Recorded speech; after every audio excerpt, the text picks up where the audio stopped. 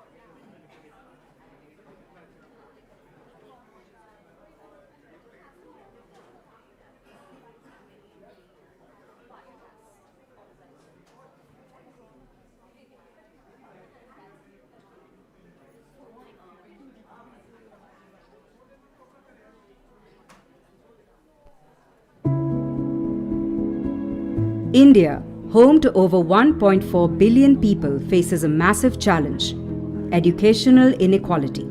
Research reveals 85% of brain development occurs by age 6, yet 40 million Indian kids struggle to recognize a single letter or number in grade 1, facing permanent brain and IQ deficits. Rocket Learning's mission is to catalyze a high-quality, universal and free early childhood development system across India, so all children, regardless of their family's income or area of residence, can reach their full potential and thrive.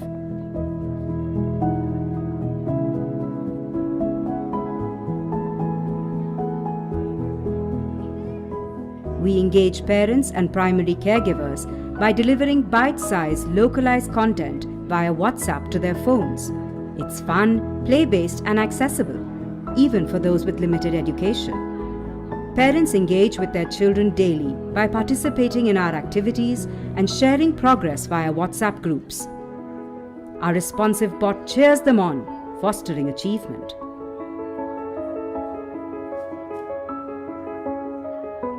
India has 1.4 million Anganwadi or frontline community daycare workers. Our educator coaching model equips them through in-person training and providing daily digital resources via WhatsApp-based communities of practice. We've trained over 100,000 workers, enhancing their self-confidence and impact. Structural reform is crucial. We collaborate with central and state governments to bring early education to the forefront of the national discussion. As strategic allies to the Ministry of Women and Child Development, we played a pivotal role in launching India's first modern ECCE policy and budget reform.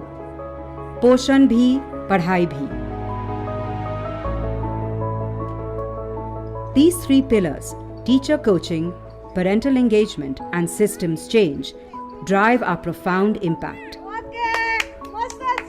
Through your support, our youngest minds are growing smarter and happier. A mission worth every effort. Join us, and together let's illuminate a brighter tomorrow for every child.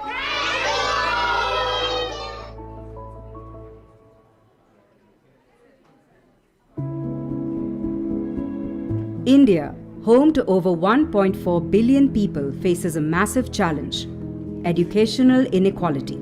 Research reveals 85% of brain development occurs by age 6.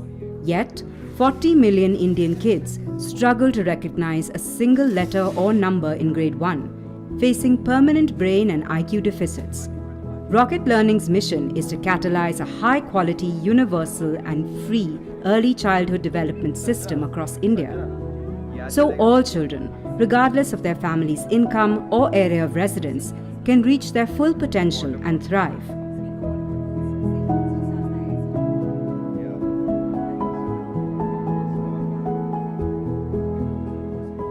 We engage parents and primary caregivers by delivering bite-sized, localized content via WhatsApp to their phones. It's fun, play-based and accessible, even for those with limited education. Parents engage with their children daily by participating in our activities and sharing progress via WhatsApp groups. Our responsive bot cheers them on, fostering achievement.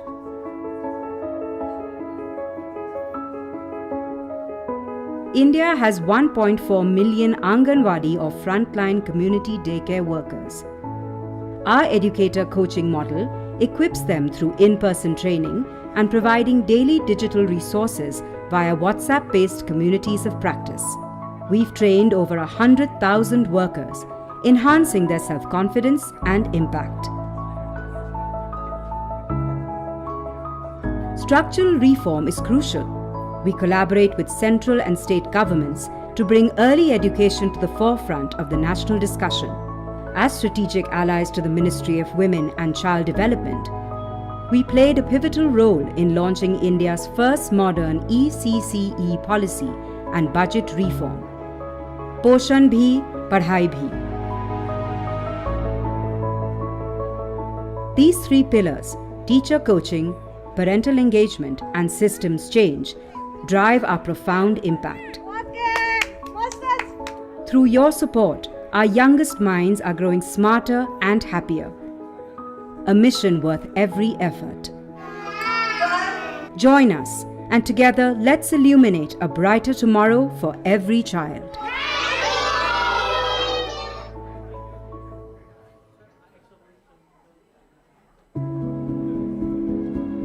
India, home to over 1.4 billion people, faces a massive challenge: educational inequality.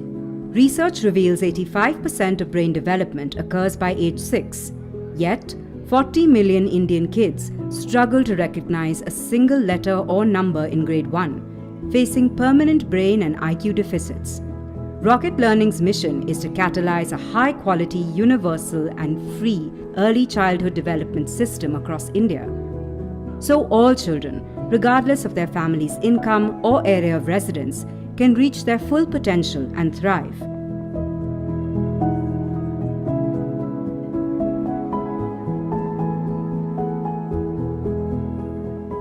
We engage parents and primary caregivers by delivering bite-sized, localized content via WhatsApp to their phones. It's fun, play-based and accessible, even for those with limited education.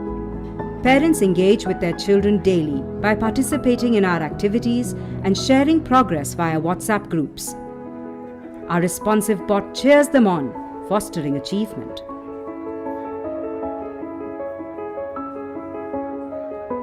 India has 1.4 million Anganwadi or frontline community daycare workers. Our educator coaching model equips them through in-person training and providing daily digital resources via WhatsApp-based communities of practice. We've trained over 100,000 workers, enhancing their self-confidence and impact. Structural reform is crucial. We collaborate with central and state governments to bring early education to the forefront of the national discussion. As strategic allies to the Ministry of Women and Child Development, we played a pivotal role in launching India's first modern ECCE policy and budget reform. Poshan bhi, padhai bhi. These three pillars, teacher coaching, parental engagement and systems change, drive our profound impact. Through your support, our youngest minds are growing smarter and happier. A mission worth every effort. Join us, and together let's illuminate a brighter tomorrow for every child.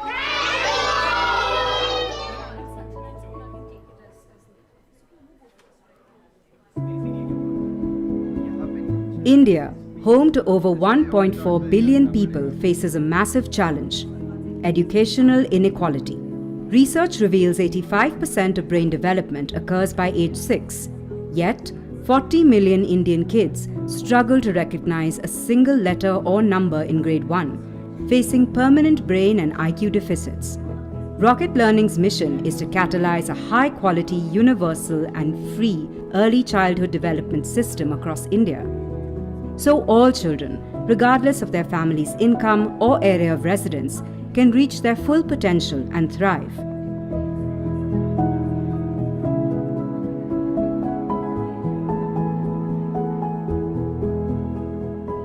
We engage parents and primary caregivers by delivering bite-sized, localized content via WhatsApp to their phones. It's fun, play-based and accessible, even for those with limited education. Parents engage with their children daily by participating in our activities and sharing progress via WhatsApp groups. Our responsive bot cheers them on, fostering achievement.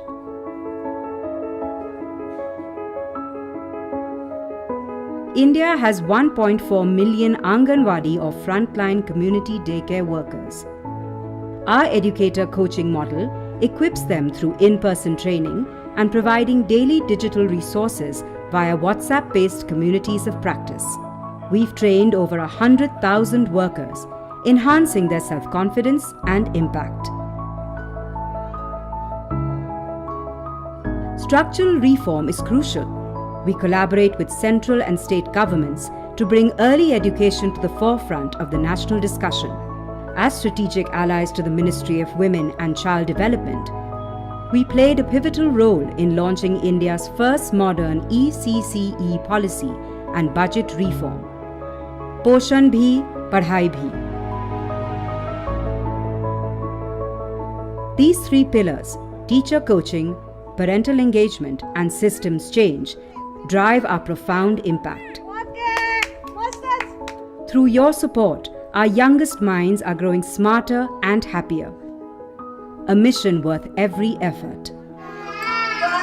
Join us, and together let's illuminate a brighter tomorrow for every child.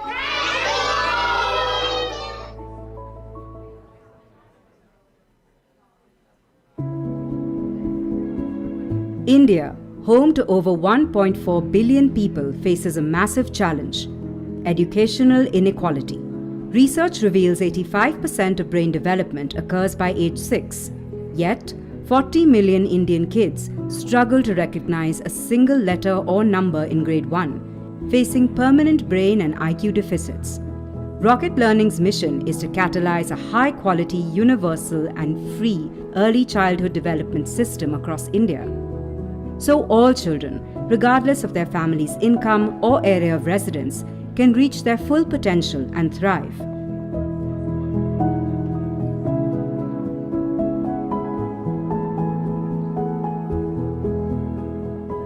We engage parents and primary caregivers by delivering bite-sized, localized content via WhatsApp to their phones. It's fun, play-based and accessible, even for those with limited education. Parents engage with their children daily by participating in our activities and sharing progress via WhatsApp groups. Our responsive bot cheers them on, fostering achievement.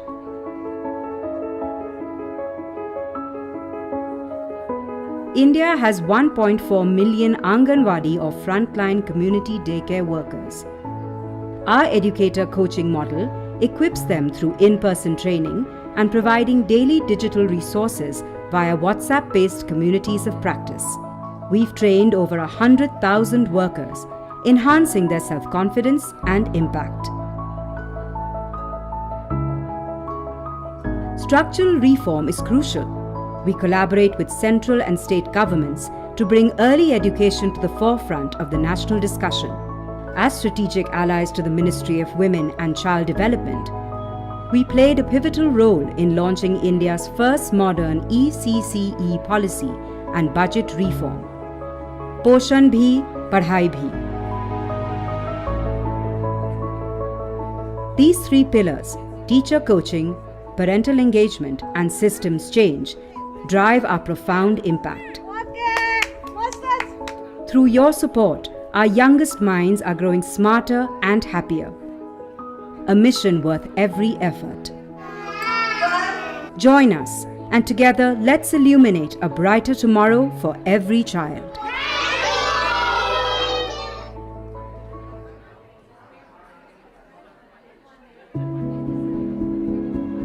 India, home to over 1.4 billion people, faces a massive challenge: educational inequality. Research reveals 85% of brain development occurs by age 6, yet 40 million Indian kids struggle to recognize a single letter or number in grade 1, facing permanent brain and IQ deficits. Rocket Learning's mission is to catalyze a high-quality, universal and free early childhood development system across India, so all children, regardless of their family's income or area of residence, can reach their full potential and thrive.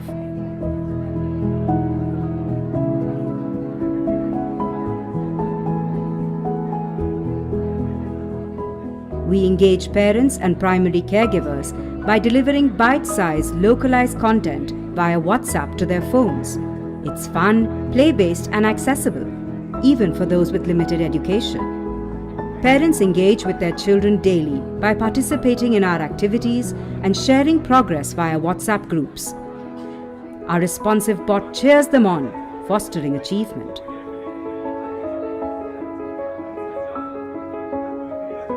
India has 1.4 million Anganwadi or frontline community daycare workers. Our educator coaching model equips them through Hi everyone, we're ready to start. Can I ask that everyone please take your seats and settle down? We're ready to start now. Can I ask that everyone please take your seats? Everyone please take your seats. I will also ask that all cell phones should please be put on silent. कृपया अपने cell phone को silent पर रखिए so that we don't disturb speakers. Request everyone to please settle down. We'll be starting in just a minute. Thank you.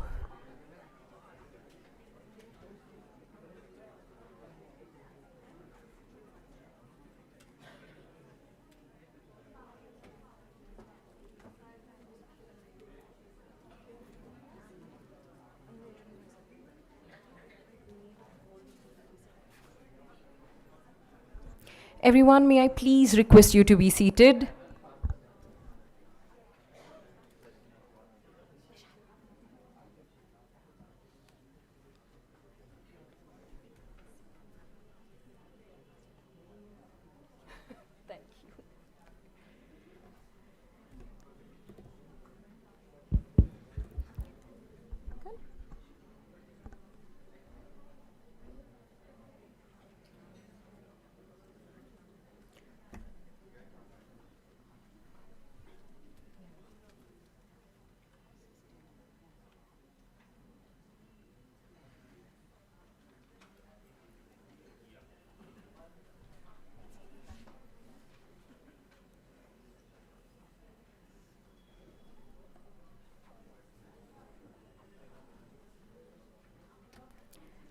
Ladies and gentlemen, boys and girls, thank you so much for joining us today in person and everyone who's connected with us remotely today from across the country.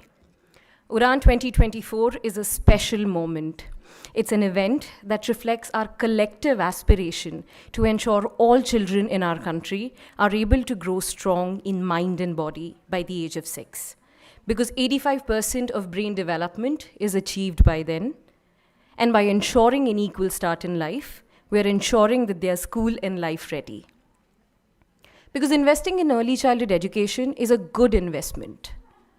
Research has shown that children who are exposed to early childhood education early on stay in school grades longer, they are healthier, have lesser impact on our public health expenditure, and are also able to earn more throughout their lifetime. 14% precisely. ECCE research has also shown that it has the highest return on investment compared to any other intervention or a remedial effort at 13%, that too. But this research is in the American context, right? What happens in India? Our global UNESCO partnership strategy says that to be able to increase our budgetary allocation, we need to look at 2%, which was the case in 2018 of the education budget, to 10% in 2030. India needs to increase its budgetary allocation, build stronger private-public partnerships, and train our educators to really be able to meet this goal faster and more effectively. Because children in our country, our youngest ones, cannot wait any longer. Early childhood education and development is necessary for us to really be able to develop into the Viksit Bharat that we all imagine it to become by 2047. Rocket Learning is extremely proud of being a partner to the government systems in enabling universalized early childhood education. We currently reach 2 million children across 9 states in the country and hope to reach about 10 million in the next 5 years. This year at Udaan, we're going to bring you the science and economics of early childhood education in the hopes of making it more inclusive and progressive. With science, we will delve into learning and early stimulation, neurobiology of 0 to 6 ages, and learning paradigms of 3 to 6. When it comes to economics, you will hear about financing and the larger implications on our ecosystem, and how when those two disciplines come together, we really have an opportunity to build an equal foundation early for everyone. And that's the promise of Udaan and Rocket Learning for everyone who's very gratefully joined us today.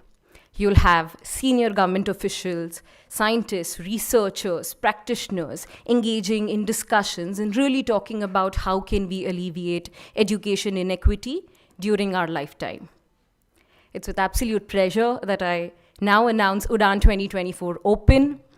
We're here and we really hope that you enjoy the day's proceedings as much as we have enjoyed planning it. To kick off, I would like to invite and introduce your hosts for today, Sukhna Sahani, who leads content and curriculum, and Sanjana Manaktala, who leads our national initiatives and policy efforts. My name is Apurva, I lead communications at Rocket, and thank you very much for listening to me.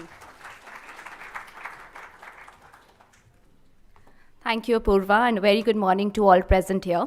I'm Sukhna, and to begin the day of prioritizing Har Bacche Ka Vikas, we'll dive right into our first panel discussion, Universal ECCE, India's Key to School Readiness, with the understanding that all of us share and appreciate that primary learning outcomes are a result of a very strong early childhood foundation, paved in the early years where children get holistic development and comprehensive play-based pedagogy. With this, I would like to invite Utsav Kheria, who is the co-founder of Rocket Learning.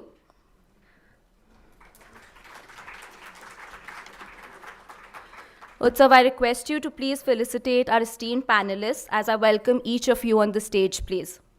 Mr. Anurag Kundu is presently the member of Punjab Development Commission, the government of Punjab's premier action-based think tank. He is leading their education, health and medical services, social welfare and protection, and women and child development portfolio. Previously, he served as the chairperson of the Delhi Commission for Protection of Child Rights. Welcome, Mr. Kundu. I would now like to invite Dr. Suniti Sanwal. Welcome, Dr. Suniti Sanwal. She is currently serving as the head of department at elementary education in NCRT. She is an expert in the field of childhood development and vocational education with over 20 years of experience as a professor at NCRT. Dr. Sanwal, welcome you.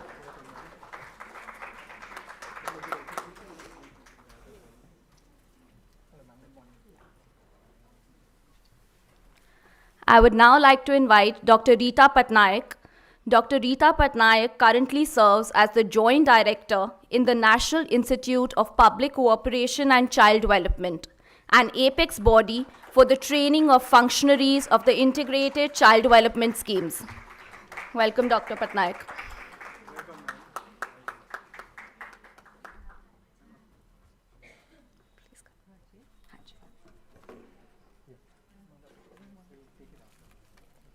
I request Utsav to take over from here and take over the first panel, please. Thank you.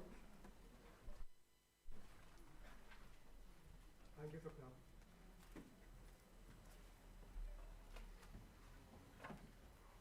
Hello, is it audible? Hello.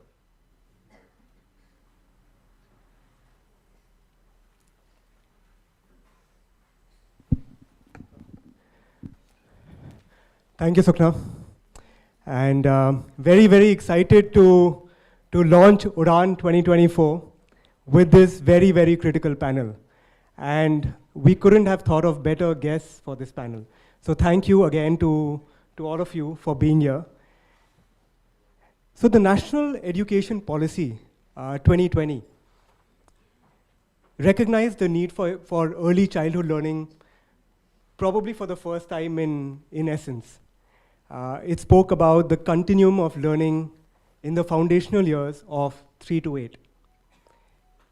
Of course, there is a lot of evidence on learning outcomes of primary school students. Asar has done a fantastic job. Thank you to the team at the back there.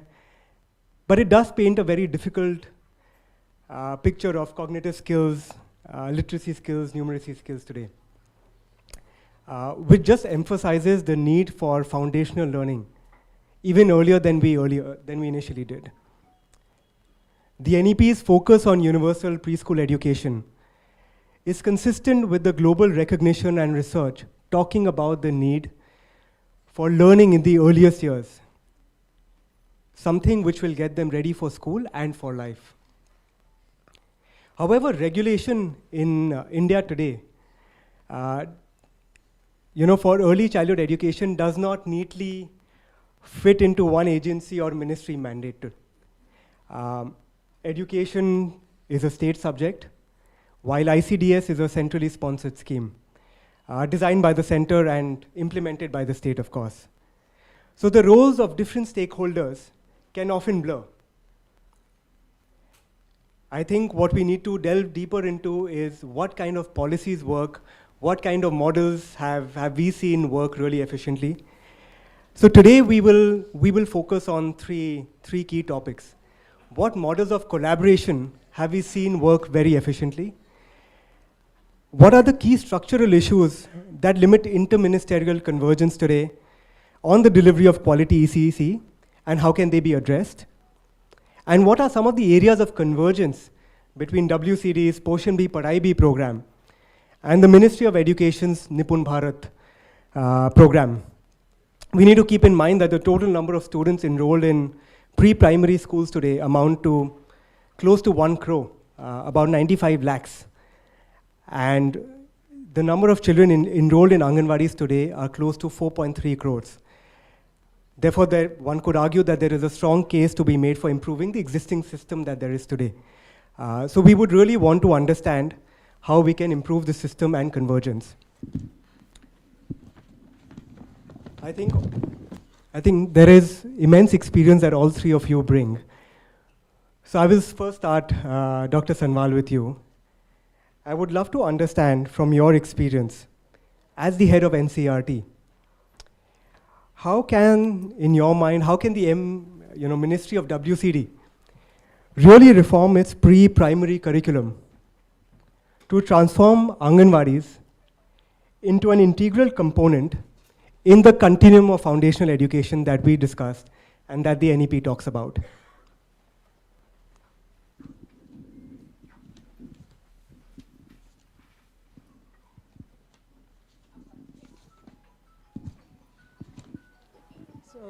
Thank you, and thank you to Rocket Learning, and good morning to all of you here. So I think there are 2-3 things that we know that ICDS has been in existence for many decades now. And I think every state has its own contextualized curriculum. So I think what just needs to be done, that after the Nipun Bharat and after the NCFFS, we have the government of India has come out with the learning outcomes. Now the learning outcomes are something that don't really focus on learning of alphabets. They are age appropriate. They focus more on developing the foundational skills, like more focus on oral language development, more focus on, through play, through stories, developing the cognitive skills like matching, sorting, seriation, classification, which actually are the foundation for future learning. So the focus, so once you align your curriculum with the learning outcomes, I think it leads to more age-appropriate pedagogies or age-appropriate expectation from a child. And what the researchers are telling us is that there is a downward extension of primary schools into the preschool. So I think if we align the contextualized state curriculum to the learning outcomes, I think that is where the convergence has to happen, and that is where it takes care of the age-appropriate curriculum as such. But then with that comes the training of Anganwadi workers. And we are a part of MWCD task force and also the Ministry of Education task force. So we are saying that we have a rich, the Department of Education has a rich infrastructure of DIETs, SCRTs. So all of those could be utilized to train the Anganwadis of particular states. So convergence has to happen between the two departments, the two ministries actually. And if we join hands, I think, bringing out a change becomes very easy. But how can that be done? I don't really have an answer for it. Thank you, ma'am. Dr. Patnaik, the natural next question is for you. Ma'am, given what, given the contextual curriculum that has been sort of developed across many of the states that ma'am just mentioned, the play-based curriculum, I'll also just touch upon the National ECCE task force that was constituted earlier, and by the MWCD, and it paved the way for developing framework or a curriculum framework for 3 to 6-year-old children. Ma'am, given the capacity building also that ma'am was talking about, and everything, the diets, and ma'am also touched upon the Anganwadi workers. Ma'am, how has NIPSED incorporated the latest research on ECCE, some of the best practices that we see nationally and internationally, and inputs also of, ma'am, there are a lot of Anganwadi workers here, so also the inputs of the Anganwadi workers, how have they been incorporated into some of the curriculum design that NIPSED has done? Thank you so much. First of all, I would like to congratulate Rocket Learning team for the great efforts for promoting ECCE in the country. NIPSED, National Institute of Public Cooperation and Child Development, I am proud to be a part of it. Why? Because we have been training ICDS functionaries since 1975. So understanding ICDS completely thoroughly, I think we are the backbone for training of ICDS functionaries since 1975. We conduct job training courses, we conduct refresher courses, many kind of orientation courses, and all these courses focus, one of the most important points is ECCE. Right? In the last 1 or 2 years, we have conducted nearly 250 programs, basically for including job training courses, and that on promoting early childhood care and education. So for this, one of the strongest of the point what we have with us is that we, in all our training programs, we have a backup of the feedback from the participants. The feedback of nearly 1 lakh participants from whom we have gathered various points regarding the need for strengthening ECCE in the country. Why? Because much has been focused on supplementary nutrition. When we talk of supplementary nutrition, THR and other things, that is being, lot is being talked upon. But for the past 2 to 3 years, I think so, this has really become a movement, and I'm happy to be a part of it. And ECCE is talked upon in a very big way. And I think so, one of the most important points is that when we talk about 0 to 6 years, it is not only the 4 hours curriculum which is going to be helpful. It is exactly for a child, learning is not only at the Anganwadi center, but it is entirely the 24 hours and exactly, how to utilize his time. If even we could conduct a Jan Andolan, where we could actually train these children, or we could train the parents regarding the importance of 0 to 6 years, that each and every moment what they spend with the time is a learning for them. It need not be educating them, but at the home, with the dadi, nani, anybody could be a source of education for these children. So next step, I think so for ECCE is that, first of all, it's that good that we have a curriculum with us, but apart from the curriculum, it has to go far ahead towards the community and educating the parents. And coming to Ministry of Women and Child Development, 2013 National ECCE policy, we had a framework in place. We had distributed the worksheets across the country. But as ma'am said, with NEP 2020, NCFFS, all these things in place, somewhere down the lane, I think so we have to revise the curriculum based on the latest needs, based on the latest requirements. And for this, we had constituted a task force in 2022. And one of the major recommendations of the task force was that we incorporate all the salient points of national education policy. We make it a play-based method to pedagogy method so that children are well aware of the facts. And with the NCFFS, we have got Unmukh, we have got Vidya Pravesh, and all these modules, which was very helpful for us for paving of the new curriculum, which is still, it's not out, but we are working for it. NIPSIT is working for it with various partners with us. And we had constituted an internal committee also. And in the internal committee, we had people from education, from health, from UNICEF, we had from civil society organizations, so that we have a complete idea of how to collate the material. And since already states have started their ECCE curriculum, many of them have even incorporated NEP 2020 and other points. But it is very important that from Ministry of Women and Child Development, we give a centralized guidelines to the states, so that a center, from the central level, a common guidelines is issued to all of them. All of you will agree with me that whatever training you give, it all depends on the trainer. The same material can be transacted in very different ways through different people. So one of the most important point of national education policy is to bring up the passion in that Anganwadi worker, how to deliver ECCE material. Everyone has, right? Everyone has ample material in the Anganwadi center. But I think so with the new national curriculum framework and ECCE 3 to 6, 0 to 3, we are now thinking of reigniting the need for importance of ECCE in 0 to 6 years. 0 to 3 years, it could be a stimulation framework, and for 3 to 6 years, it could be a curriculum framework.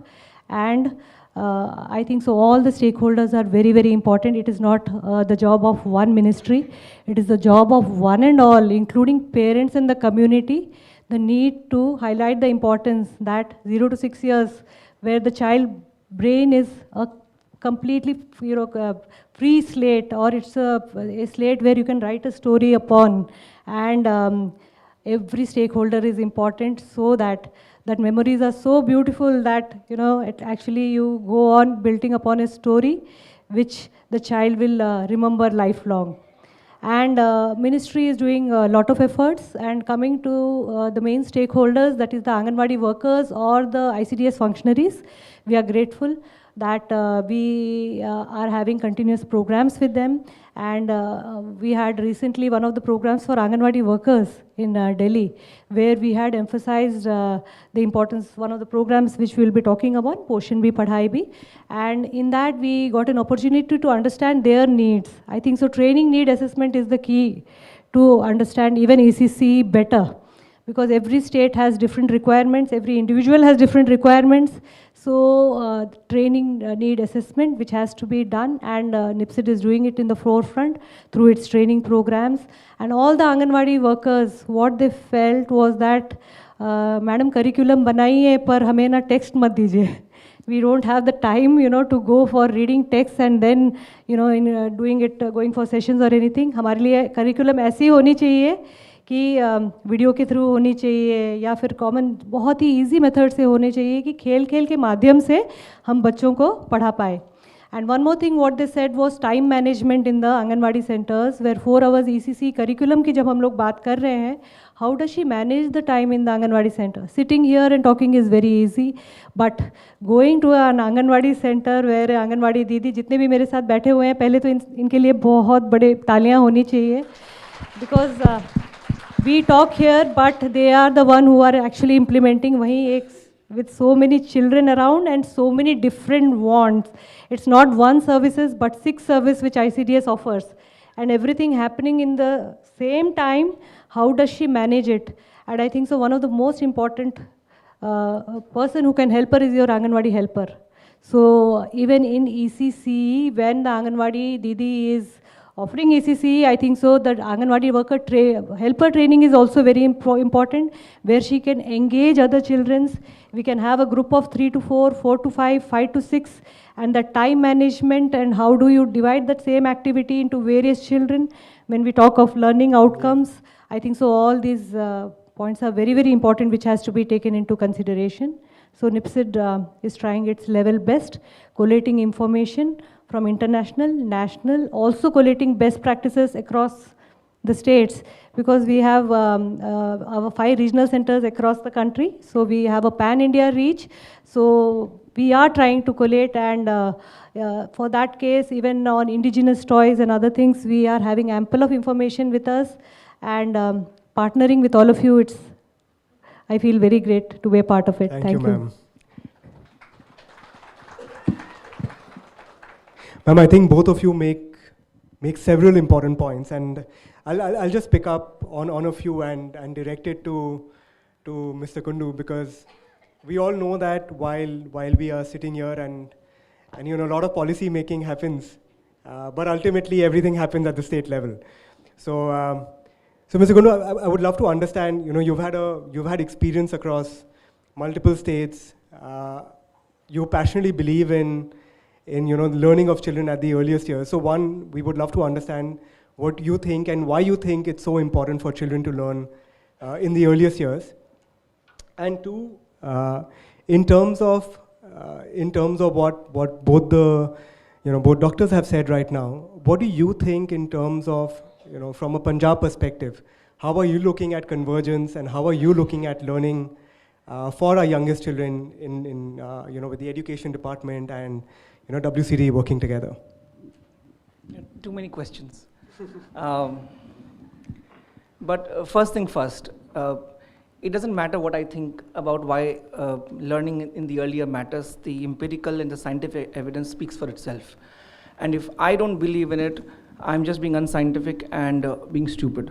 So once I get past that there is empirical evidence, there is scientific evidence that the earlier matters, the question is what to do and how, and what is enabling environment we build for that to happen.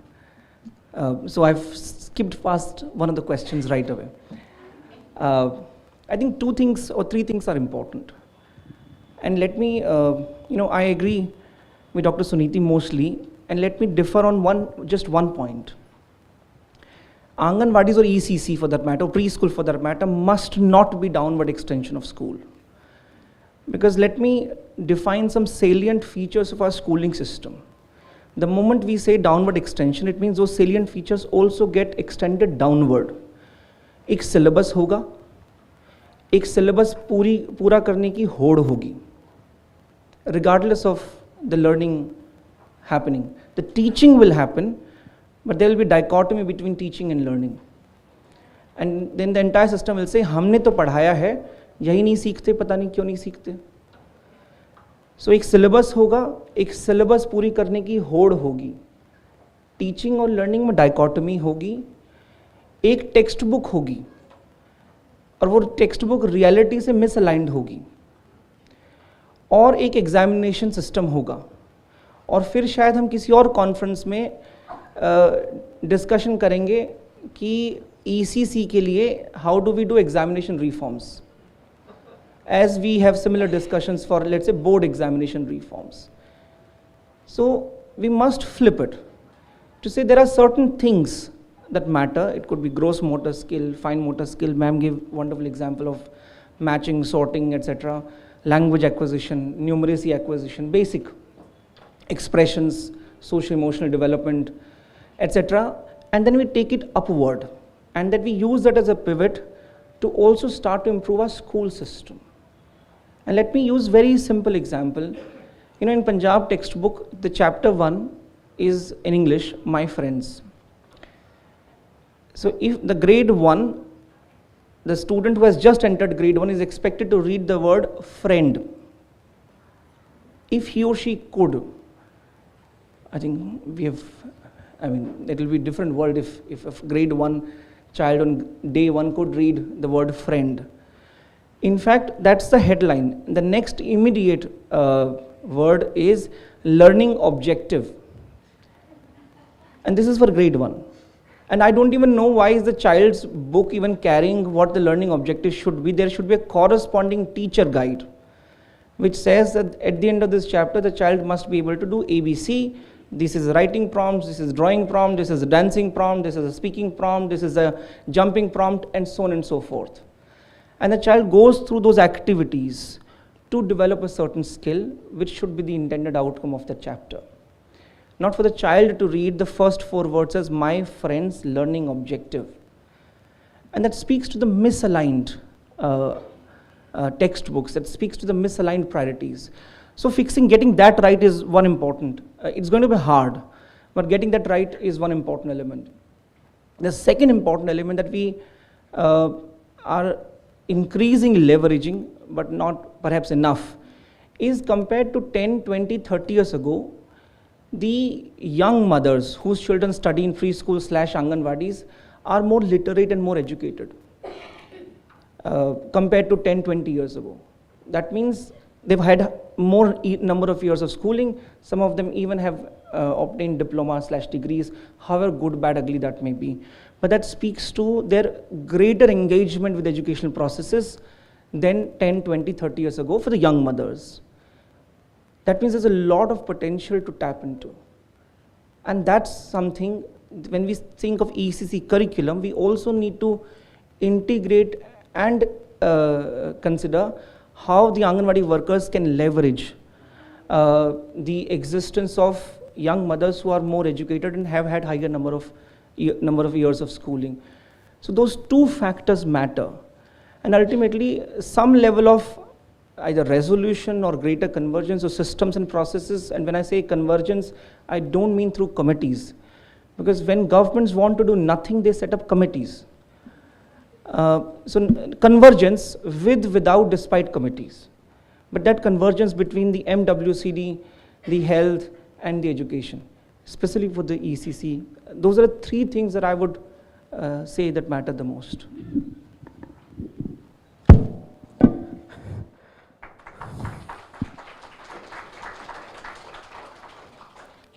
Thank you, Dr. Kundu. I think ma'am wants to respond, so... Okay, fantastic. Ma'am? Yeah. So I think I've not really seen Punjab textbooks, so I don't really have anything to comment on that. But see, why? So there are 2 kinds of things happening in the preschool area. Either we have downward extension. We have seen many videos where mothers are slapping their 3-year-old and saying कि ऐसे क्या है लिख यहाँ पे FOUR4 है ऐसा. So like either there is a lot of pressure to learn which is not age appropriate, or in the Anganwadis, that is what the researchers are telling us, that there is nothing happening, just few rhymes, few stories kind of a thing happening. So either there is absolute dilution or there is too much expectation. Age appropriate nahi ho raha. So therefore a curriculum is needed which sort of guides everybody who's working in this area to understand what is expected of a child. It's not learning ABCD, but it is talking about yourself, sharing your experiences, developing self-confidence in children, a lot of focus on oral language development. अगर बहुत बार बच्चे ने कहानी में friend word सुना है, तो I'm sure वो पढ़ सकता है class 1 में. So it's more about focusing on the oral language development, more focus on the phonemic awareness of the child. So बिल्कुल कुछ नहीं आप करेंगे, अगर छोड़ देंगे लाजर फेयर तो कुछ भी नहीं होता है, ये भी हमने देख लिया है. तो curriculum framework is very very important. और लेकिन ये है कि करें क्या, तो वो पता चलता है अगर if you have a framework. So that's why it is important to have a framework. Ma'am आपने बिल्कुल सही कहा अभी कि ये फ्रेमवर्क ज़रूरी होगा. And you know curriculum focusing on oral language वगैरह वगैरह ma'am is very very critical. I think आपसे पूछना चाहूँगा कि you know for the capacity building of anganwadi workers, and there's a question to both of you, and Anurag, I will come back to you again with 2 questions. So ma'am, for you first, what kind of capacity building efforts do we need to do for Anganwadi workers to enable all of this that we are discussing? And ma'am, then we'll love your thoughts also on what NIPSED has also done and planning. Before I answer this question of yours, I think again for the previous one, that is what, you know, we've come out with Jadui Petara, which is a collection of learning teaching material where we are saying that these are the skills which are important. This is the material that you need to use. Not that ICDS did not give. ICDS has been giving an ECCE kit to the Anganwadi workers from times immemorial. जब ICDS, like 1975 when ICDS was started, it was NCRT who designed all the learning teaching material, the training manuals, and a lot of material for the Anganwadis. So I think capacity building is very very important. And so I see many organizations, many NGOs coming up with what NEP has recommended, that a 6-month certificate course for those who are 12th pass, and a 1-year diploma course for those who are having 10th plus qualifications. So I think that is where, you know, like we can give, and it has to be in a blended mode. So that is what is the recommendation of NEP. But yes, lot of short duration courses, which is actually the area of NIPSED. So ma'am can tell more about it, what they plan to do. But as far as the NEP recommendations are concerned, I think that is what they have talked about Anganwadi. So capacity building of Anganwadi is more like the NIPSED's work. So I would not really like that. Capacity building, the need of the hour, and NIPSED has been engaged in capacity building of ICDS functionaries since ages. And as ma'am rightly said, it could be a 6-month diploma course, or I think so multiple. There should be diploma courses also. There should be any amount of training. It is endless. And the key to improvement is always training. And with regards to your National Institute of Public Cooperation and Child Development, we have, based on the ECCE task force recommendations, we have chalked out a nationwide training of Anganwadi workers through the initiative which is Poshan Bhi, Padhai Bhi, PB. And that has started in May last year. Honorable Minister had inaugurated the program. And since then, we have been marching forward with Poshan Bhi, Padhai Bhi training. And I think so it is a historic moment that for the first time in the country, we have such a program where the entire, all the functionaries of ICDS, including DPOs, CDPOs, supervisors, Anganwadi workers, all of them are being trained for Poshan Bhi, Padhai Bhi on a developed facilitators guidebook, which we have got a training material, which is a standardized material. And this material, we had piloted it in 10 Utkarsh district so that we can standardize it. And the complete material which is being used for Poshan Bhi, Padhai Bhi is based on the recommendations of the ECCE task force. It is also having the major pointers from NEP 2020, NCFFS. And all of you will agree with me that nutrition and education go together, ma'am. So that is why, with Poshan and integrating all the important components which have been talked about since 1975, we are reinforcing those messages. And for the Padhai part, we are going with play-based pedagogy techniques to improve that in the Anganwadi centers. And one of the most important components of Poshan Bhi, Padhai Bhi is your early stimulation, which is not being talked much upon, and we don't have many documents in the country regarding that also, regarding 0 to 3 years stimulation, where we know that an Anganwadi worker or a health worker is supposed to make certain amount of visits. This is based on Saksham Anganwadi Guidelines 2018, where we have fixed the number of visits for an Anganwadi worker for the home visit. And earlier these visits were mainly for nutrition messages, but now we think it is high time that nutrition and education, both messages go hand in hand, so that even for 0 to 3 years age group, we have proper stimulation activities, which, the Anganwadi worker can make the parents, caregivers understand. We have the newly Palna scheme in place for the creche workers. For that also, we need a framework in place so that proper guidelines are given at the center. And regarding Poshan Bhi, Padhai Bhi, we have already started, as I told you, in May 2023. And as on date, we have already trained 5,700 master trainers. These include your CDPOs and supervisors who are already trained on Poshan Bhi, Padhai Bhi, who will in turn go to the field and impart 3-day Anganwadi workers training. And this is only a beginning. I don't believe that, a 3-day training program can change your entire, it's a social behavior change, communication. When we talk about it, it's a long-term process, but it's always a beginning.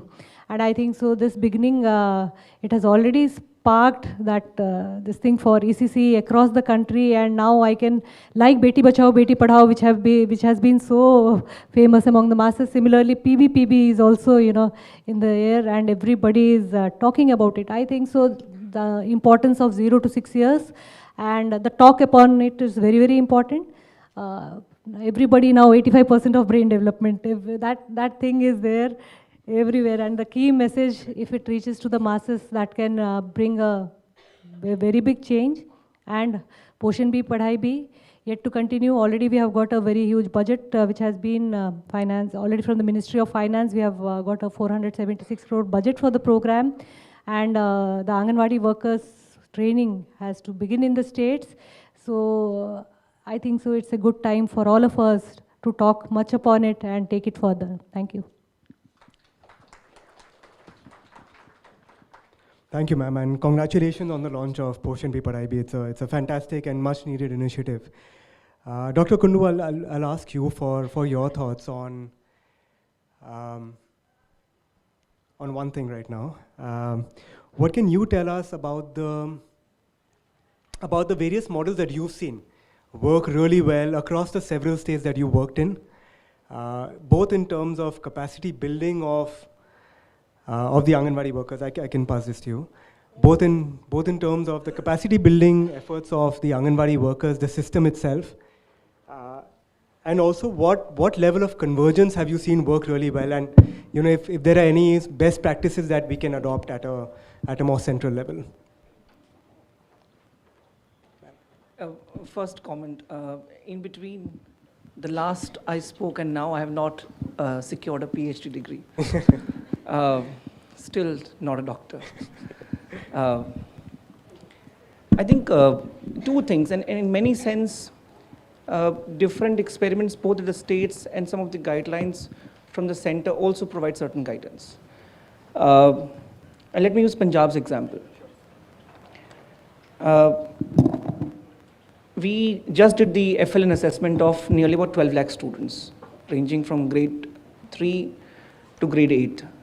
And one of the things that stood out most to us was how the reading levels of the students in 4th and 5th, or even 3rd, were comparable with 6th, 7th, 8th, despite 2/3 years of lesser schooling. And so got curious as to what could the cause be. One could be it is a wrong administration of the tool itself, diagnostic tool. The other could be it's a data over-reporting, under-reporting, all of that. But we found that trend across the board. Now all schools would be fudging the data, so that can't be the dominant explanation then.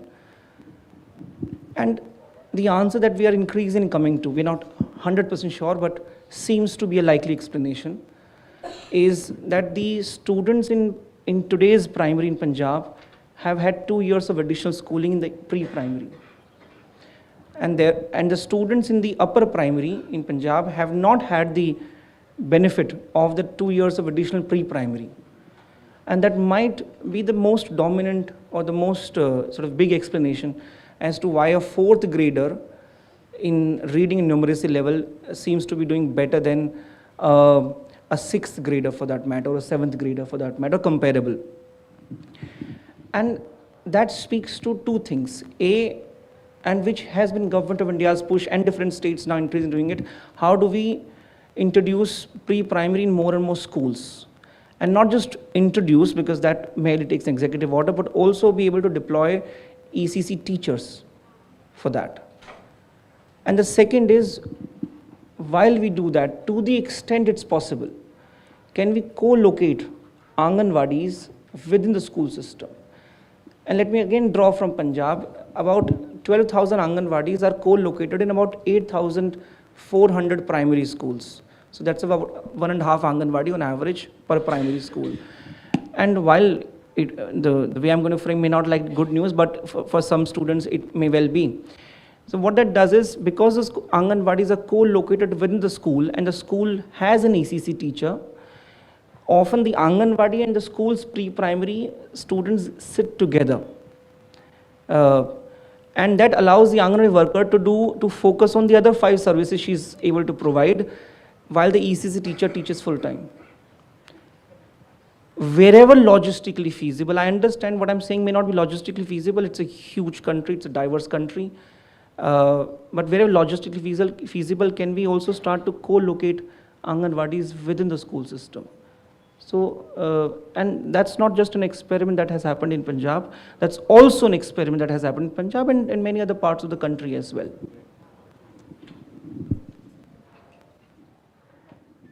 The study that you spoke about is actually very, very telling. I think we should, we'll include it, in the notes that we send out to all the speakers or the entire audience. We'll actually include that.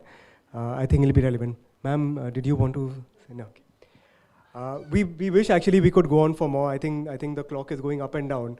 It was earlier showing a higher time. But just in the interest of time, we'll actually pause here. There are honestly so many questions that I have. I'm sure the audience has a lot of questions as well.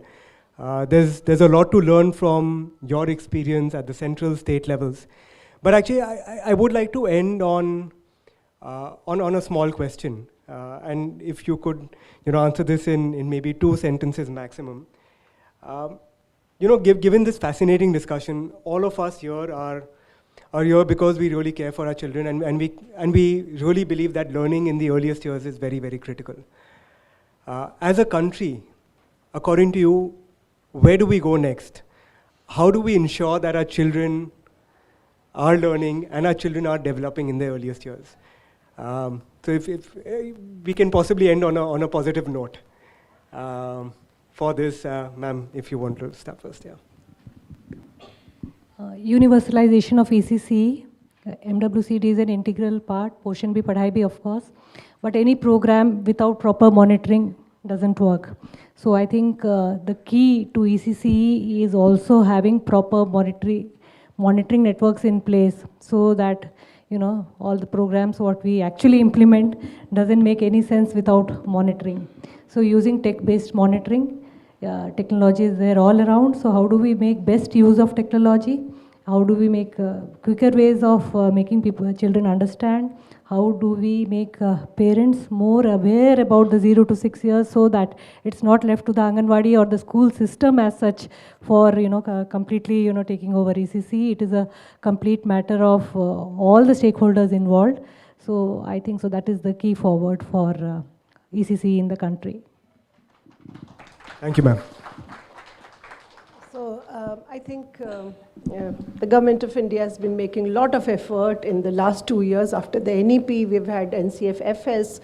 Then we have come out with, as you say, the teachers trainer's handbook called Unmukh. We've come out with an activity book, integrated activity book for children called Anand. We've come out with Jadui Pitara, which has about 56 items. And for the information of everyone, this Jadui Pitara content is downloadable from Diksha. You can print it, you can download it, you can save it, use it in your training program. For each of the material, there are 56 items. For each of the material, how to use, we have got videos, so about 28 videos to demonstrate how these items of the Jadui Pitara need to be used with children. And of late, we have come out with E-Jadui Pitara, which has a lot of videos for the parents and for the teachers to actually see and replicate the activities with children, which is age appropriate. We have come out with guidelines for parent and community engagement. We have come out with the textbooks, which are play-based, story-based, activity-based for foundational years 1 and 2.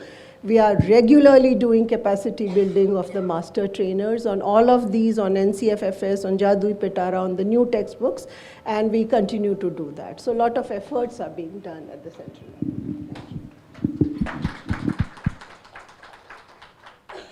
Thank you, ma'am.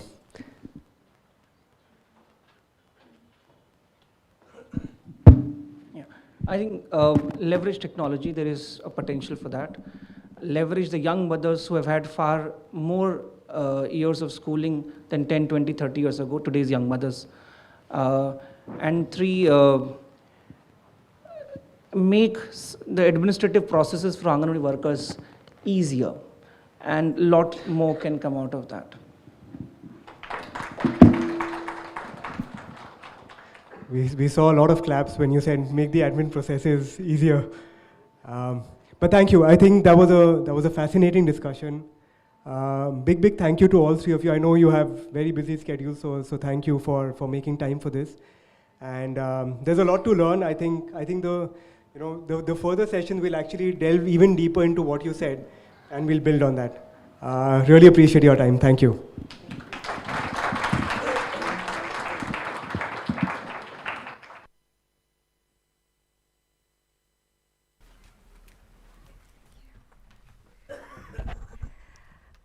A very big thank you to our panelists and to Utsav for moderating that lovely discussion. Next up, ladies and gentlemen, I hope you're excited for our keynote address.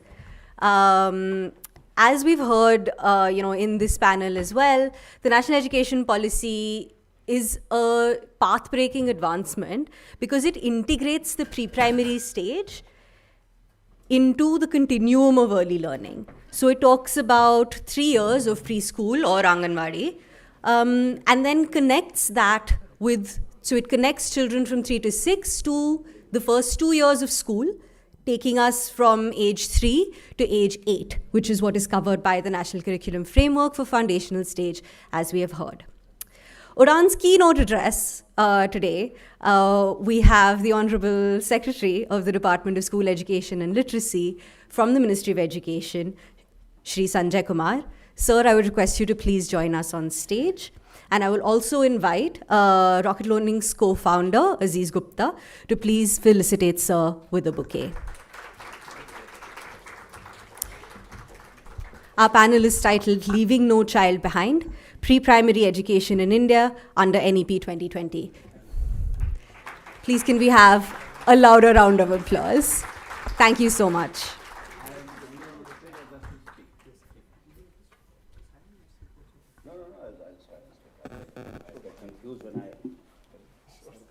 Sure, sir.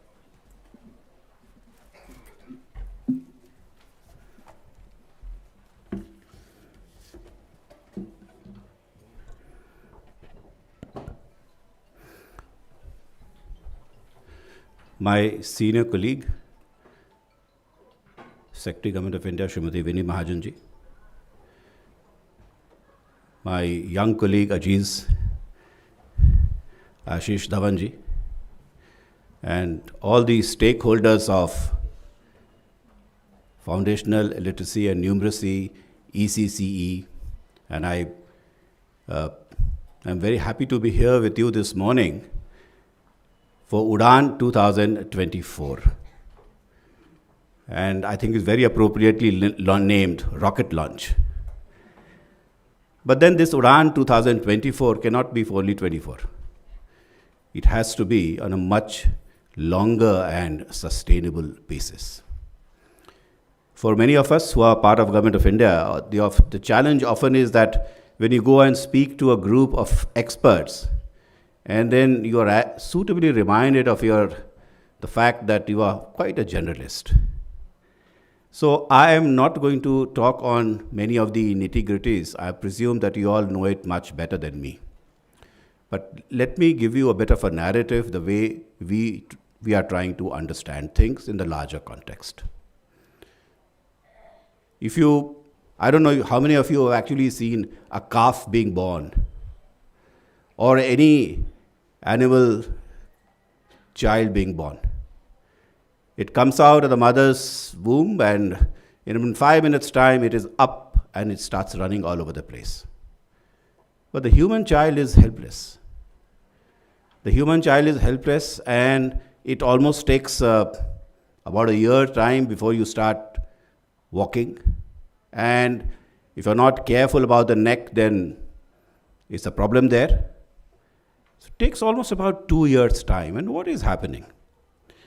So what is happening is that when you're born, the weight of the brain is almost about 25% of the body weight of the child. And by the time the child becomes 2 years, it is 75%. At 6 years, 95%, and at 7, it is 100% of the weight. So what an adult human being would have a brain, it probably takes shape by the time you are 7 years of age. And I guess if you're looking inside the brain, then we are looking at the neural connections and the way the connections are taking place, and that actually determines the kind of intelligence or cognition we are going to have. This process has been given a very interesting word called neoteny. And those of you who may have read a book written by Jacob Bernowski, when we were in school going children, then Bernowski's Ascent of Man was a very famous book, and all of us aspired to read. The BBC has also made a very good serial on it, and I'm sure that if you Google it on YouTube, or if you look at it in the YouTube, then you'll find it there.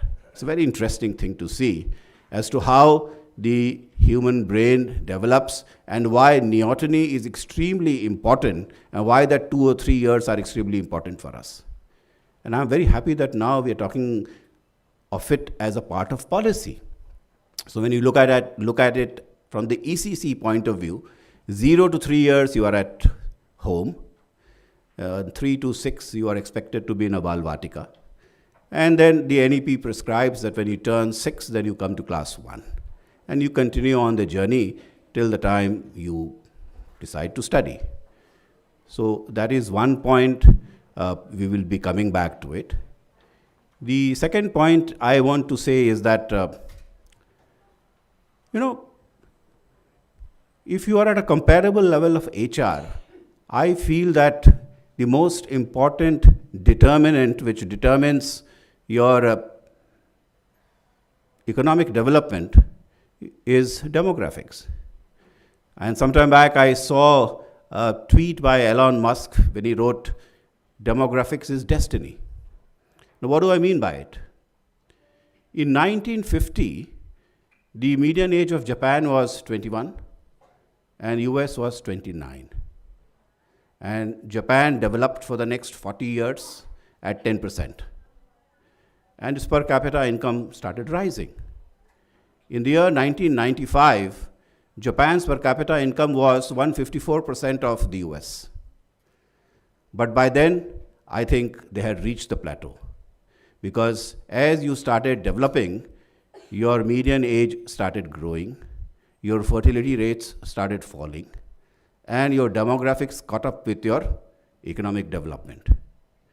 Today, Japan is only half of the US per capita income. And people say that in due course of time, because of the fact that the population is aging very quickly, it may even go down to 33%, 1/3 of the US per capita income in due course of time. I think similar parallels can be seen for Korea as well as Taiwan, but they are very small economies. So one economy which matches up with the US is that of the China. So if you look at China, in 1980, China's median age again was 21, and US was higher. And China started catching up and giving a run for the money to the Americans. But now we are seeing things happening in the demographics of China also, which is a cause of worry for a large number of people who study demographics. They were expecting that their population will start falling from 2031, but actually it has happened 9 years before. And for the last 2 years, the number of deaths in China has been more than the number of births. And so, though you were catching up and you have large amount of momentum, you will carry on with it. But the demographics may ensure that things may not happen the way you may have desired. US, to a certain extent, has kept its median age because of many things. The fact that it keeps attracting people from all over the world, and it has groups which have high fertility rate. Their median age of now is about 38. In India, we have a great advantage. We are about 29, and the world's median age is 31. So as of now, we are younger than the world. And I think we have a window of about 15, 20 years ahead of us. So as of now, if you look at the median age, we are 29, world median age is 31, US is 38, China is 42, and the Japanese are 48. So this is the way these things go, but we'll also start growing old, but we have a 15, 20 years of, and the demographics tell us that we may be the only country which may give the US a tough competition for economic development in due course of time. But we need to invest in our people, and we need to ensure that our people get the best education and they also enjoy the best health. And if these two things happen, I think what the Honorable Prime Minister has often been talking about, and he's been sharing his vision of Viksit Bharat at 2047, would just might become a lot easier than what we've been trying to do. But then this must happen, and I think we are at the cusp of it. We have a great National Education Policy 2020, which nudges us, which tells us what to do. But as I often say, that we may have the luxury of time. We may have the luxury of many things, but we do not have the luxury of time. And yesterday also, we were in a meeting with the Honorable Prime Minister, and he specifically expressed his anxiety regarding how slow do we do things. And he specifically mentioned the National Education Policy, and he said that though it came out almost about 3.5 years back, at the ground level, it is yet to be felt, it is yet to be talked about and understood in the manner he probably desires, or many of us also who are working in the school education, we desire that it should go in that manner. We need to do things quickly. And if you'd permit me, I will give a personal example of mine. I was a grad student in 1986 in the US, and my roommate was a Chinese engineer who had come from a place from near Chengdu, Sichuan province. So he'd heard about Rajdhani Express. So one day he tells me that, Sanjay, you have trains in India which moves at 120 kilometers per hour. And then he bemoaned the fact that in China nothing moves faster than 40 kilometers per hour. So that was 1986. If you fast forward today, I think now we have been started talking about high-speed rail and trains, but look where the Chinese have gone. And we need to have a faster way or a more accelerated way of taking decisions. And that is, again, which we need to think at a very collective level. So coming back to the foundational literacy and numeracy, as per the NEP, we have gone ahead, we've come out with a national curriculum framework for foundational studies, and Suniti was here, she may have shared with you that NCERT has already developed the teaching learning material based on that. A guideline for teachers has come up for Balvatika 1, 2, and 3. Textbooks for class 1 and 2 are out. She has spoken about Jadvi Pitara. We have gone ahead and we have come out with an e-Jadvi Pitara, which is a digital form of it, where every form of games and everything which you learn is actually mapped to a certain learning outcome. But the challenge with us is that education is part of concurrent list, and the way it has evolved also, it causes a bit of a challenge for us. So in 1950, when the Indian Constitution came, education was part of the state list.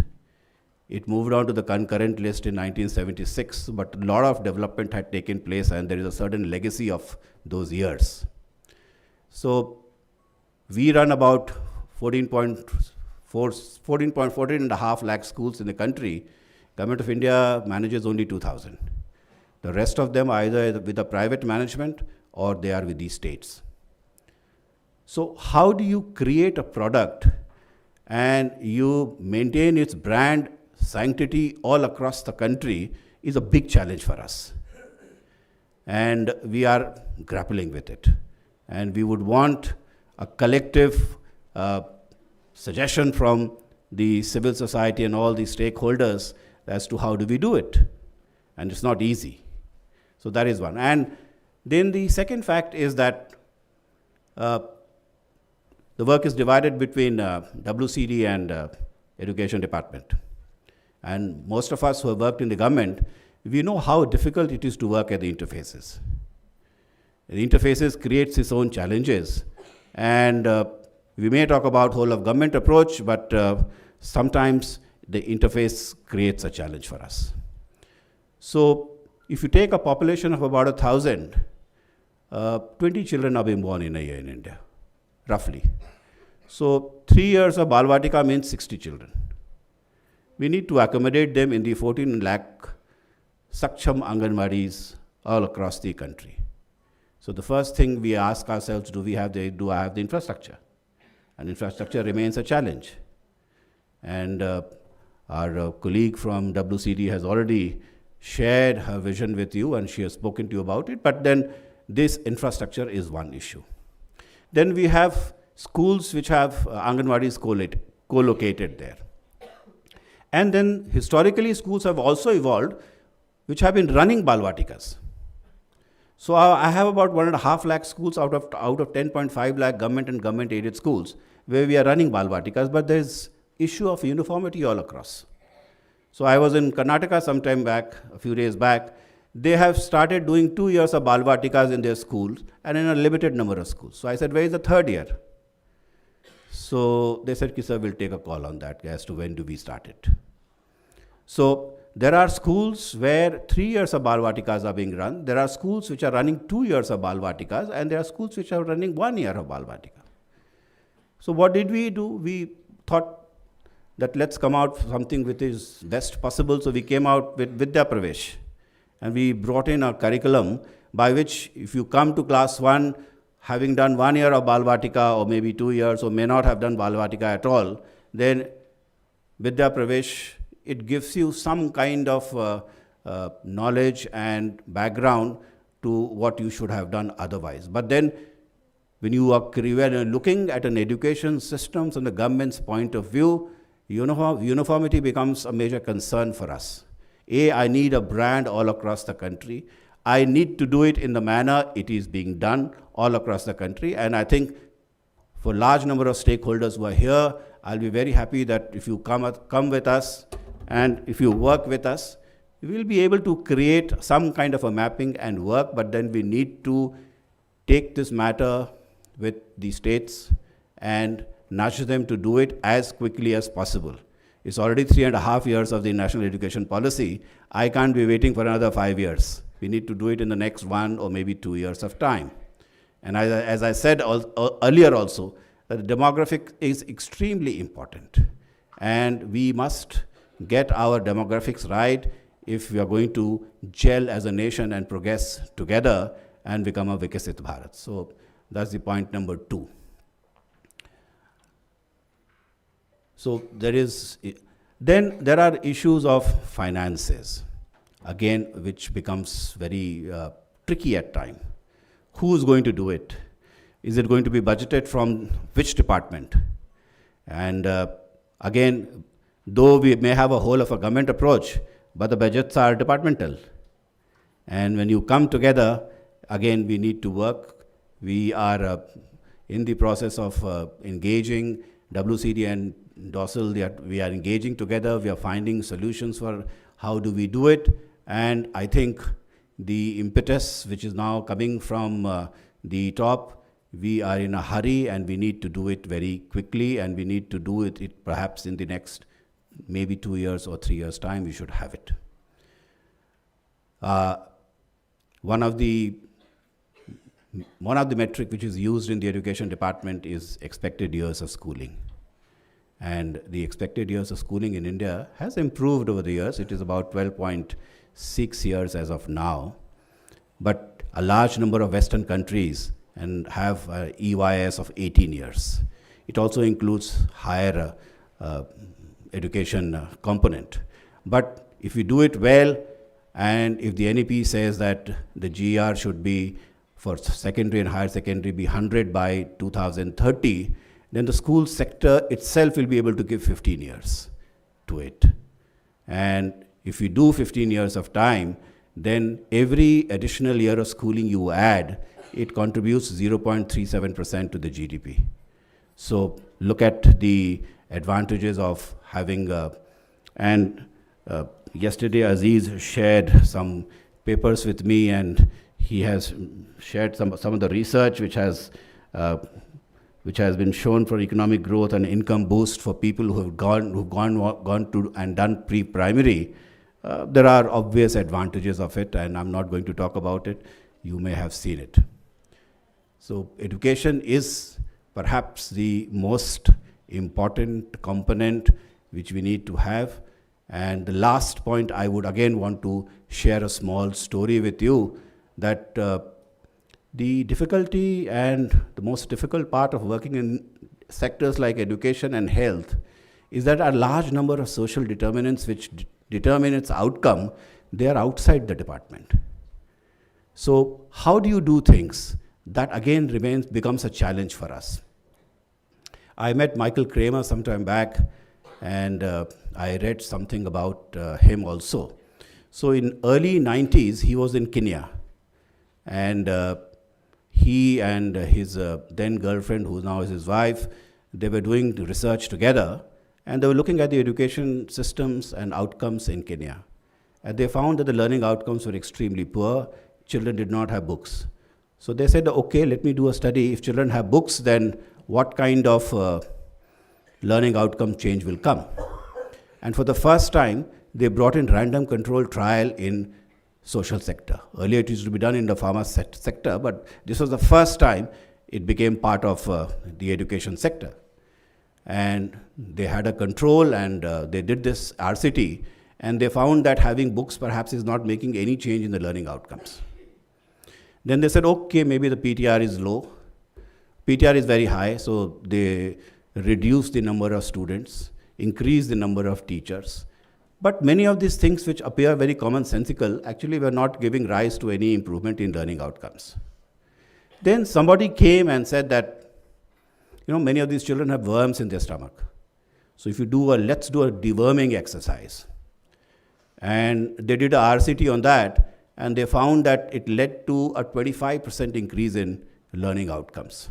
And this was the beginning of the deworming exercise all across the world.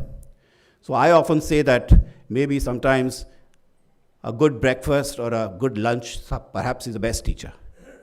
And it enables children to learn. So many things, very complicated, a large number of social determinants outside the department, but then we are one society.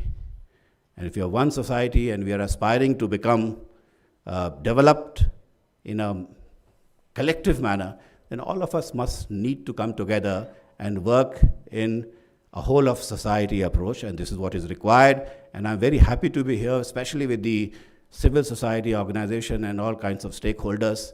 We in the Department of School Education and Literacy will be very happy to work with you. Come and work with us, crowdsource your ideas, and I'm sure together we'll make a difference. Thank you, ladies and gentlemen.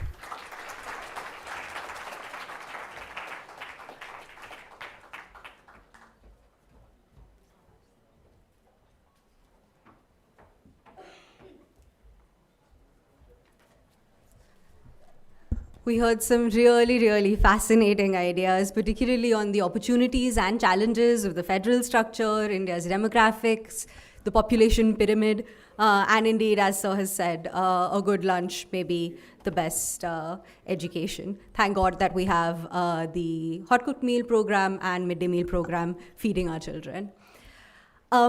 Next up, I hope everybody is extremely excited because we have our keynote fireside chat. It's titled The Economics of ECCE, Early Education Transformation for a Developed India by 2047. We'll be covering a little bit about what India currently spends on in ECCE, what should we be spending on in the future, and how do we compare with other lower middle income countries in pre-primary spending. Hopefully, we might also be able to touch upon the potential impact of ECC on macroeconomic fundamentals and also on social outcomes. I'd like to invite, it gives me great pride and joy actually, to invite the CEO of Niti Aayog on stage today. Mr. BVR Subramaniam requests you to please come on stage, and I would request Namya Mahajan, co-founder of Rocket Learning, to felicitate Sir with a bouquet. Mr. Subramaniam has been Chief Executive Officer of Niti Aayog since February 2023. He is an IAS officer of the 1987 batch and has held assignments across various states, the Prime Minister's office, and has also had a stint at the World Bank. In conversation with Mr. Subramaniam, I would like to invite Mr. Ashish Dhawan. He is the founder and CEO of the Convergence Foundation and also the chairman of the Rocket Learning Board. The Convergence Foundation is focused on accelerating India's economic growth and development. He's also been the chairperson of Ashoka University and has also founded the Central Square Foundation, a nonprofit working to improve the quality of education for all children in India. Thank you so much for being with us. And now we'll hand over directly to the speakers. We're all very excited to hear from you. Thank you so much. Thank you. Thank you, Mr. Subramaniam, for being here. This is a very important topic, early childhood education. As you would be familiar with the issue, this is a critical set of 2,000 days when the brain is developing, when we know that there are very positive outcomes from making an investment in children in these early years. Studies have shown that actually over a lifetime, earnings potentially go up by something like 14% if the right investments are made in the early years. And there's also a reduced possibility of dropout from school. So children stay much longer in the school system, are better equipped. There are lots of other positive social outcomes.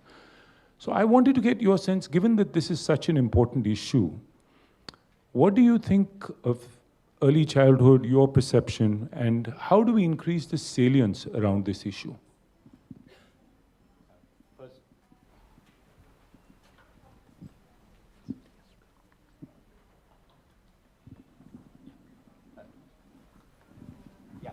I hope you can, I think you might just switch this in a bit. Yeah. First, let me thank Rocket Learning for calling me over. And I'm very happy to be with all of you today. Education has been my first love. I think I've spent about 6 years of my life in this area. It's just unfortunate that over the next 20 years, one didn't spend much time in that. But maybe in my current position, I'll be able to devote some more attention back to it. We're just coming back from a massive presentation yesterday to the Prime Minister. We sat there for 8 hours. You can see in the newspapers everywhere. And let me tell you, among the many things that were discussed, right up there was early childhood education. And it was bang in the middle. And given that there were about 500 areas in which government needs to work to prepare for 2047, we had time to present about 30, 40, and this found place in that. So that actually shows the importance of early childhood education. I think the system realizes that. Now let me just go back. You see, let's go back to our own traditions, our history or whatever. You know, I mean, in many parts, look at our own Vedic culture. The people who actually studied the Vedas and all that, we forget that this was an oral tradition. For about 2,000-3,000 years, they were actually not brought down in writing. And in fact, why you call somebody a Veda Purush is because, you go to a god and pray, or if you want, you can pray to a Bible or a Gita, but if you wanted to say Namaskar to Vedas, there is no book, so you pray to the person or touch the feet of the person because the Vedas are in his head. And it was an oral tradition that was passed down. And why I'm coming to that is, how did they manage to memorize this voluminous stuff and continue to pass it down generation to generation, even till today? It's because that stuff was begun very, very early in life. So in a way, there was an elementary form of early childhood education happening long, long ago. These were children who would be actually brought into learning these things at ages as young as 2 and 3. Even now, I have seen kids at the age of 2 and 3 who can recite immaculate Sanskrit verses, not just a sentence or two, but can actually hold forth for 20 to 30 minutes reciting stuff. That actually shows how much actually the brain grows in the early years. And I think that I'm just bringing that. Not everybody was part of that. It was probably limited to a small class of people. But the point is, it shows the capacity of the human mind and the amount it grows in the first few years if it is adequately nurtured. And I think this is important. And the other thing is, what I'm recalling from tradition, anything that is imprinted at that age in your mind, I think in your last days when you're actually leaving this world, if you're asked to repeat something, it actually comes out. Because that's something which gets implanted probably at the most subconscious level in your mind. And I think that shows the importance of actually focusing on teaching and learning very, very early. I think caring for children in this age group 0 to 6, and I think that's what we are focusing on, has been something which has been recognized now for 30, 40, 50 years. That's why you have the ICDS program, first on a trial basis, then expanded all over the country, and then, they're there, or 14, 15 lakhs of them, 14.5 lakhs. But the problem has been, and I recall long, long ago, 2025, so the ICDS program had 5 or 6 components. It had supplementary nutrition, prenatal care, antenatal care, immunization, and one of them was early childhood education. Over the years, it just got degenerated into supplementary nutrition, because of some emphasis on healthcare. So the pre and postnatal healthcare and immunization got emphasis. But the early childhood ECE part completely got lost. And I think that's one of the tragedies of the ICDS system in India, that the ECE part got completely ignored. Anganwadis meant kitchens. And then what happens is we actually went on to include midday meals in schools. So Anganwadis and midday meal schools became nothing but soup kitchens, and the basic primary purpose. And when you actually added a helper, the helper's job was actually to focus on ECE. The helper also became an assistant to the main cook. So the Anganwadi person is a cook and the helper is an assistant cook, or take care of these children. Some toying, learning material, all that, etc. I think to that extent, I think we have drifted from what it is. And I've told you the importance, and I've given you a very a good example. I mean, of how, in our own culture, civilization, investing on children very, very early on in life actually helps a lot. I mean, Adi Shankara took sannyasa at the age of 6. I mean, and by that time he had mastered a lot of the scriptures. So it actually shows how much you can actually imbibe that early in life. Now, of course, there could be something about the individual, his own purva karma or whatever, but the fact is, I think it's good that we are gradually coming back and realizing the importance of this. And to that extent, I think the Department of Women and Child has been promoting this Poshan Bhi or Padhai Bhi. I think that's a very good step of actually tilting the balance back. I'm not being critical of what's happened. I think maybe we needed the infrastructure. Anganwadis didn't work well. They've got that now. A lot of them have buildings. So I think we have built the physical structure. We have built the physical capacities. A lot has happened. And I also understand the emphasis on nutrition, because that's another area we have not been performing well also. So let's be very clear. If that's one score on which India has actually had problems globally, and there are issues about, is the measurement right, is the benchmark good for Indian standards, there are multiple views. But that's been a problem, so I think the emphasis for Poshan is very important. But I think this emphasis on Padhai is actually tilting the balance back in the right direction. I think the balance shouldn't be either way, it should be somewhere in between. The other problem which I've noticed, and this actually came out in our preparation for whatever we're preparing for 2047, just I'd like to make 2 or 3 statements before I come to that. Firstly, if we are going to be a developed nation, we are a youthful nation also. We are about 29 years average age. We will be about 39 in 2047.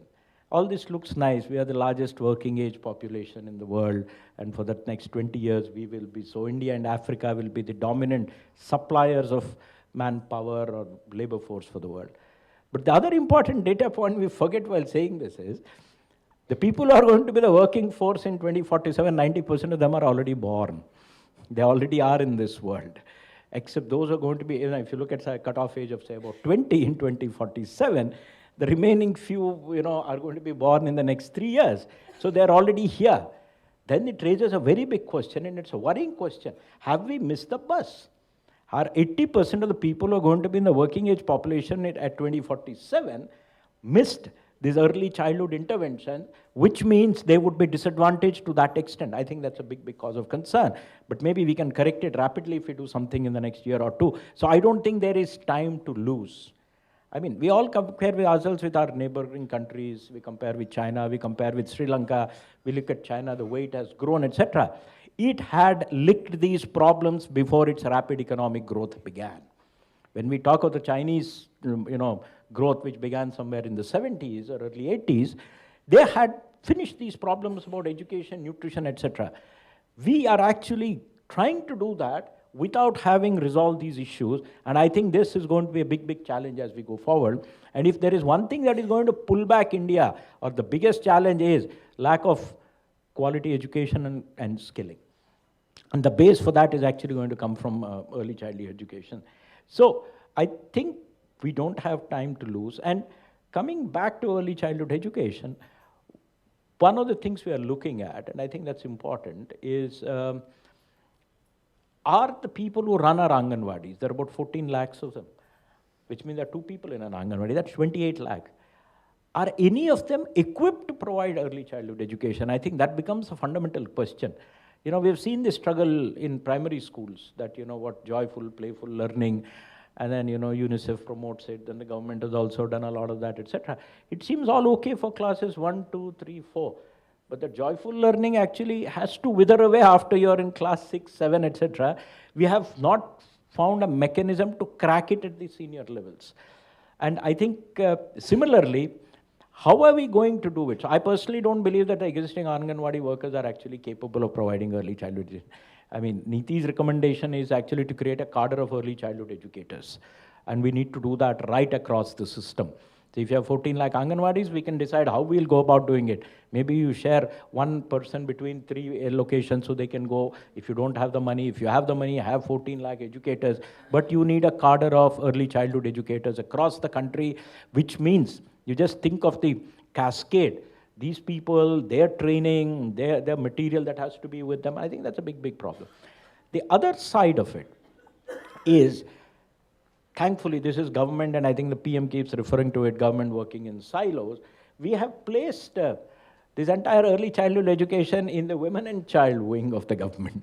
And the educational part hangs on the education side of government. And it's worse. I mean, and the vocational education hangs in the skilling part of government.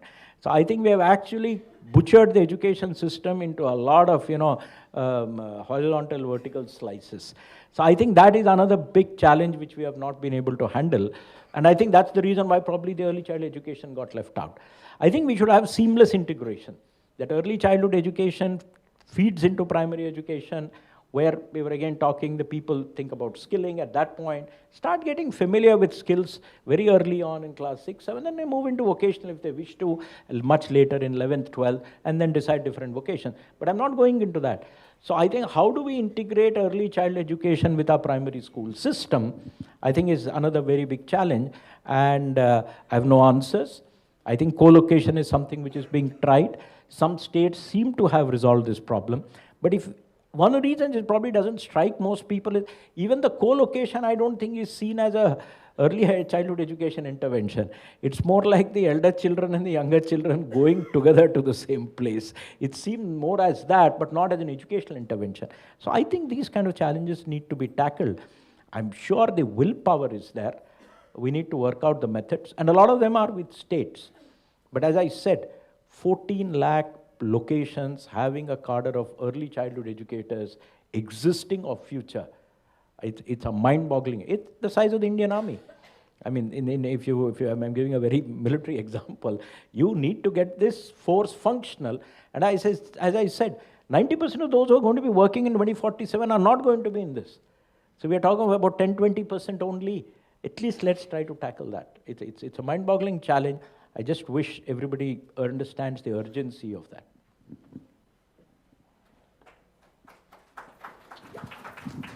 Thank you so much. I think it was very comprehensive as you laid it out.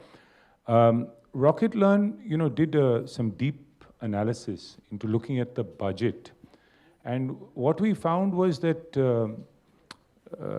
the Ministry of Child and Welfare spends about 20,000 crore a year on early childhood.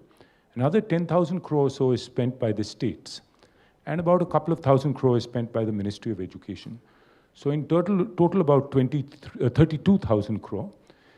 We spend about 7.5 lakh crore in education in total. So we are spending about 4% of our education budget, even though these are very, very critical 6 years, 3 years, whatever you may want to call it. The stated objective is that about 10% should go there. When we evaluated other lower middle income countries, what we found is about 6% is being spent by other lower middle income countries.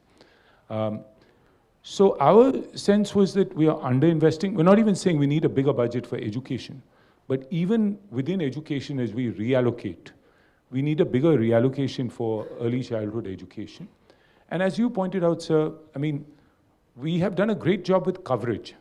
We have 14 lakh Anganwadis, we cover the whole country.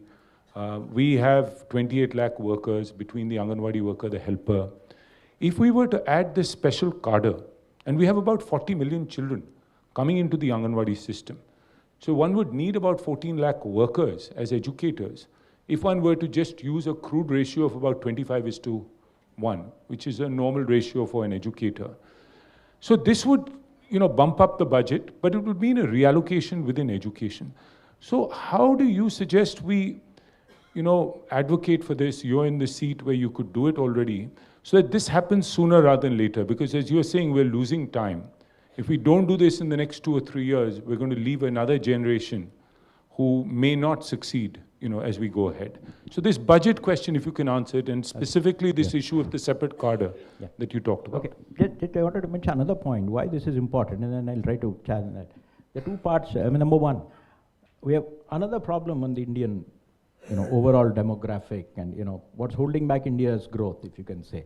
We're growing at 7%, pretty rocking good pace, but it could be 9. And the other is that China grew at 10% per annum consistently for 30 years. So if we actually need to replicate or better that performance, we need to be. So our goal should not be happy with what you are. And there are a lot of things that contribute to performance. One of them is actually the number of women who participate in the workforce. And India's figures are not something to be proud of, I'll put it. So, and among many things that hold back women, apart from being, having spaces which are, gender friendly, secure, one of them is household work and taking care of children. I mean, even in Western developed societies, the dropping out of women from the workforce happens in the childbearing years. And then when they come back, then they've lost out a lot.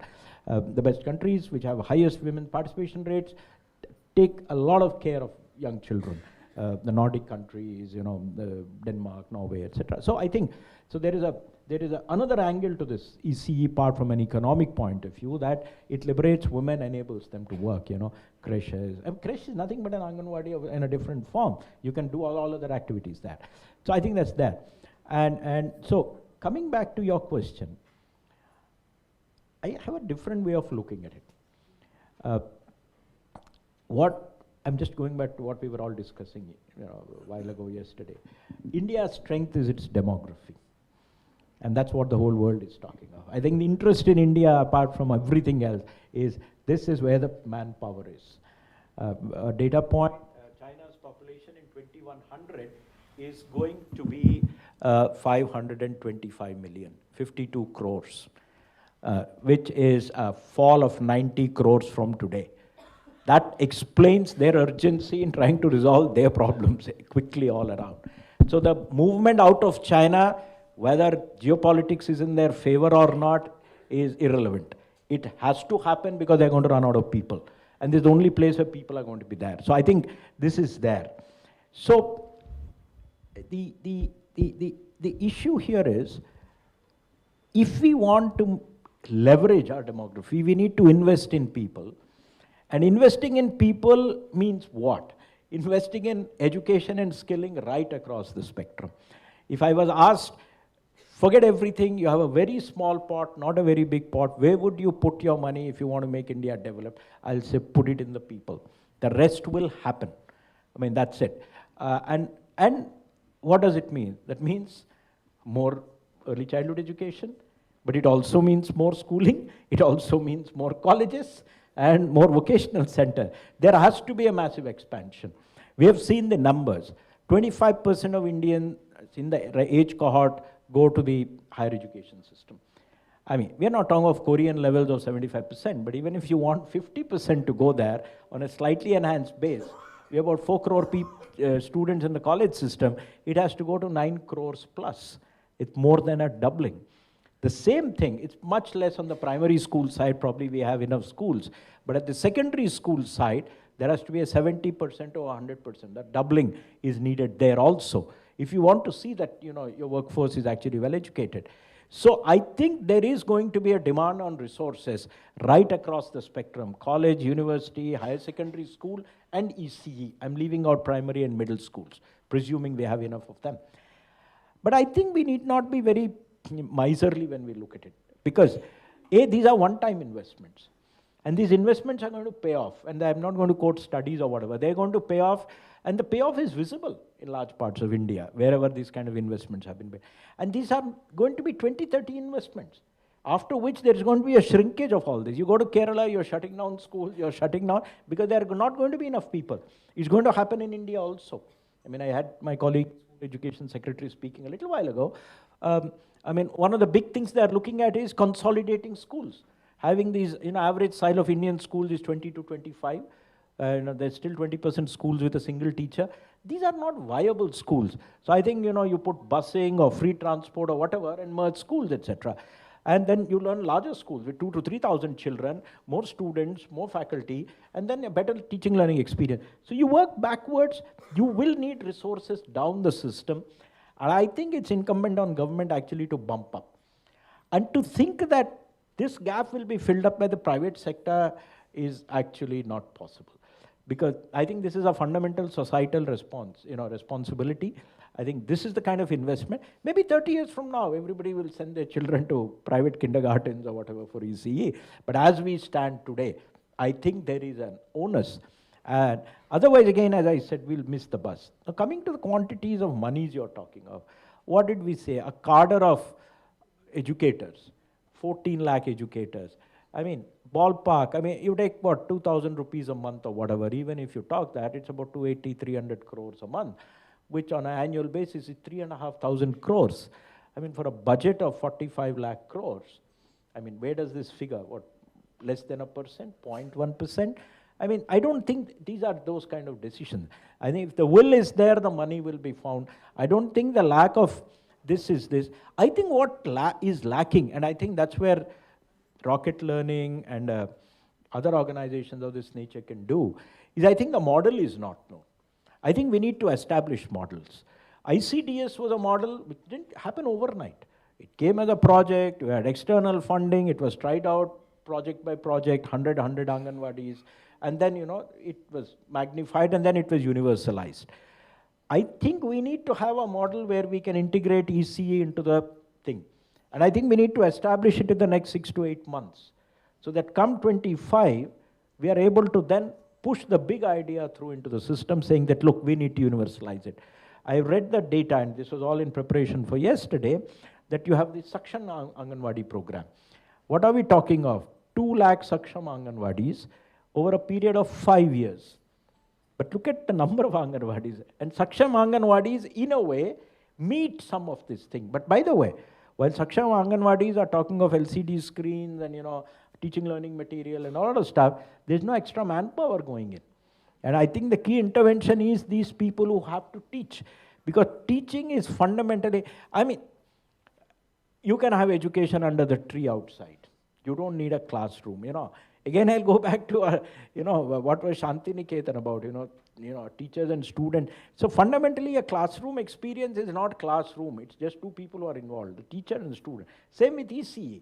It doesn't matter how fancy your surroundings are. So, but we are trying to tackle 2 lakh Saksham Anganwadis in 5 years. I think we should have 14 lakh Saksham Anganwadis in something like 2 years if we have to make sense. Because as I said, otherwise the results are going to be very, very late. So I think there needs to be a massive scaling up. But the second is, how do we get these educators? Where are they going to come from? What kind of skills can we upgrade in our existing? What would still be missing, which we have to then induct from outside? I think we need to quickly establish models. So I think a good way forward is that every state in the country, the action is in the states. It's not in Delhi. Delhi means Government of India. So I think we need to quickly work with a couple of states, or all states if possible, identify models which work in that particular state, because states have different administrative structures at the bottom. Some have strong panchayat, some don't have strong panchayat. So we get that right, and then we explode it across the country. I think that's the only way forward. Getting a buy-in from our leaders is not the most difficult part. Getting a buy-in from finance is not the most difficult part. You have to have credible approaches, which will then get financed. I think the problem is lack of credibility. If you go and tell them, look, it's more of the same, I don't think money is going to get support. More Anganwadis or more supplementary nutrition and, one more helper, or they're on strike somewhere, so, bump up their wages. I'm sorry, finance is going to say, take a walk. I think what's needed is figure out new ways of doing the same thing better, demonstrate the goals, demonstrate outcome, and I think the money is going to come in. The numbers I've just calculated. That's it. This is, and by the way, a lot of states, have invested this. I have seen changes. I went to, say, 2 years ago to Guntur in Andhra. I'm just taking a name. It could be another place for some reason. A tobacco board or something is there, as in commerce. And then you suddenly notice 2 or 3 things. There are no children on the streets. This was not a India of 30 years ago. You always found children playing in the streets in daytime. What is it? That means they're inside some classroom or Anganwadi or wherever. I think that's pot-bellied children have shrunk. There is no denying that. And the third and most important thing is the cities are clean and whatever. So a lot is happening by urban development and all that. That's fine. But I think it's clean also because the population there has stabilized. You see, one of the reasons our cities look bad because they get overwhelmed by population growth, which is basically migration.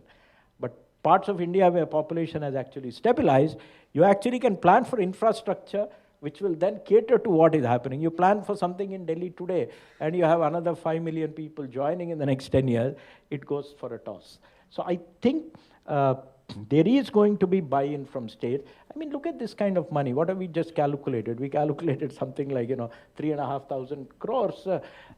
30 states. 1 0, sir.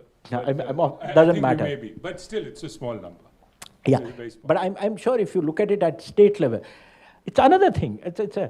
We have grown in size as a country. In 2004, the union budget, the Government of India's budget was 5 lakh crores. Last week, Maharashtra presented a budget 6 lakh crores. What Maharashtra presented as a budget 10 days ago was the national budget in 2004. How much have we grown? In size. So, finding these kind of little amounts is not the big thing. I completely agree with you. And you mentioned, we need evidence. So there is an RCT, a study that was done, in fact, in Tamil Nadu, because they had put an additional worker. And I think that showed fairly strong improvement in learning outcomes. We just had a discussion in the state of Punjab. Mr. Kundu was talking about the fact, because they made an investment in Punjab a little bit earlier in terms of putting in Balvatika, and this basically giving children proper early learning as opposed to, as you mentioned, in the current model, the Anganwadi worker may not be equipped, is busy, etc.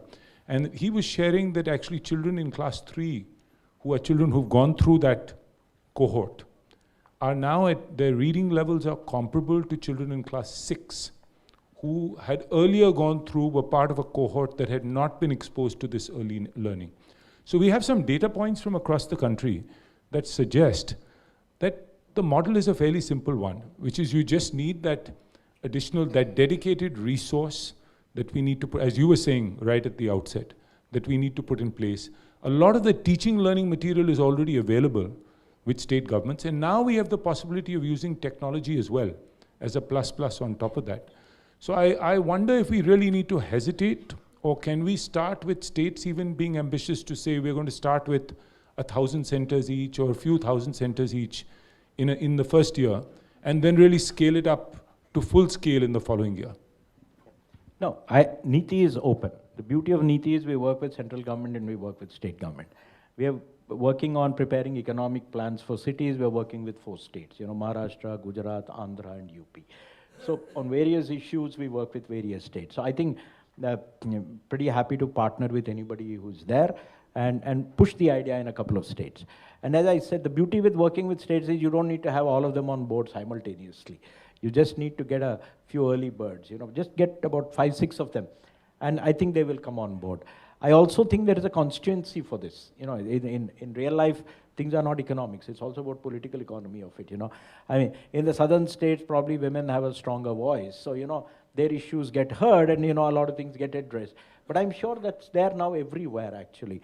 I mean, and if people want women to get into work, I think addressing the Anganwadi and the early childhood education also becomes very, very important. I mean, one could actually pick up UP and actually talk to them. I'm telling you, why that's so important. It is such a big bottleneck as I see, that if you have to grow fast, take a company like Foxconn, which makes the Apple phones. There are 40,000 employees, 0 men. Except the MD, there is no man in the entire company. They're all women. And that shows, and they're at multiple levels. And their average for the country is 50-50. And so the factory in Chennai is 100-0, and the factory in Noida is 0-100. So it's all men and no women. So in average, they make it 50. But it also shows they are not able to get women to work. And they are the preferred workforce because their hands are more suited to actually the assembly kind of work which mobile phones need. So I think the spin-off benefits of investment in early childhood education and the entire ICDS system are going to be immense. And a lot of women may not be staying back to care for the children. They may be even staying back to teach the children also. That's also a corollary. So that's one random thought one is thinking, because these are just, and that something can be thought of. Can we, in addition to having cadres of educators, also think of providing, training in ECE for mothers also? That's another possibility. I mean, that's when I meant a model, I'm not talking of the concept. In principle, I don't think there is a disagreement. When I say a model, means a model which can work in a government, sarkari kind of a system, which can then be imitated and scaled up. So, I mean, can we think of actually getting women over and, training mothers in ECE and then making them the ECE educator at home to supplement what's happening in an Anganwadi. So, this is another way of looking at it. And also, now we are seeing everybody, say Madhya Pradesh, now Chhattisgarh, wo Mahtari Behna Yojana, again Ladli Behna Yojana. Why can't we link it to actually them getting trained and providing, so the monies can be found. And I mean, in most states in India, at least half of them I know, have some kind of 1,000, 2,000 rupees flowing to women in the house per month, in different names, forms, etc. But it's unconditional transfers. Can we actually make these cash transfers conditional? And I think that's what, say, Latin America has tried a lot of conditional cash transfers, well studied, well demonstrated that it works. So I think that's another way, you know. So you're killing multiple birds with one stone, you know. You're doing a money transfer to a woman, you're supplementing family income and probably helping nutrition at home, and simultaneously you may handle a little bit of the early childhood education issue. But it's a question of just being creative and working. You also mentioned the fact that these are creches. So in the current model, you really don't get the time because the Anganwadi worker has to go out and perform her duty. So the children are in the center for a limited 2-3 hour period of time. So we need a sort of 9 to 6 model. I just spent a week in Vietnam meeting a number of people. I just came back this weekend. Not only do their early childhood centers run 9 to 6, but their schools in primary school also run 9 to 6 so that the mothers can be working. So this has such a huge payoff from a female labor force employment, if you think of it. It feels like a no-brainer. In terms of the employment, this cadre that you were talking about, does it make sense also to think about this cadre differently? Because it's often young women who will be the best at working with these young children. So as opposed to a permanent cadre, think of this more as like an apprenticeship. I mean, we already have Anganwadi workers who are not permanent workers, but sort of an aspirational role where someone comes in for 3 to 4 years, performs the role, and possibly moves on, but they're excited, they're a community mover and shaker, they belong to the community. And now we have an educated base of women who have completed high school, who would be more than willing to perform such a role at the kind of wage that you were talking about. It's well above the market clearing wage in many of those areas. So no, I am just shooting in the dark, but these are all ideas, and I'm sure solutions can be found. And a couple of things. And we struggled. I used the word cadre here, but when it was presented yesterday, we didn't use the word cadre. It was struck off because cadre connotes regular government cadre of employees who want lifetime employment, promotions, etc. So I don't think that's the idea at all. Let's call it educators and leave it at that. Now, the question is how are you going? That's why I meant a model, because I think this model is going to be varying from location to location. Firstly, one big challenge, which I'd like to outline before I go into that, is your Anganwadis cover about 8 crore children, and there are about 10, 11 crore children in that age group. Basically, urban India is left out. So, 10% of your Anganwadis are in urban India, 40% of the population is urban, and by 2047, we are talking of, 60% of the population is going to be urban. And we don't have a model for urban India, We have this old concept, mere desh ki dharti, and everybody lives happily in villages, that Naya Dor, Dilip Kumar, and whatever. So we think that's what India is. It has changed. It is no longer that. So we still think everything is provided. So, my own service actually has very few answers to the problems of urban India, because the normal societal norms, structures, working habits, they're not there. They're very different in an urban setting, and we have not really cracked the nut here. So I think, that's one very big challenge on the ECE side. 2, the second thing is, I think there is no harm in copying other countries, however small or irrelevant we may think they are. Vietnam is a good example. I would say even Bangladesh is a good example. In areas if there's something to learn, I think that's been the greatness of India. Learn the right things from everybody. I think maybe you need ECEs and schools close to workplaces so that women can actually come. I've seen this leather factory, shoe factory in Chennai, Cheyyur near Tiruvannamalai.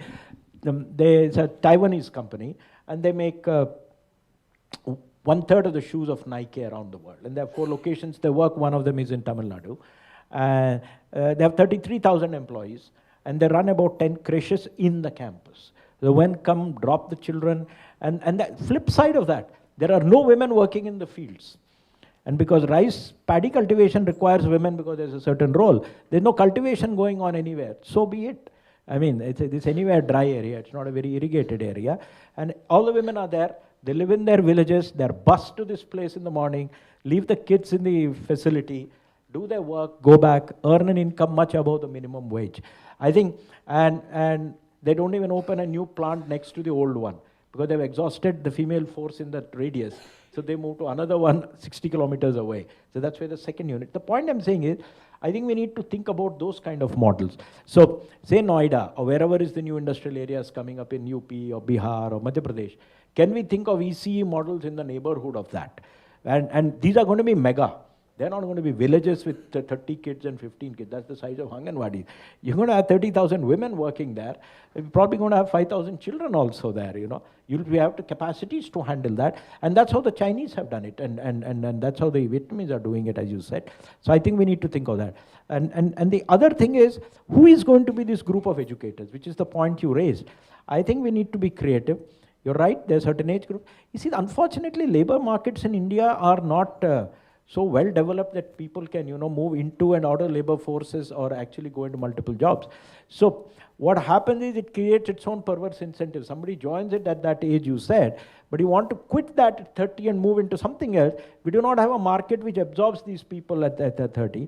But I'm hopeful that as India industrializes more and we have a growing service sector, maybe that's the other way of looking at it.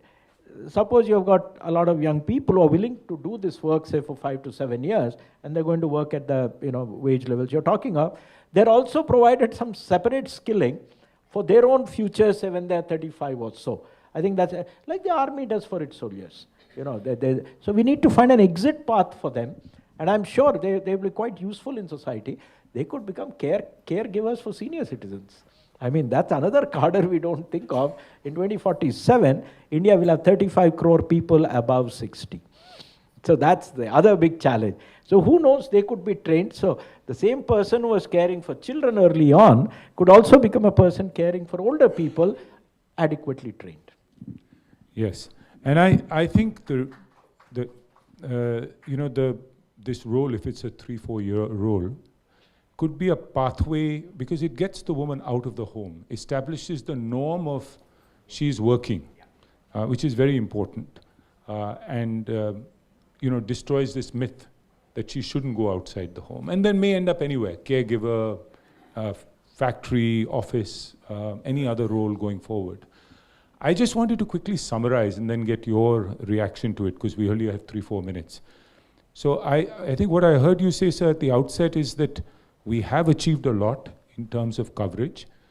It is critical now for us to act because in light of 2047, we can't lose time. This is urgent. We do need potentially a separate set of educators that we need to look at. And that needs to be a large force of possibly 14 lakh, maybe less. We need to figure that out. We need possibly 3 to 4, 5 different models because depending on the physical area, the state, the labor force in that area, there may be different models required that we need to experiment with.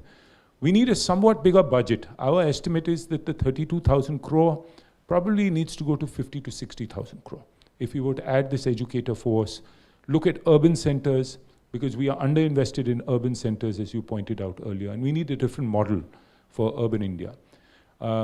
So increase in budget, a separate cadre, a specific focus on urban, some piloting of different models to settle down, greater use of technology as well, and greater engagement with community. So we bring, as you said, can we make the mothers, the family members, educators as well? So that was my takeaway, sir. I wanted your reflection on it and to see if you'd like to add something else or reinforce something to it. I think you've covered everything. You summarized beautifully. You couldn't get a better summary of what's been discussed. But I wish you all the best. I think you brought the right topic up. I think the investment is essential. There is no escaping it. That's the simple point. And you escape it at a cost. I think that's what I will say. And I'll only end saying, may the force be with you and may this idea succeed. Thank you. Thank you so much. We will need your support as a champion for this. So we'll come back and sit with you with a much more detailed plan and look forward to taking it forward. Thank you.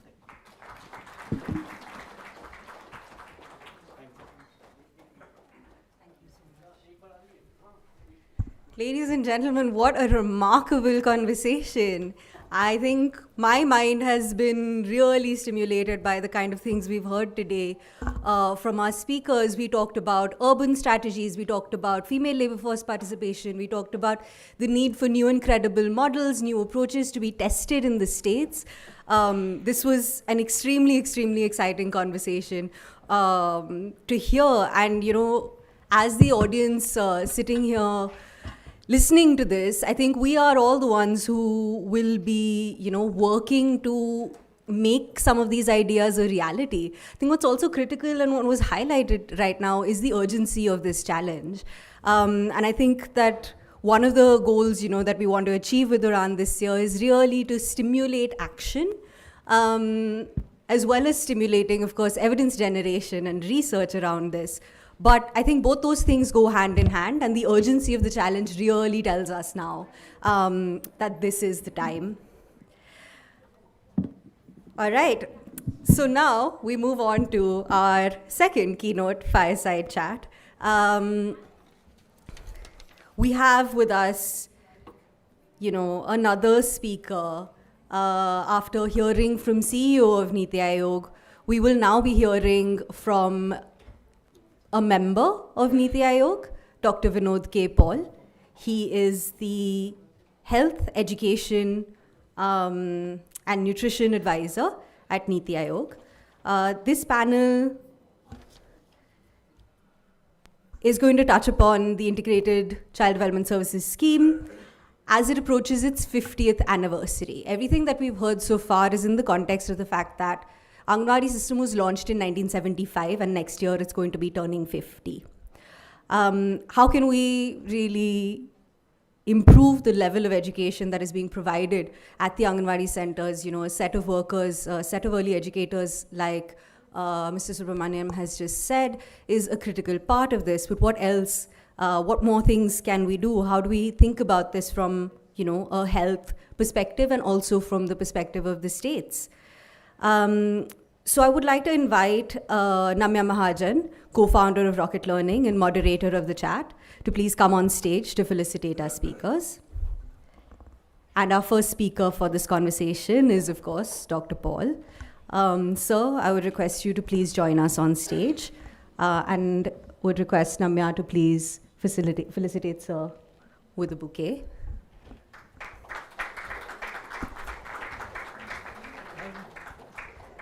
Thank you so much for joining us. Dr. Paul is a globally recognized pediatrician and a public health proponent. He has been a member of NITI since 2017.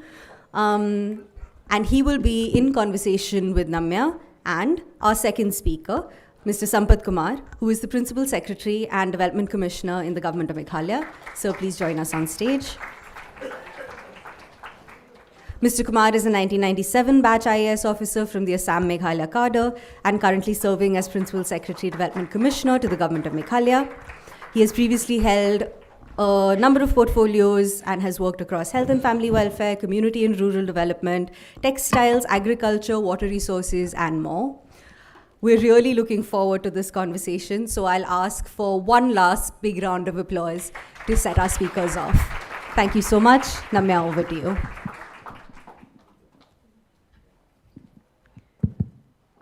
Thank you, everybody, for being here. In particular, thank you, Dr. Paul and Mr. Kumar, for being with us.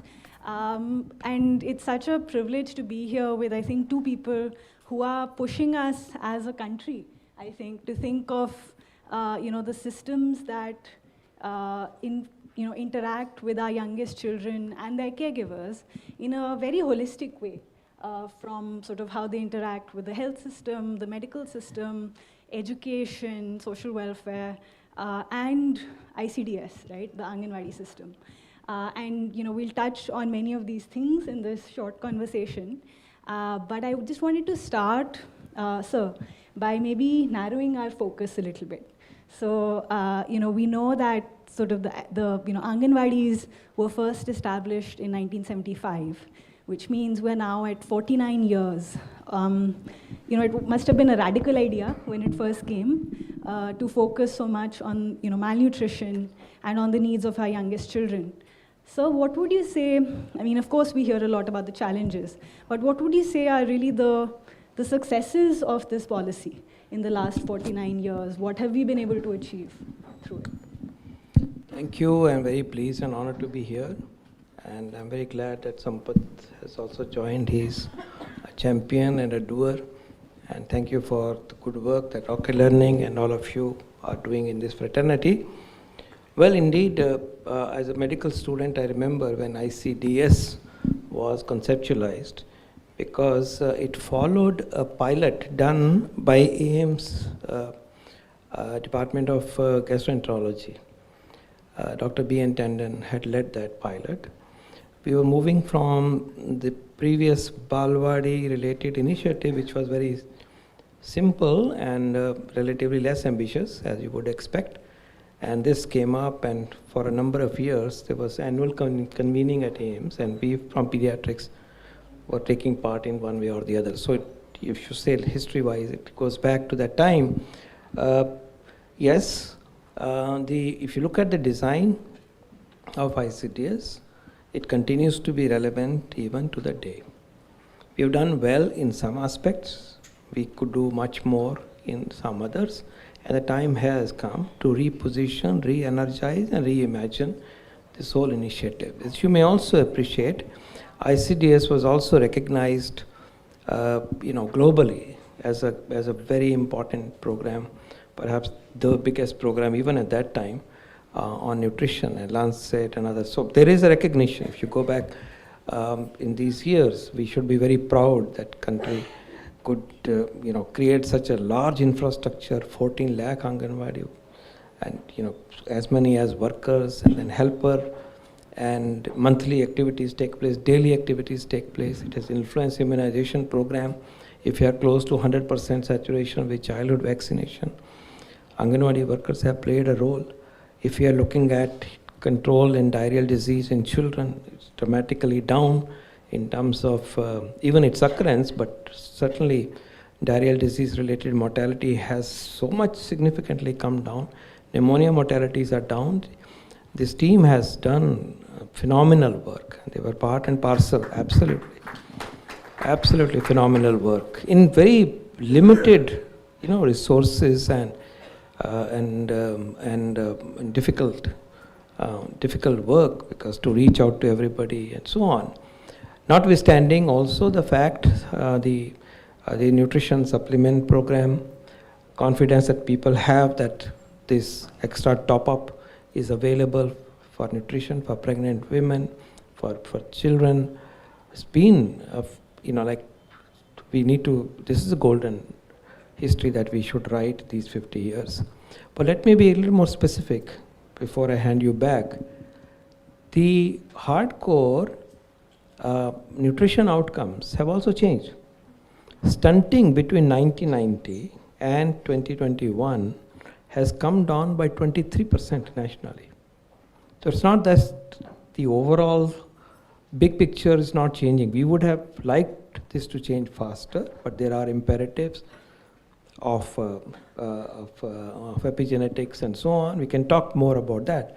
But the fact remains that between 1990 and the last NFHS 5, if you see, there is a reduction of 23% from about 58, I think. Stunting is down to 35. So that also is happening. Obviously, nutrition doesn't change with only one program, but it carries, nutrition and health and care of the mother holistically. It has played a very important role. Overall development has played a role. Sanitation has played a role. But the fact remains that the program has been responsible for significant changes on the health and nutrition scene of our great nation. But we now look forward to taking it to next level of energy, next level of intensity during the Amrit Kal, in particular in the next 5 to 10 years, to take nation and nation's children and adolescent girls and women to that level of health that the developed nations aspire for. And we don't have to wait for 2047. We should now work faster because we have more resources, more motivation, more willpower, and we have a great leader who is guiding us to do all this.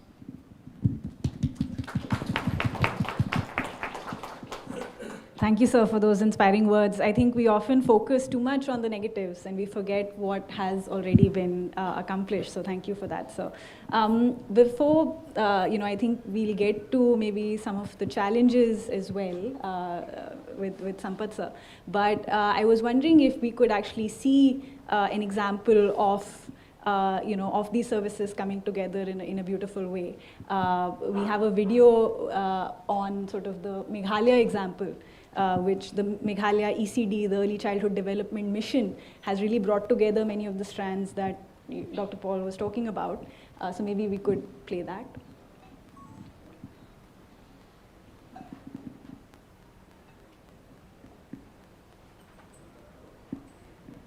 So while that gets lined up, Sampath sir, could you talk a little bit about what were the challenges you saw as you stepped into this role, and how did you go about taking this whole society, whole government approach to the problem?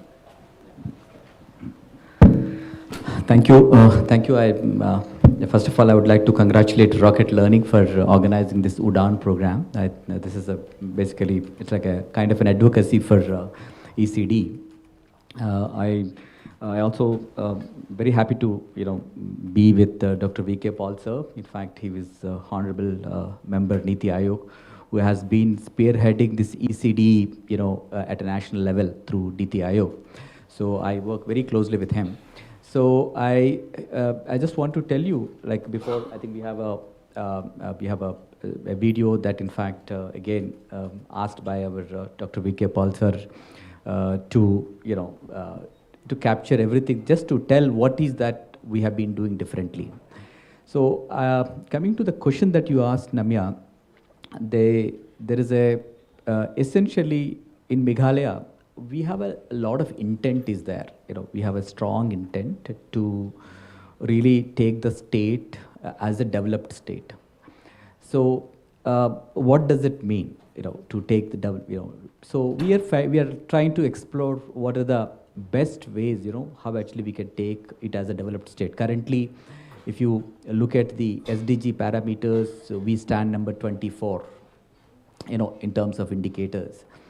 So when we have this intention, why I'm saying is that that is very important. When you have that one, then actually you can really mobilize the entire political supportability and entire resources in a different way. So when we started looking at this science of early childhood as a tremendous power, to achieve this one. So we found so many things, but we found this is something, a piece of science of early childhood development, which actually where you are, for every dollar that you invest, almost like a 17 times that you are going to achieve the result. So it's if there is anyone who has any sense in terms of the public investments, I think that this is the best public investment anyone can make, because you are getting a 17 times is that kind of a return on in your investment that you are getting. So we could able to, in fact, take this idea to the Chief Minister, and then we brought this in 2020 as part of the state budget that we will start the ECD mission by leveraging the science of early childhood development. And for that, what we have done was, there is already, in fact, I was listening to the previous speakers, in fact, CEO Niti Aayog and also Mr. Ashish, so who they were mentioning about how to really get one extra educator within the Anganwadi center. So these are the things actually we have been, ideating, and we are using a very interesting framework called problem-driven iterative adaptation approach to really find different solutions. So one of the things what we found is that there is already, huge social capital exists in the country in the form of women self-help groups. The women self-help groups, in fact, I'll give an example of Meghalaya. 5 years ago, we didn't have any self-help groups. Today, every house, a young woman is part of a women self-help group. And these young women are, most of them are graduates. And they in fact, they can be the best ECD educators now in the state. So what we have been doing is that in the state, we are leveraging the existing programs like this, like a National Rural Livelihoods Mission, which is across, it's there everywhere. We're just like leveraging those existing social capital. And also, again, building the existing network, like, we have different departments working in the ECD space, like whether it's a health department, WCD department. So we are also trying to bring that synergy, the kind of a sense of purpose, how actually we can really build that entire value. So when you asked me, like, we have that intent. We really wanted to, use this, entire science of early childhood development to really bring that value to the state. So today, our vision is that, like, we are transforming all the Anganwadi centers into the ECD centers, early childhood development centers. And we are leveraging the existing money available with the National Rural Employment Guarantee Act to upgrade these Anganwadi centers, because we have a huge money in National Rural Employment Guarantee Act. So we are leveraging that money. We also have, signed a, recently we signed a loan with ADB, for additional funding, to really upgrade these Anganwadi centers as ECD centers. Besides that, we're also going to train this, as I said, like in fact, I was listening to earlier speakers. In fact, our idea also was like that. We do not actually wanted to create a cadre. We really wanted to create as a movement. So every family, in fact, most of the children, they spent a lot of time within the family and within the community. It is not only that, like, in the center, maximum 6 hours the children are spent. But, like, if you look at 2/3 of their time is actually are, in fact, it's spent at home and the community. So we need to really build that, strength at a community level. So we wanted to have this entire ECD educators, a pool of ECD educators in the, at the village. So currently, we are actually having this ECD educators from self-help groups, and who are actually drawn, who are actually working at the center, and also who are working at the community level. So that's why we are actually bringing that entire, model. It's essentially using existing large-scale public programs and bringing that sense of purpose and, about the ECD, to really achieve these results. I think maybe I've answered your question. Thank you.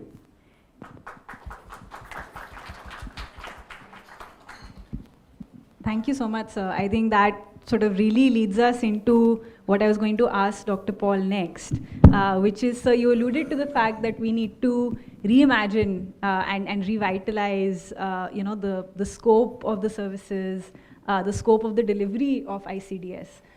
So what would be, the big ideas in your mind, maybe the top 3, and sort of course, Sampath sir has already introduced a few, so maybe, some maybe even beyond that. So top 3, but I'll perhaps be speaking a little bit unconventionally.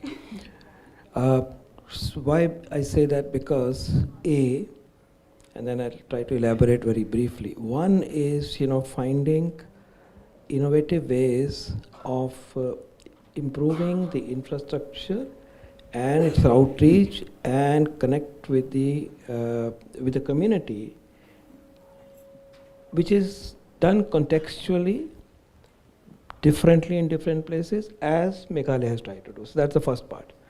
So using Manrega funds, others can also do. Utilizing SSGs, we all should do. Utilizing, the Panchayati Raj institutions in their own way to create creches along with Anganwadi or otherwise. So I think there's an innovative space which should be occupied for improving the services, imparted directly or indirectly by the ICDS, because everything cannot necessarily be loaded onto that. These are the other resources, and they are there to be utilized. Some things would come from health, for example, and why not? For example, if anemia program is to be loaded, well, Anganwadis have a role because children come there, but then those resources will come from health side. If you use Anganwadi for health checkup under RBSK, and anemia screening for children, etc., resources will come. So it's also a platform, and therefore platform deserves inputs directly budgeted, but also these additional resources and connections that can be. And there should be discussion on it. We should be, long list of this, and then see what fits in where. And this is all contextual. This could vary. There are common strands, but it could vary among people. My second point, on top of my head, is that we would like to see Anganwadi system, the ICTS system, and the new generation Anganwadi activities to really focus on behavioral change. We are doing it, but we need to do it much more. Let me give examples. In feeding, the deficit of feeding, food not being available, is only a negligible problem, if at all. Perhaps it is none. Today, food is available in households. Food is being supplied through the support from NFSA. It's enough for the families, then they have their own resources. So we are not living in a time where food is an issue. But when children do not get the food, it's about us as families not being aware, first and foremost, that food is to be introduced, semi-solid food is to be introduced at 6 months, and then it is to be built up so that at 1 year, that may be news to you, child, 1 year or 12, 14-month child eats and should eat half of what you and I eat. ये दोबारा repeat करूं मैं? ये behaviour की बात है. 12 महीने 14 महीने के बच्चे की खुराक जो होती है, खाना, दिन में खाना चाहिए, वो मैं और आप जो खाते हैं उसका आधा होता है. हम ये नहीं रियलाइज़ करते. अवेयरनेस नहीं है. फिर खिलाने की हिम्मत चाहिए. वो तो 3 बारी में नहीं खाएगा, वो तो 6 बारी में खाएगा. फिर एफर्ट है. फिर उसको खाने को और कैसे अच्छा कर सकते हैं कि उसमें एनर्जी डालें, कि थोड़े अमाउंट में घी डालें, मक्खन डालें तो अंदर जा सकता है ज़्यादा. तो कुछ किसी हद तक बिहेवियर का, किसी नहीं बहुत हद तक बिहेवियर का एक इशू है. क्योंकि हम देखते हैं कि 6 to 8 months में जब बच्चों को खाना शुरू, मैं एक ही एग्जांपल ले रहा हूँ बिहेवियर के ऊपर, फिर और भी ले सकते हैं, शुरू करते ही नहीं हैं हम डिले करते हैं. सिर्फ 45% में ही दे पाते हैं. फिर देते हैं तो पूरा नहीं देते. आप घर में जाके जो भी जानते हैं बच्चों को, 12, 14, 18 साल के बच्चों को देखो कितना खाना खाते हैं. हमें डर लगता है कि इतना खाते हैं कि नहीं, फिर मेहनत नहीं करी जा पाती. तो ये बदलना होगा, क्योंकि नहीं तो उसका असर तो कहीं हो रहा है. जब मैं कह रहा हूँ कि न्यूट्रिशन की नीड इतनी है as a doctor, as NIN, as ICMR हम कह रहे हैं, तो फिर वो बच्चे को देना है उसी खाने से, घर में जो बनता है उसी खाने को ही परोसा जाता है. सारे गुण हैं उसमें, वही राइस, वही घी, वही गेहूँ, वही दाल, वही गुड़, वही घर का तेल, वही घर का आलू, वही केला. खाना वही है, खाने में कोई अलग बात नहीं है. हमें इस तरह की चीज़ों को स्प्रेड करके कॉन्फिडेंस देना है कि इसके ऊपर फोकस किया जाए. ब्रेस्ट फीडिंग की बात करें अगर, तो पहले 6 महीने में सिर्फ ब्रेस्ट फीडिंग होगी. लेकिन हम कहाँ फॉल्टर करते हैं? शायद बड़े बच्चों में इतना नहीं, छोटे बच्चों को चूक जाते हैं. वो पीता नहीं है, छूट जाता है, थक जाता है, कहीं कमी रह जाती है. हमारे छोटे बच्चों के ऊपर फोकस ज़्यादा होना चाहिए. वो एक बिहेवियर का भी इशू है, हेल्थ सिस्टम का भी इशू है, क्योंकि ये बच्चा तो पहले ही मैम सैम सब चला हुआ है और उसके और भी ज़रूरत है उसको खुराक की. तो low birth weight feeding, kangaroo mother care, ये फीडिंग का हिस्सा है. इसमें बिहेवियर की बात है. हर घर में ये होना है जहाँ ये बच्चे हैं. खाने को टाइम पे फिर सेमी सॉलिड फूड लाना, जैसे मैंने कहा है. ग्रोथ मॉनिटरिंग को मेरे को ग्रीन में रखना है. बिहेवियर, उसमें सरकार तो खाना भी प्रदान कर रही है, गाइडेंस भी दे रही है. तो बिहेवियर चेंज के ऊपर, जैसे स्वच्छ भारत में हुआ या हर घर नल जल में आ रहा है, मैं चाहूँगा कि बिहेवियर चेंज की मूवमेंट हो बहुत बड़े स्केल पे. Nutrition is not an इनएडिक्वेट nutrition issue, nutrition is a behaviour issue. हमने ये चेंज करके भी दिखाया. डायरियल डिजीज़ में ORS सबको पता है, किसको नहीं पता? टीके के बारे में सबको पता है, चाहे वो कोविड का टीका हो, चाहे वो DPT BCG हो. तो बिहेवियर बदले जा सकते हैं. बिहेवियर के ऊपर हमें ये काम करना होगा. ये मेरा सेकंड सजेशन है. इसको कैसे फिट करेंगे, हम सब एक दूसरे से सीख के करेंगे. लेकिन क्लियर होना चाहिए कि क्या होना है बच्चे को. बच्चे को टीका लगना तो कैसे भी पहुँचेंगे, टीका लगेगा.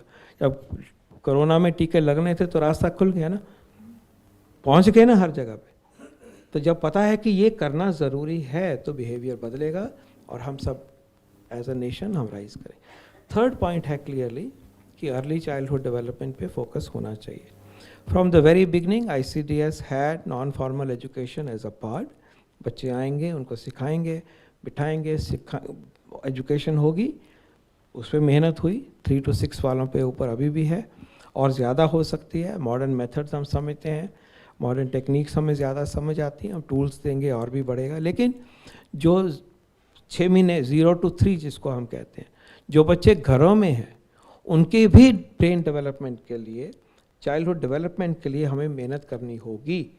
और वो मेहनत हम पेरेंट्स के साथ मिलके ही कर सकते हैं, क्योंकि ये बच्चे तो पैदल चल के आंगनवाड़ी में नहीं आते, महीने में एक बार ही आते हैं, माँ के साथ आते हैं, रोज़ तो अभी नहीं आ पाने का सिस्टम बना पाए हैं। तो इन बच्चों को पेरेंट्स के साथ मिल के हमें फैसिलिटेट करना है कि वो बच्चे जैसे संपन्न घरों में एक एक्टिविटी में हिस्सा लेते हैं, बातचीत में हिस्सा लेते हैं, खेल में हिस्सा लेते हैं, टॉयज़ के साथ बात करते हैं, रंग दिखाए जाते हैं, बाहर ले जाया जाता है, माँ भी खेलता है, फादर भी खेलते हैं, ग्रैंड पेरेंट्स, ऐसा ही हर घर में होना चाहिए। और उसमें मदद जो करी जा सकती है प्रोग्राम से, वो टूल्स दिए जा सकते हैं, बताया जा सकता है ऐसे किया जाए, और भी मदद तरह तरह से करी जा सकती है कि जाके खिलौने बनाने में मदद करें और याद दिला दें कि अब बच्चा जब 9 महीने का हो गया, अब इसको हम इस तरह की बात करते हैं तो इसको अच्छा और लगेगा। घर हाथ में कब चीज़ देनी है, उससे पहले उसको कैसे दिखाना है, रंग कब दिखाना है। तो ये सब चीज़ों के पीछे जो साइंस है, सिंपल चीज़ें हैं और इंट्यूटिवली भी होती हैं, कल्चर में भी होती हैं, हर घर ये करता ही है। इसमें हमें मदद करनी है, क्योंकि 3 साल तक ब्रेन जो है वो 85% 90% बन जाता है। हम जब आंगनवाड़ी में नॉर्मल तरीके से आ रहे हैं तो वो हमारे पास 10% का मार्जिन है, पहले की तैयारी घर में हो रही है। ये मेहनत जो है अब हम और ज़्यादा करेंगे। तो focus on improving the system in innovative ways, more resources, but connection with other opportunities. Number 2, in a big way, behavior change. और development में भी behavior की बात है, जो घर में होना वो behavior ही है कि ऐसा माहौल बने। मुझे बताया गया डॉक्टर संपत ने कि जब सेल्फ हेल्प ग्रुप्स के द्वारा कहते हैं कि हम दिमाग बच्चे का स्ट्रॉन्ग करने के लिए ये काम करना चाहिए, तो सारे जग जाते हैं। मुझे बताया गया है कि वार्धा में जो प्रोग्राम है, महाराष्ट्र में प्रोग्राम है, जब ये बात करते हैं हम बच्चों के दिमाग में ताकत ला रहे हैं, दिमाग स्ट्रांग हो रहा है, शार्प बनेंगे बच्चे, स्मार्ट बनेंगे, पढ़ाई करेंगे, तो कम्युनिटी और तरीके से जुड़ती है। तो ये भी बिहेवियर है।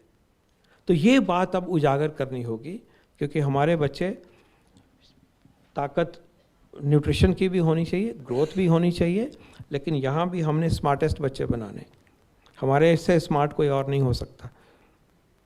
कैसे हम मुकाबला करेंगे? विकसित भारत बनेंगे तो टॉप पे जाना है ना, तो बच्चे ही तो स्मार्ट होंगे तभी तो आएगा। शार्प, स्मार्ट, अक्लमंद, psycho social skills, cognitive skills, IQ, वाणी, ये सब कुछ लाना है। तो ये मैं कहूँगा कि 3 मुद्दों पे काम होना चाहिए। और भी कई डायमेंशंस हैं, लेकिन अगर हम आगे जाते हुए ICDS प्रोग्राम को इस्तेमाल करते हुए इस तरह से सोचें और भी सोचें, तो ये बहुत टाइम लगेगा। Thank you.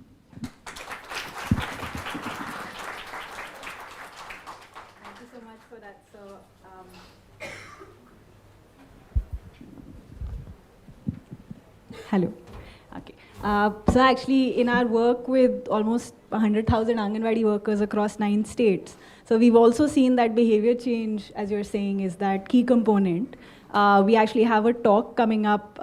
We have a whole framework from, as you're saying, that aspiration that your child has to reach these milestones by this age, to intent down to behavior, sir. We've really identified an index very scientifically of how behavior change happens and how we can support that in communities, sir. There's also a poster for everybody who hasn't seen these yet. Please do come look at the poster presentations also during the breaks. Sampath sir, coming back to you, but I'm wondering if before that we can play the video, which will give, I think, worth 1,000 words to really see what is happening today. When we see a baby looking around or a child playing, we may not assume them to be learning, but being the keen observers that they are, the environment they are exposed to provides them with valuable learnings that last a lifetime. Scientists have found that 90% of brain growth happens in the first 5 years. Positive experiences in early childhood, such as healthy relationship with parents, play-based activities, and lower exposure to stress have been seen to significantly improve long-term outcomes. Nobel Prize winner in economics, J.J. Heckman's Perry Preschool study has shown that the more we invest in early ages, the more we gain in later years. They perform better in school, have good mental health, forge stronger relationships, earn more as adults, and live an overall happy life. Meghalaya grapples with challenges to human development due to high fertility rate, low learning outcomes, and multidimensional poverty, coupled with elevated maternal and infant mortality rates, leading to compromised cognitive and physical development of a child. The state is working towards converting its challenges into opportunities through the launch and implementation of the Early Childhood Development Mission. The aim is to build a strong cognitive capital through a holistic development of children from conception to 8 years. This is part of Meghalaya's life cycle approach to human development, which aims to provide support to individuals at every stage of life. Meghalaya's Early Childhood Development Mission is part of a larger initiative, the State Capability Enhancement Project, SCEP, which seeks to strengthen state capacity to solve complex developmental challenges. ECD is an integrated mission with health, education, social welfare, and community and rural development departments working in tandem with each other, bearing in mind the interconnectedness of the challenge. ECD aims for holistic child development through focus on healthy nutrition, opportunities for early learning, safety and security, responsive caregiving, good health, and parental well-being. The ongoing ECD interventions is leveraging Meghalaya's community institutions, including village organizations comprising women-led self-help groups, village health councils, village employment councils, and frontline workers, including Anganwadi workers, Anganwadi helpers, ASHA, and preschool teachers. Faith-based institutions are also being tapped to percolate the importance of ECD to the communities. ECD is also leveraging existing central and state schemes like ICDS, NRLM, and MNREGA.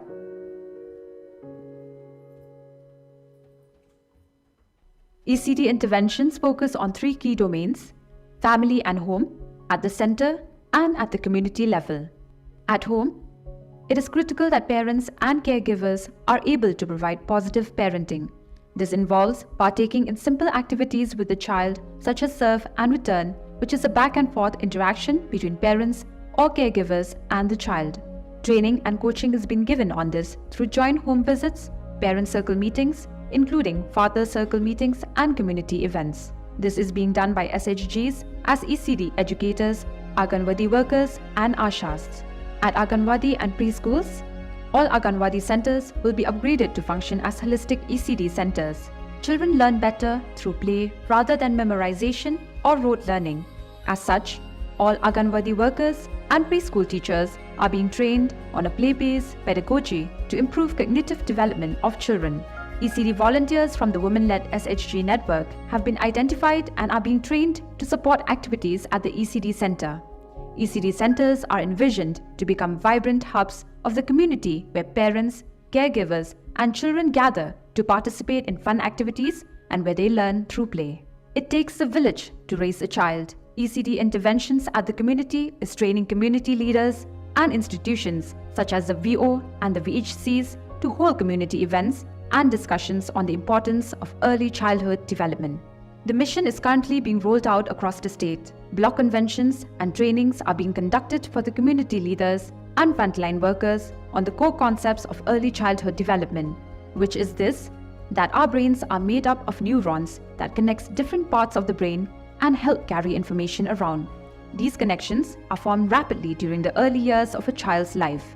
A healthy brain has a dense network of connections, but an unhealthy brain does not. Through the live demonstrations of the brain wiring game, participants are learning about the science of brain development. Participants are also learning about the importance of play in learning. They are also getting hands-on experience on how to facilitate play-based learning through field demonstrations. They are being pushed to think out of the box, and in the process, they learn about the importance of play to build creativity, conceptual thinking, and intelligence. A decentralized approach is being adopted for furthering the ECD mission, where block human development teams comprising members from all related departments are being constituted across the state. Partnerships with research institutions and technical experts are being forged to further the ECD mission objectives, thereby enhancing ownerships at all level and effectiveness.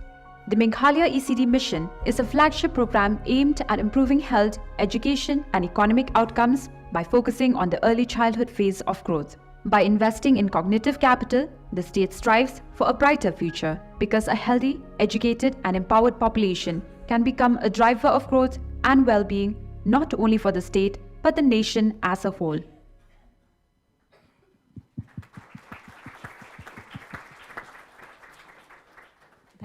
Thank you, Sampath sir, for sharing that with us. I think it brings really this idea that must travel outside of Meghalaya as well.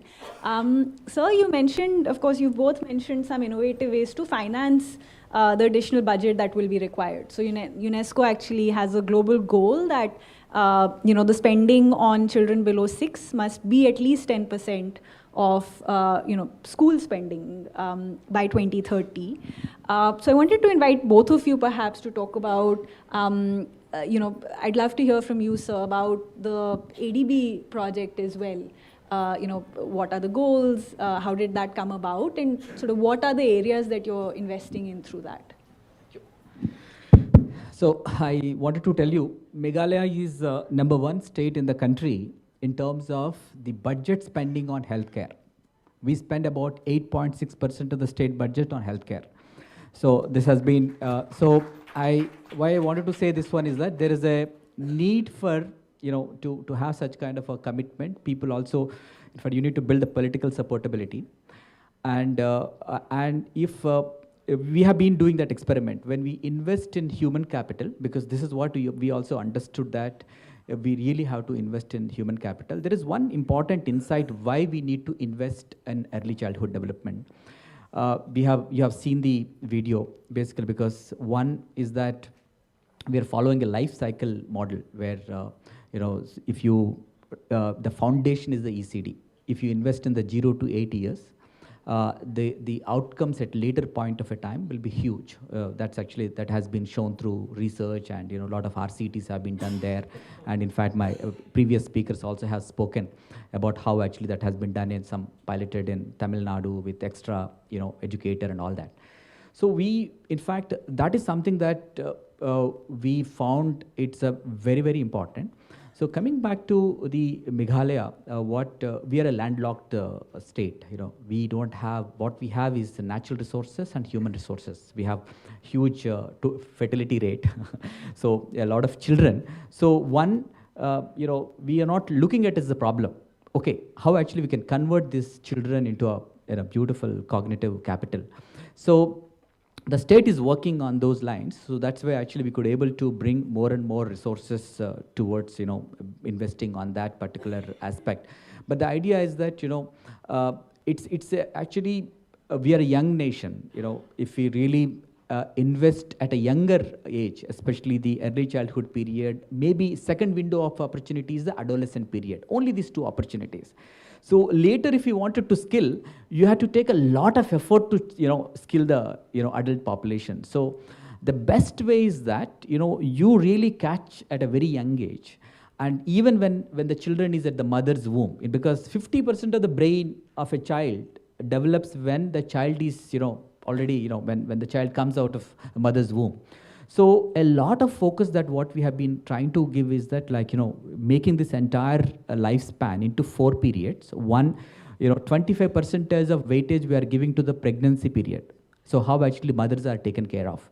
In fact, we have one program called Chief Minister's Safe Motherhood Scheme, where we provide a lot of support for the pregnant women, even during the pregnancy period. In fact, because we are very, very dispersed, very challenging terrain, geographical terrain, what we have.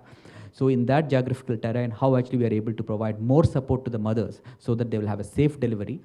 And even during the pregnancy period, how the parental family relation should be. There should not even be altercations within the family members. In fact, there should not be even how the parents are talking before the child, So there is a concept called toxic stress, and how actually we should not allow children to get into the toxic stress. That's one important point. And second is that and we are also involving faith-based organizations, because it should be a movement. In fact, it should be a movement. In fact, we are also saying we have about 85% of the population is a Christian population. So we have been talking to some of the the denominations, saying that can you come up with an idea that everyone has to undergo ECD training before they're getting married? You should have a pre-certificate. So it's and they're considering that one. I'm just telling you, we are working with them, because so that what happens is that they will raise the children in a more responsible way. So it's a very, very important. So we're also coming back to the ADB. ADB, in fact, has, thanks to Niti Aayog and also Department of Economic Affairs, in fact, we are implementing the first ECD project in the country with external aided funding. It's basically, the idea is that you invest on entire thing, including, as I said, mothers and, their, especially maternal mental health is also one of the issues. How actually the mothers are taken care of during the pregnancy period, and how actually we are going to upgrade this entire Anganwadi service centers into early childhood development centers, and how to provide extra help, like extra support to the Anganwadi worker through the self-help groups. Basically, we are going to have this, in fact, on a rotation basis, not a permanent cadre, but on a rotation basis, how actually we can draw the young self-help group women who actually are graduated. In fact, we wanted a graduate volunteers to support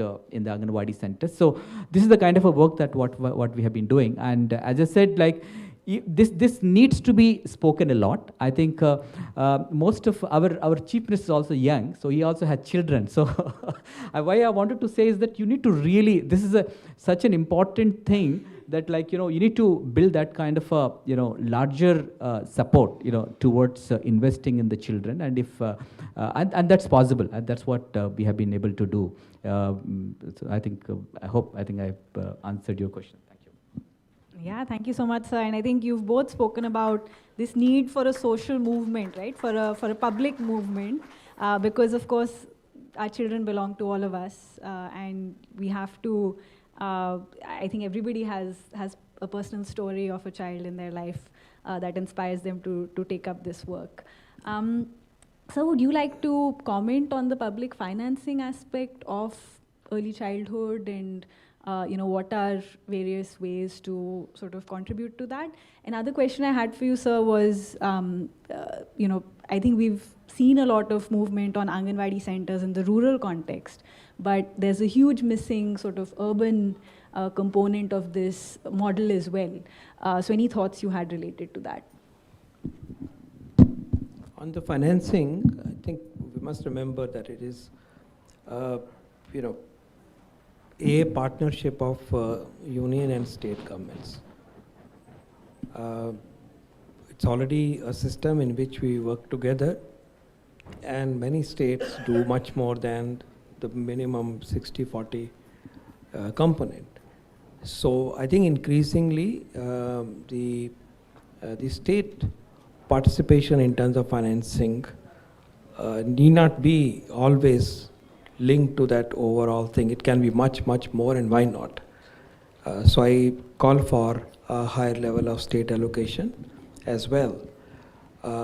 Just as you heard from Meghalaya, Sampaji, that they have spending on health 8.6% of their budget. The average budget of the states is under 5% average. So 8 for a state is, saying that this is our priority. And similarly, therefore, all of us should improve and enhance our budgetary support from the system. But also, there has to be other ways of helping this process. And I think the civil society, the NGOs, the CSR funds, and everybody should chip in for a noble cause like this. And the ways of helping these processes should be found out, and engagement should happen. We should spread the good word. In multiple ways, help in cash or kind can come from other sources. On the issue of urban part, clearly this is a structural issue at the moment. We need a stronger presence of the ICDS system in urban areas. There are challenges, but then going forward, if you would have said what is the fourth idea, I would have said, yes, indeed, let's catch up with the urban paradigm of integrated child development services and everything else that we have talked about in urban areas, and particularly focused on low resource population within the urban areas, wherever it is. It's not necessarily on the periphery, but wherever we should be mindful, because these children also need traction. Families are in fact perhaps even less time because they are engaged in vocation more often, not necessarily though always, but then in some ways. And we as a society should come forward to create a urban system which builds on what we have learned in the rural areas, but adjusts to the local context in different ways. Urban Anganwadis, for example, they could be 2 located simultaneously. There could be larger number of children wherever we can find space. There are issues about how to locate in very dense localities, but a way has to be found. And that's another space for innovation which should really come from all of you as much as possible. But as I said in the beginning, we must be clear what we want. We want our children to have great brain, great physique, great attitudes, to be great future citizens of India. And then that really, the work starts with adolescent girl, pre-pregnancy, pregnancy, then working with the child for nutrition, for brain development, for health, for protection, for security, and nurture. So वो सारा कुछ करना है, कैसे करना है वो हम refine करने की कोशिश करें context से और जो पीछे से सीखा है. But it is time to be ambitious. If you're going forward, we have done what we could, but going forward toward our goal of Viksit Bharat, toward our MDGs 2030, we should be ambitious, and with the ambition of doing what we should achieve, let's reposition, reimagine, and revitalize ICTS. Thank you. Thank you, sir. And I think that was a rousing call to action, once again, to everybody in the audience. And you're absolutely perfectly on time. Sampath, sir, your last word on what would your call to action be for this audience of, civil society, government, policy, some members of the media as well? Thank you. In fact, I studied this subject at Harvard with Dr. Jack Shankoff. So there's an interesting course, Science of Early Childhood to Drive Policy and Innovation. So I tried to actually translate that one in my state. But so what I wanted to tell you is that this is something I would say the best investment anyone can make. As I said, it's 1:17, return on investment. I don't think any other investment can give this much of a 17 times, return. And more importantly, as Dr. V.K. Pal sir was mentioning, you remember, this is something makes everybody happy about it, everybody committed to about it, something like every child, every political leader, everybody would like to invest on it because you are investing on future. I think it has, in fact, this concept has got a Nobel Prize, I would say, in economics. This is something not many people are aware of it. So it's such a game-changing idea. And we have everything. We just have to connect some of the dots. I think the way Rocket Learning is trying to use technology to promote this entire idea. So like that, we have seen different organizations are there. I think like Aram that we have seen in Maharashtra, they have been doing extremely well in 0 to 3 space. Odisha is doing something very interesting, Anganwadi services, they are doing. So we, in fact, there is a need for coming together, like these kind of forums will be definitely useful. And in Meghalaya, we set up a Center for Developing Child in Meghalaya, again, to promote this entire idea, as to advocate this idea. So I think there is so much, joy to work in this space. So thank you very much. Thank you both for this joy and hope for today. And I think we're going to lunch, so there's more joy coming on your way. But please look at the poster presentations, ask the people there what they've done, and come back. Thank you. Thank you very much. Thank you. Thank you, Dr. Paul, Sir Sampath Kumar and Namya for this really interesting and invigorating conversation. As Namya mentioned, lunch is served outside and we should regroup by 2 o'clock. Also, there will be a felicitation of the Anganwadi workers from Uttar Pradesh and Madhya Pradesh for doing activities with children through the Rocket Learning program.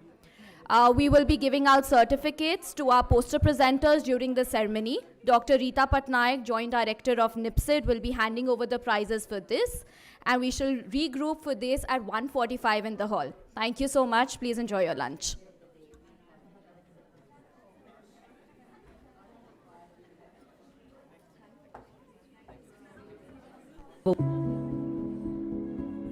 India, home to over 1.4 billion people, faces a massive challenge: educational inequality. Research reveals 85% of brain development occurs by age 6. Yet, 40 million Indian kids struggle to recognize a single letter or number in grade 1, facing permanent brain and IQ deficits. Rocket Learning's mission is to catalyze a high-quality, universal and free early childhood development system across India, so all children, regardless of their family's income or area of residence, can reach their full potential and thrive.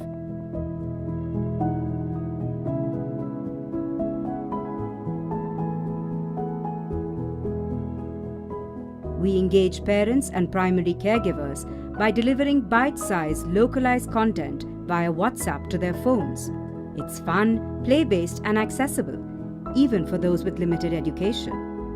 Parents engage with their children daily by participating in our activities and sharing progress via WhatsApp groups. Our responsive bot cheers them on, fostering achievement.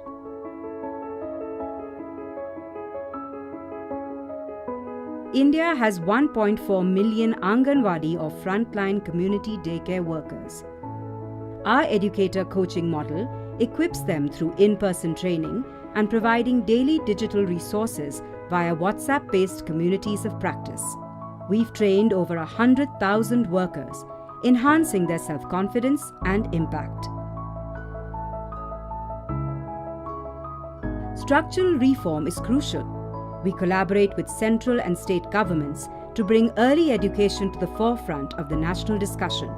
As strategic allies to the Ministry of Women and Child Development, we played a pivotal role in launching India's first modern ECCE policy and budget reform. Poshan bhi, padhai bhi. These three pillars, teacher coaching, parental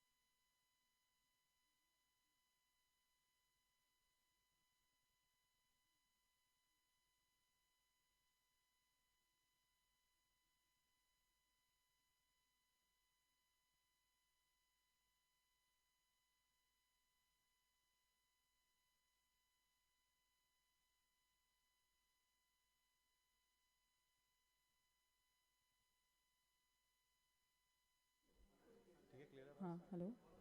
Checking one. Okay.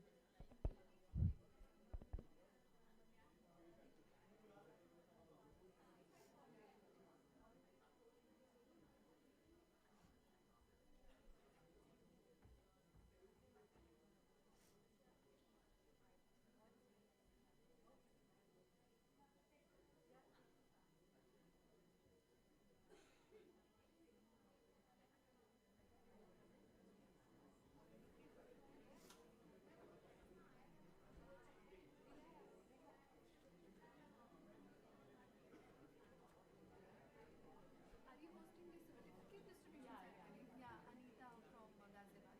Oh yes, yeah, she's my worker. Okay, okay.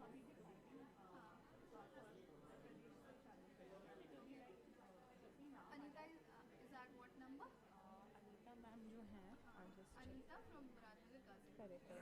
She is 1, 2, 3, fourth. Fourth. Starting से fourth होगा. So you and यहाँ से they can enter from this side. We'll do a certificate distribution and photo. Has to come from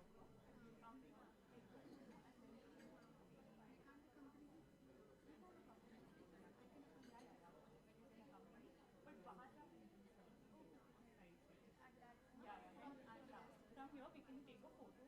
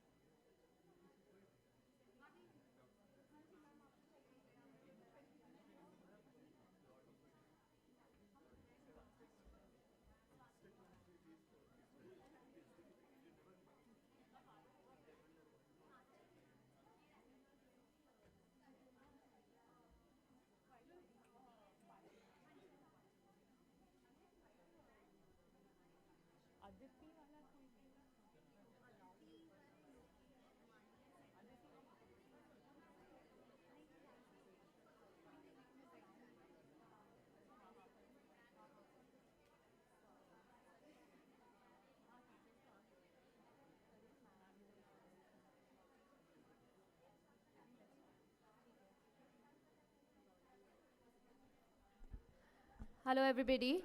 I'll request everybody to please settle down so that we can start quick.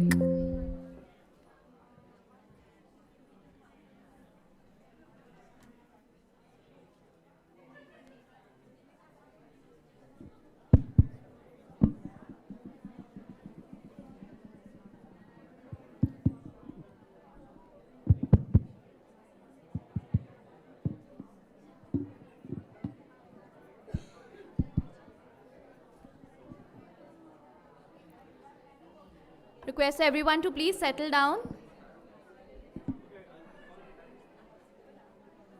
Not sure if I'm audible outside, but I'll request everybody outside to please come in if they're done with lunch.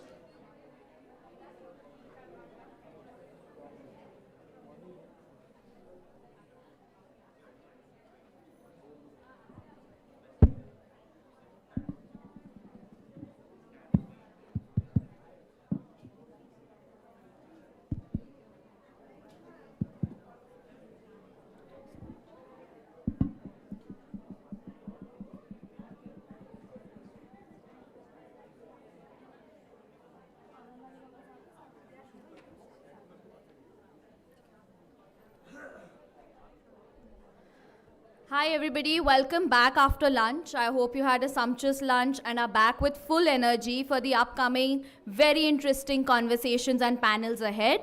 Before we get started with the lightning talks by the Rocket Learning team members, we would like to facilitate Anganwadi workers from Uttar Pradesh and Madhya Pradesh with prizes for doing the maximum number of activities with their children through the Rocket Learning program. A huge round of applause for all the Anganwadi workers, please. Thank you. We would also be giving certificates to our poster presenters during this ceremony. May I invite Swati Gaur, Associate Product Manager, Rocket Learning, to please come on stage. And also welcome Dr. Rita Patnaik again, Joint Director of NIPSID, who will be handing over the prizes. Thank you. Over to you, Swati. Thank you so much, Sukhna. I'll present this in Hindi so that it's inclusive enough for everyone. So, नमस्कार, मेरा नाम स्वाति है और मैं rocket learning में product team की हिस्सा हूँ. आज हम ये क्षण हमारे लिए बहुत महत्वपूर्ण है और बहुत खुशीदायक है क्योंकि हम अपने आंगनवाड़ी कार्यकर्तियों को सम्मानित करने वाले हैं. उनके मेहनत और लगन से उन्होंने बच्चों की बुनियादी शिक्षा को बेहतर बनाने में हमारी मदद की है. ये आंगनवाड़ी कार्यकर्त्री यूपी और एमपी से आई हैं और आंगनवाड़ी शिक्षा हमारे कार्यक्रम के हिस्सा हैं, हमारे व्हाट्सएप ग्रुप के हिस्सा हैं और इन्होंने हमारी गतिविधियों को रोज़ हमारे आंगनवाड़ी केंद्र में अपने बच्चों के साथ कराया है.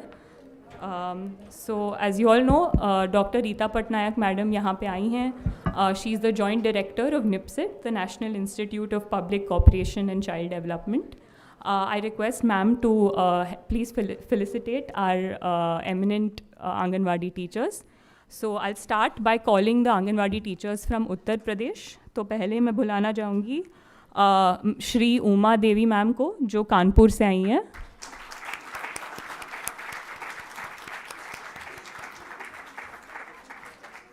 मैम आप बाहर से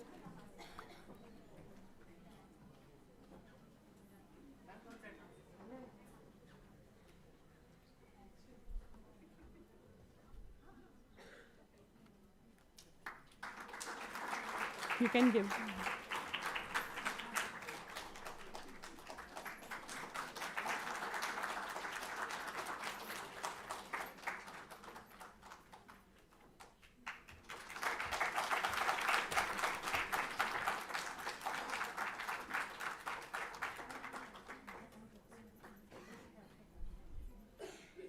Thank you so much. Next, I would like to call Shri Meena Sharma ma'am, जो गोरखपुर से आई हैं.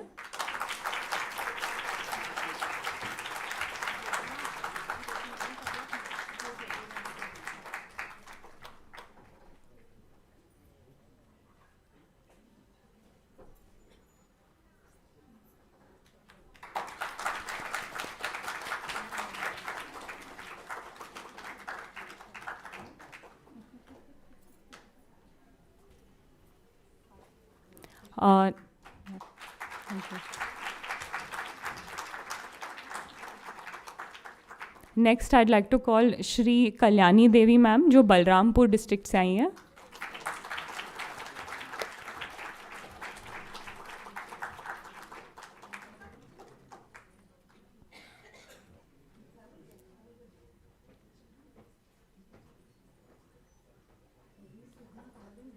Yeah, of course.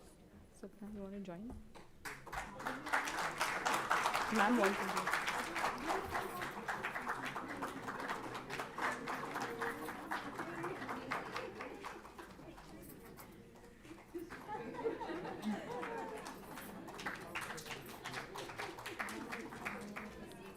Get the other side.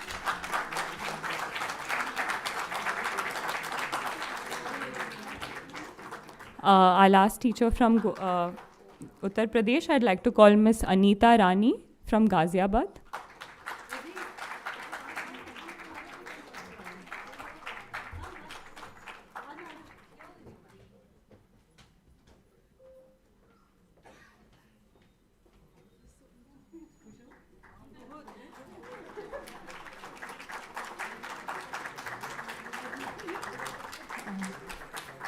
Thank you.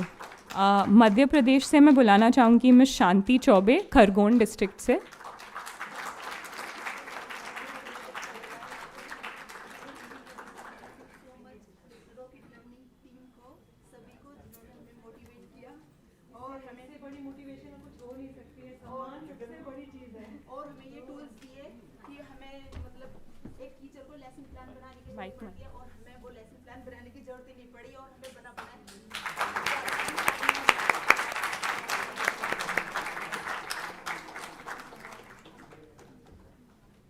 Miss Shanti Chaube, ma'am, from Khargon.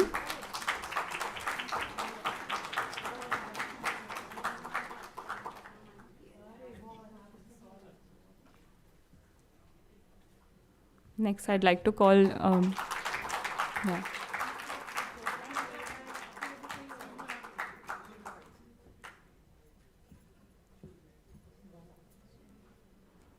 I'd like to call Miss Archana Malviya ma'am, जो इंदौर से आई है.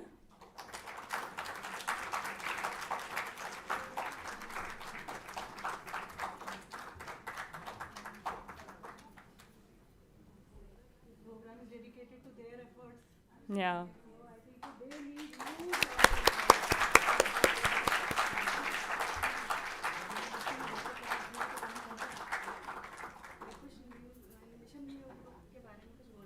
हाँ please उनको mic दीजिए.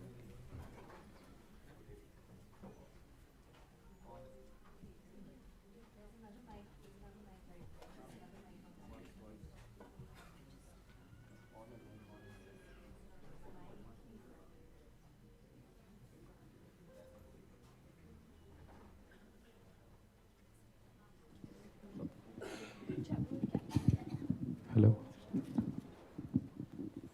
आप सभी को मेरा नमस्ते.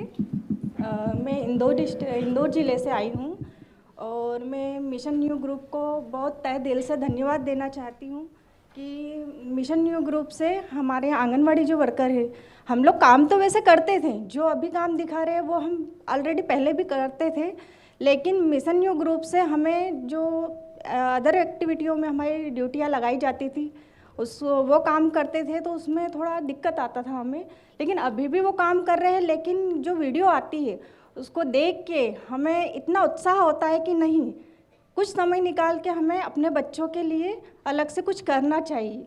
तो हम कैसी भी परिस्थितियों में रहते हैं, लेकिन मिशन न्यू ग्रुप ने जो वीडियो भेजी है उसे हम बहुत उत्साह से करवाते हैं और हमारे बच्चे भी बहुत उत्साह से ये उस गतिविधियों में भाग लेते हैं. तो मैं पुनः मिशन न्यू ग्रुप को धन्यवाद देती हूँ, पूरी टीम को. ऐसे ही आगे कुछ कार्यक्रम होते रहे और इस बार मैं आई हूँ, मेरी इच्छा है कि अगली बार मेरी जो बहनें हैं, आंगनवाड़ी वर्कर है, वो भी इसमें इन्वॉल्व हो. जी thank you ma'am. Thank you so much Archana जी.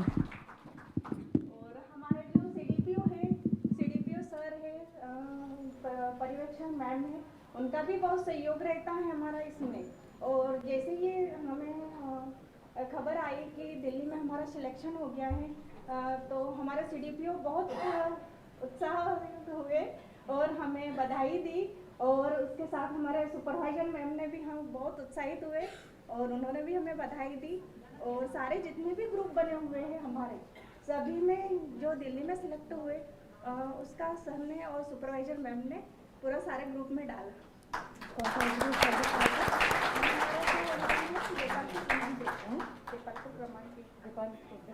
हाँ, ICDS देपालपुर के लिए thank you so much ma'am. Next मैं बुलाना चाहूँगी मिस ममता कारपेंटर, जो राजगढ़ से आई हैं.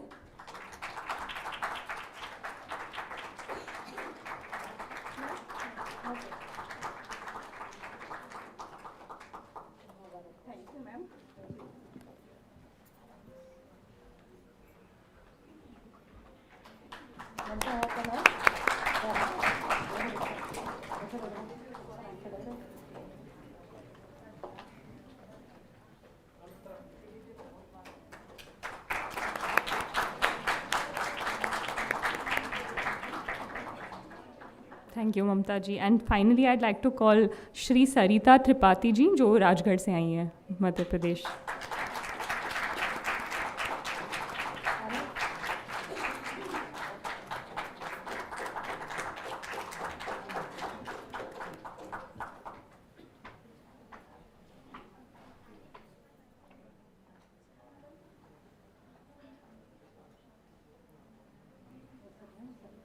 आप सभी को मेरी ओर से बहुत बहुत धन्यवाद.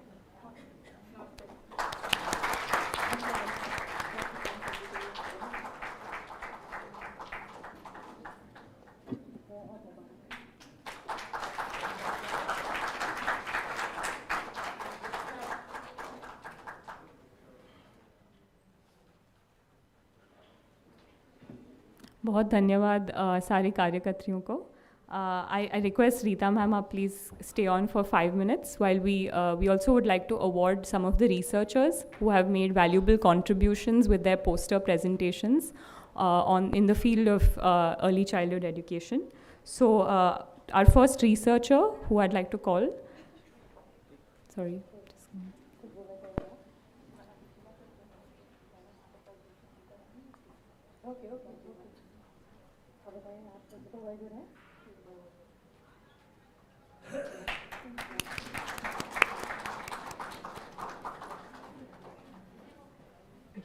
I'd like to call Miss Alisha Taslim from the Center for Early Childhood Development and Research from the University of Jamia Millia.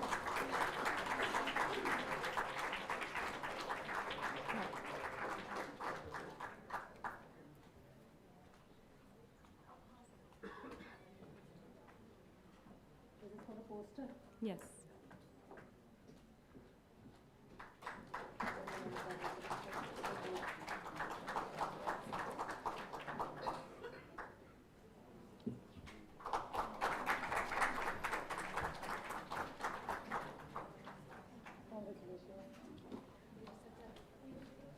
Next, I'd like to call Mr. Lokeshwaran Nagraj from the Central Square Foundation.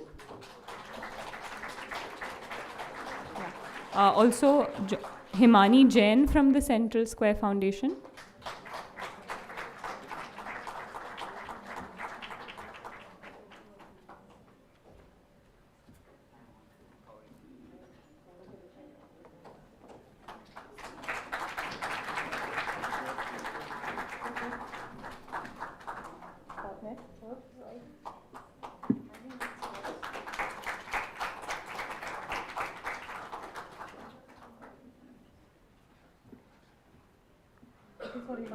Okay, congratulations.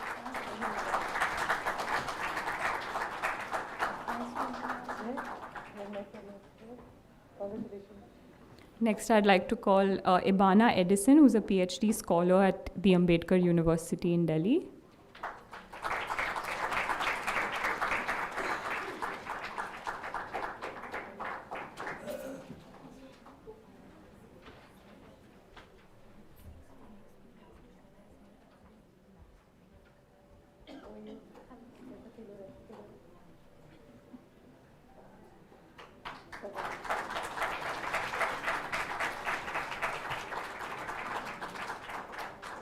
Next, we have Dr. Seema Nath. Unfortunately, she isn't here to join us as she has a health emergency, but we'd like to call her colleague Shweta to collect her certificate on her behalf.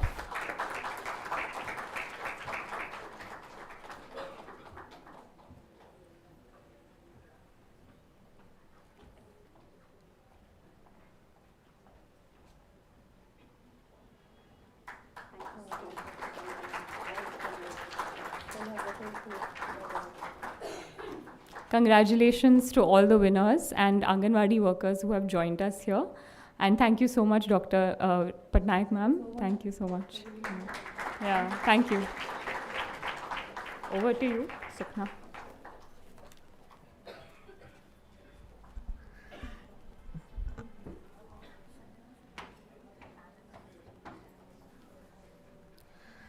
Thank you, Dr. Patnaik.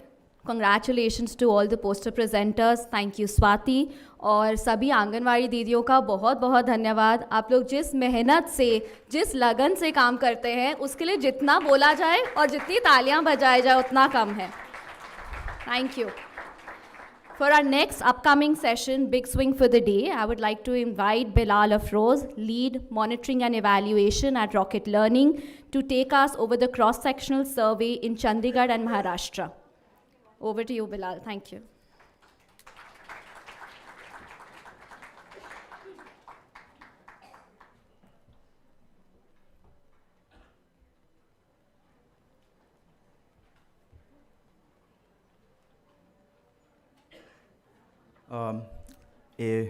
Hello everybody, a very good afternoon to one and all present here.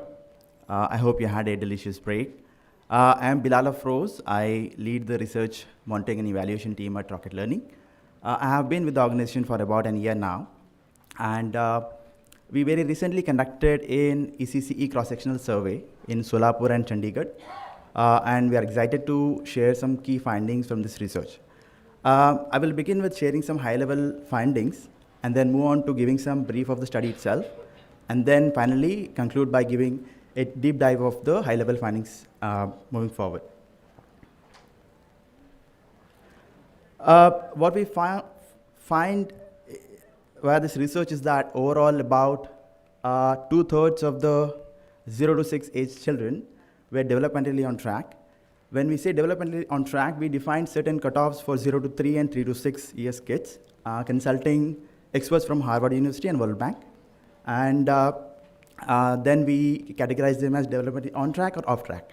So we found that almost 2/3 of them were developmentally on track on key development domains such as cognitive, language, motor, and socio-emotional domains. What we also found was parents' perception and knowledge played a very critical role in the well-being of child, especially in the early years of age. And also our robust regression modeling shows that it can, in some cases, help mitigate the differences created by wealth and nutrition as well. Further, what we find is that child development and cognitive outcomes are highly correlated with child receiving a balanced diet. And as you know, balanced diet is a core nutritional indicator, and especially this is more relevant for children who are below 3 years of age.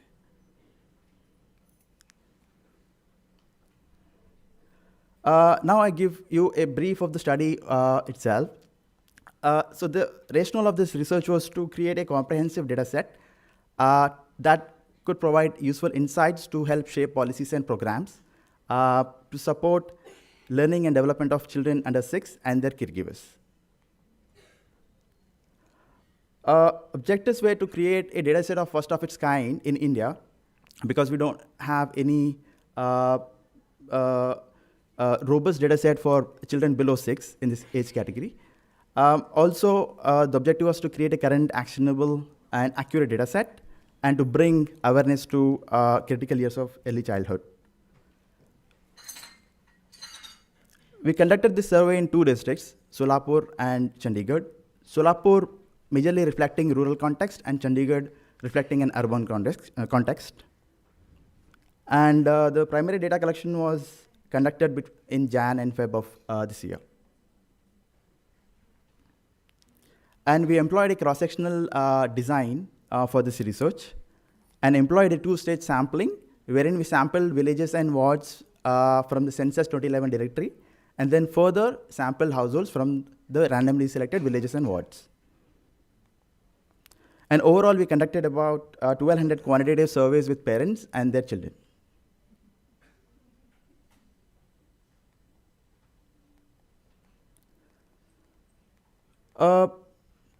So for assessment of kids below 3, we used a tool called CREDI, Caregiver Reported Early Development Index tool, which is a tool developed by Harvard University. And this is a tool that's well tested across the globe in many different languages, including Indian languages. And this has both short and long form. And for this research, we use something called long form of this tool, which helps us to get domain-wise scores besides the overall score. When I say domain-wise, it helps us to get scores of motor, cognitive, language, and socio-emotional developments as well. Just to give you a glimpse of what all different questions are there out in the CREDI tool, you can have a look at this. The questions are modulated to each age category, like age range. For example, here the questions I give here, like just for the demonstration purposes, we have for 6 to 11 months, 12 to 17 months, and 24 to 29 months, right?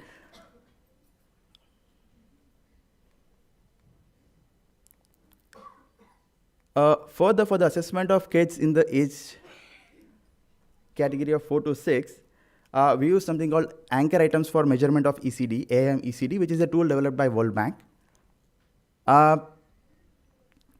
This helps us to get scores of early literacy, early numeracy, executive functioning, and socio-emotional development of kids. And this has a shorter form called caregiver report form, and then a longer tool called direct assessment tool. And for this study, we used a direct assessment tool as a way of assessment. Just to give a glimpse of what the AM ECD tool contains, if you see, we have different concepts measured, and this is a glimpse of it. So we have spatial vocabulary related questions. We have questions that ask kid to identify different shapes.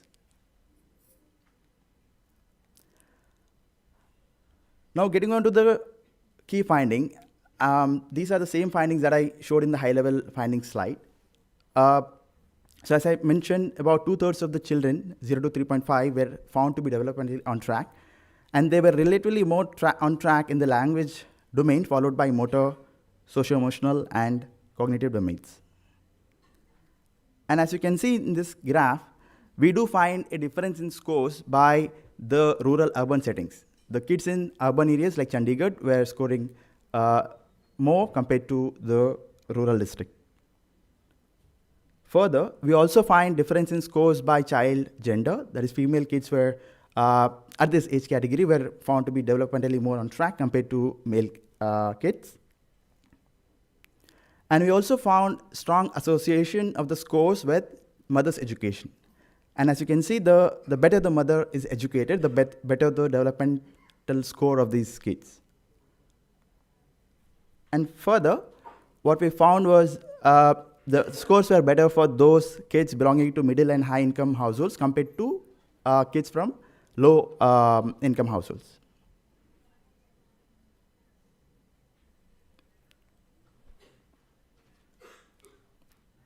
Similarly,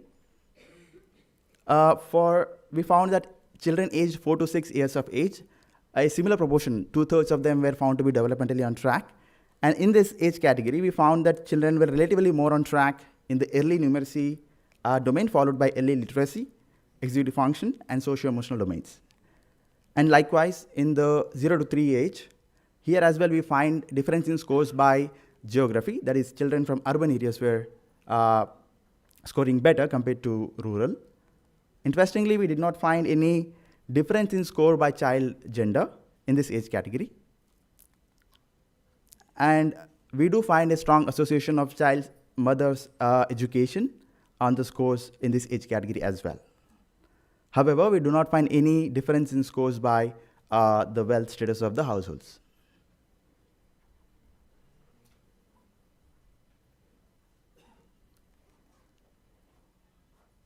Further, as I discussed in the high-level slide, parents' perception of ECD was found to be very crucial in young child's well-being or development. And in this research, we had a very short and well thought out 10 indicators, out of which we created a cutoff called parent perception cutoff, greater than or equal to 7. And we find a strong association of the scores with the parents having the right knowledge and perception regarding ECD, as you can see here, for 0 to 3.5 years kids.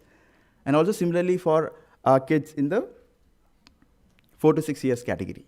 You can find a strong association with the parents having, or the caregivers having better perception and knowledge of ECD, and those who have otherwise.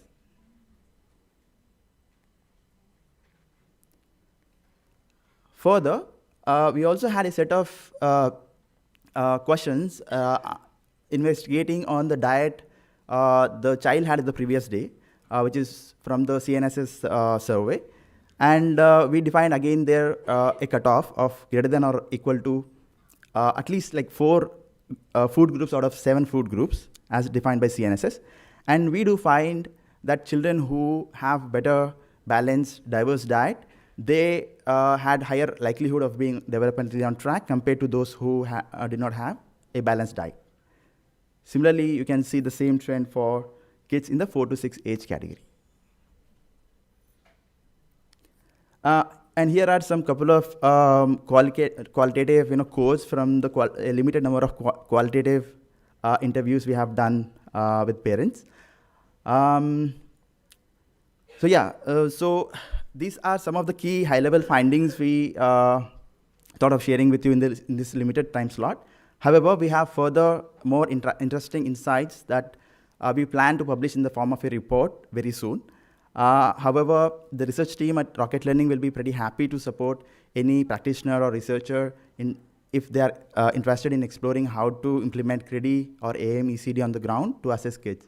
But yeah, if you have any further questions or interested to explore any other further concepts further, feel free to reach out. Thank you.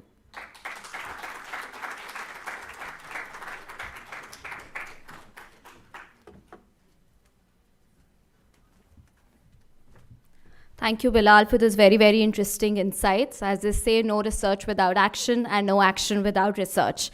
Moving very swiftly ahead, I'll invite for a second big swing of the day, presented on behavior change in ECCE by Ayushri Gupta, Chief of Staff, Behavior Change Communications Team, Rocket Learning. Please welcome her with a loud round of applause, please.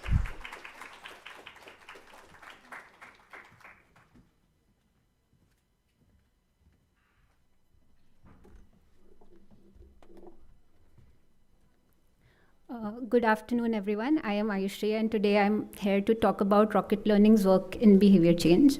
So in the conference today, we have established that parents are an important part of a child's learning ecosystem in the ages of 0 to 6.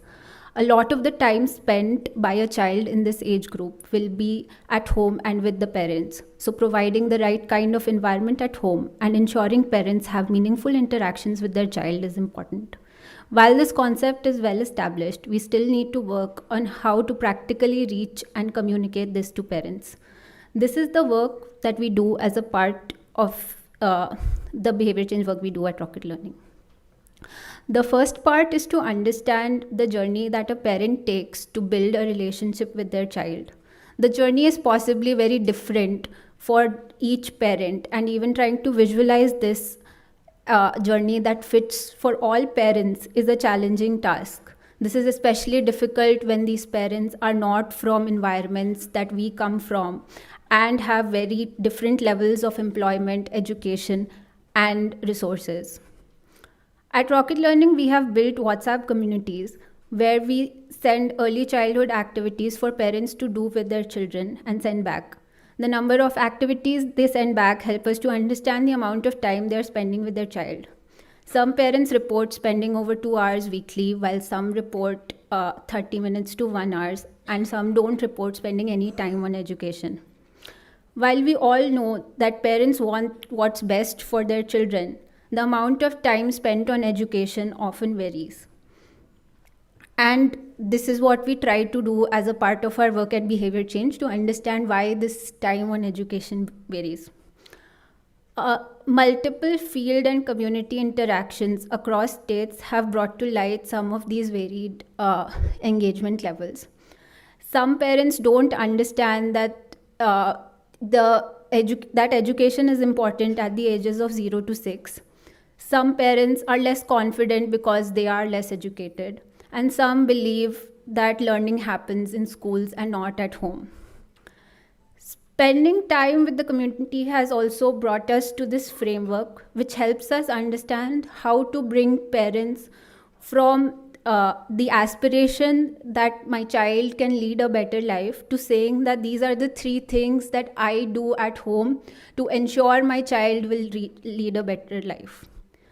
Our framework starts with building an aspiration for the child to lead a better life and helping a parent define milestones for aspiration for the next 4 years, 8 years, and 12 years. Then it moves to a parent understanding the role a parent has in achieving this aspiration, their attitudes towards early childhood education and parental inputs. It then moves to parents building the confidence that they themselves have a role to play despite their level of education.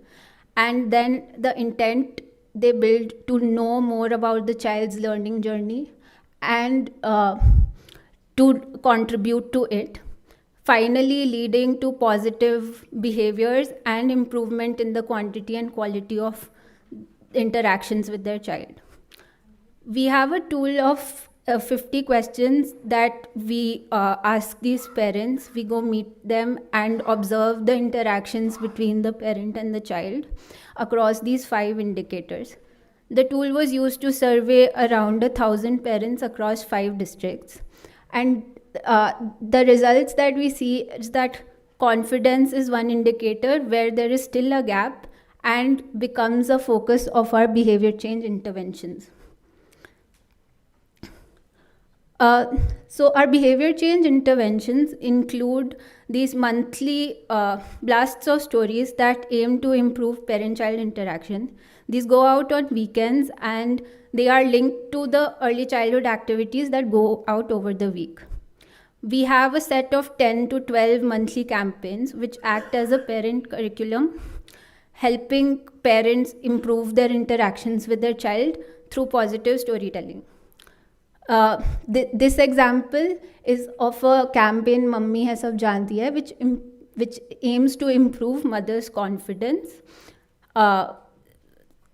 Through engagement with these WhatsApp campaigns, we aim to move parents in building a healthy relationship with their child.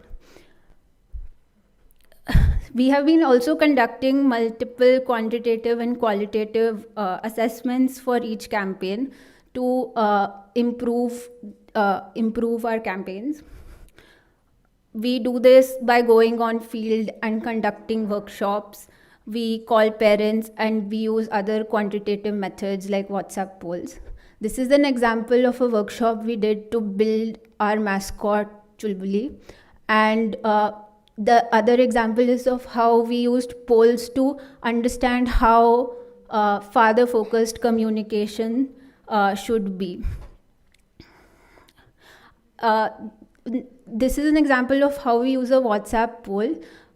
This is a campaign, Har Bacche Ka Vikas, or Every Child is Unique, where we saw 30,000 parents respond on the campaign in a day. This number has also increased from 15 to 20,000 from the last year as we improved our campaigns. To understand if parents' perceptions have changed over time, we also send out a poll before and after the campaign. The poll had around 10,000 responders, and we see that there was an improvement in parents understanding that children learn at different paces. So in conclusion, our aim at behavior change is to ensure that each parent is spending the right quantity and quality of time with their child. Now we'll show you a video of how children learn social skills like sharing through daily interactions with their parents. चुलबुली की mummy हमेशा अपने आसपास के लोगों के साथ मिलजुल कर प्यार से रहती है। वो चीजों को हमेशा सबसे बांटकर सबकी मदद करती है। चुलबुली देखती है कि मम्मी को उनके व्यवहार के लिए सब खूब पसंद करते हैं। मम्मी क्या पार्क चले? खेलेंगे, मजा आएगा। गिल्लू तू भी चल। अच्छा, ठीक है, चलते हैं। चुलबुली मम्मी के साथ पार्क चली जाती है और दोनों खूब खेलते हैं। फिर वहाँ से एक फल वाला निकलता है। क्या आप जानते हो चुलबुली को फल खाना बहुत पसंद है? मम्मी भूख लग रही है, कुछ सेब ले लें क्या? अच्छा चलो देखती हूँ, शायद इतने पैसे नहीं लाई। भैया 2 सेब दे दीजिए। चलो चुलबुली, एक सेब तुम खाओ और एक मुझे दे दो, मुझे भी भूख लगी है।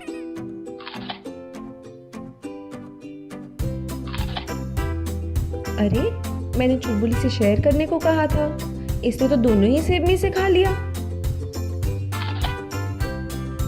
मम्मी आप ये वाला सेब खाओ, मैंने दोनों का टेस्ट करके देख लिया है, ये वाला ज्यादा मीठा है। आप ही कहते हो सबके साथ अच्छी चीजें ही बांटनी चाहिए। ये सुनकर मम्मी हैरान रह गई और उन्होंने महसूस किया कि बच्चे वो काम भले ही ना करें जो हम उनसे करने को कहते हैं, पर बच्चे वो जरूर करते हैं जो हमें करते हुए देखते हैं।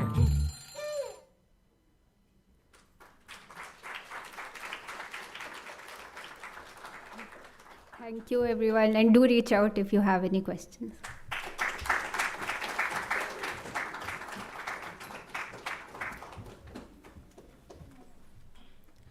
Thank you for that very interesting lightning talk, Ayushri, and sharing these amazing insights.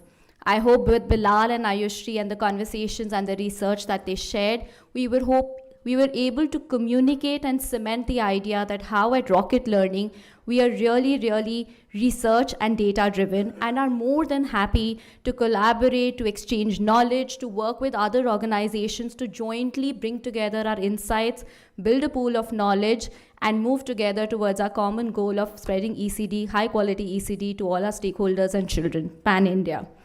With this, moving ahead, I would now like to invite for our next panel, the first 1,000 days of life, an esteemed panel over here with the beginning and with the understanding that the critical 1,000-day window in a child's life offers prime opportunity for establishing a strong foundation. As Dr. Paul and Sir Sampath also shared in their panel, that while with the ICDS structure in place, we have a very strong foundation, a phenomenal structure for propelling ECD in the country, still there are hurdles and challenges towards extending high quality services to each and every child. This panel will explore the challenge of children under 3 years in particular. It will also explore how stimulation and pedagogy, capacity building, and digital applications can help in creating an equal foundation early. I would like to request our moderator, Vibha Iyer from Rocket Learning, to please join us on stage and welcome all the speakers.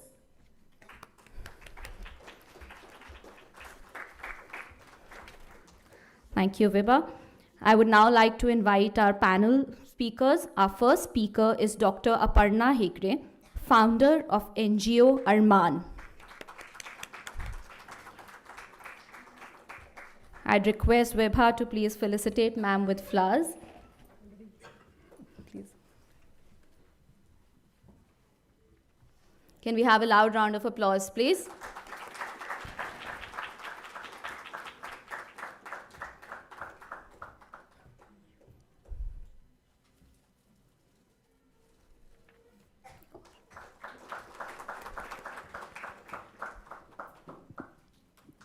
Our next speaker is Ms. Shweta Mehta, Senior Project Manager at Ummeed Child Development Center. An occupational therapist by training, she has immense knowledge and experience in the field of early childhood education. Welcome, Dr. Shweta.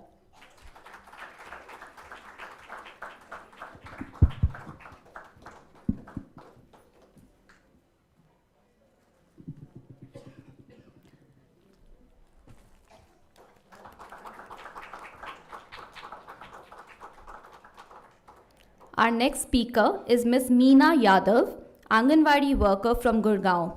Meena ji, please.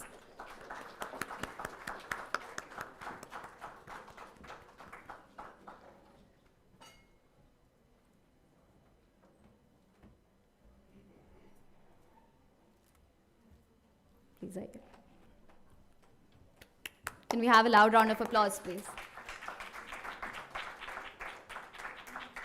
Welcome, Meena ji. Finally, we have parent of a child under 3, also from Gurgaon, from Meena ji's Anganwadi.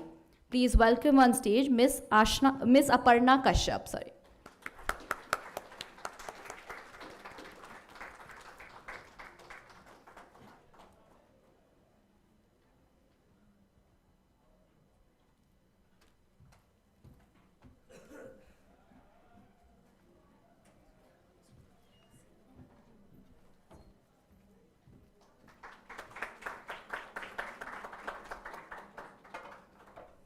Thank you. We were also expecting Ms. Tripti Gurha to be joining us very soon, who's the Additional Secretary, MWCD, and Director, NIPSED. Thank you. With that, I'll hand over to Vibha to please take us forward. Thank you, everyone, for being here today. This conversation is about the first 1,000 days of a child's life. This period, as we all have been hearing throughout the morning today, is probably the most fertile period in the child's developmental phases. So during the earliest years, the brain has the higher plasticity, and there's a lot of neurological development that can happen. during this period. And as we've heard this number, I think all of us must be very familiar with it by now. But about 80% of the child's brain development happens by the age of 3. And they say about 90 to 95% happens by the time the child is 6. So in these earliest years, I think is the most critical period when we can provide the child, the parent, the caregiver, the community with the right kind of support to enable the child to succeed in life. So here we are today with this panel, hoping to sort of unpack what are the kind of services, what are the kind of support that we can create for this period. Thank you. In India, of course, we have a unique opportunity. The Integrated Child Development Services, the ICDS, which again we have heard a lot about today, which has managed to achieve so many incredible things in such a short period, is not only responsible for providing early childhood education, but also for nutrition. So it's a very well-rounded program, and it covers many aspects of the child's development. So, and the spread of the ICDS is so large that it enables pretty much every child from disadvantaged communities across the country to have access to these services. Yeah, so in today's conversation, we're hoping to touch upon a couple of topics. तो हम जिस विषय के बारे में बात करेंगे उसमें है, सबसे पहले हम ये देखेंगे कि जो बच्चे के पहले 1000 दिन होते हैं उसके जीवन के, उसमें क्या कर सकते हैं एंड क्या होना चाहिए. दूसरा सवाल जो हम कवर करेंगे वो होगा कि जो आपकी तरह माता पिता हैं, केयर गिवर्स हैं, घर पे जो ग्रैंड पेरेंट्स हैं, उनके अवेयरनेस के लिए हम क्या कर सकते हैं, उनको एक्विप करने के लिए, उनको सहायता देने के लिए. एंड तीसरा हम कवर करेंगे कि जो हमारे फ्रंटलाइन वर्कर्स हैं इस उम्र में डिसेबिलिटीज़ के मामले में, डिसेबिलिटीज़ डिलेज जो होती है बच्चे में, दिव्यांगता, उसके लिए हम किस तरह के सर्विसेज ऑफर कर सकते हैं. So this will be the sort of area of discussion today. Thank you to each one of you for being present for this conversation. Dr. Hegde, I'd like to start by asking you, what we do know from the nurturing care framework is that there are 5 indivisible components of the child's development.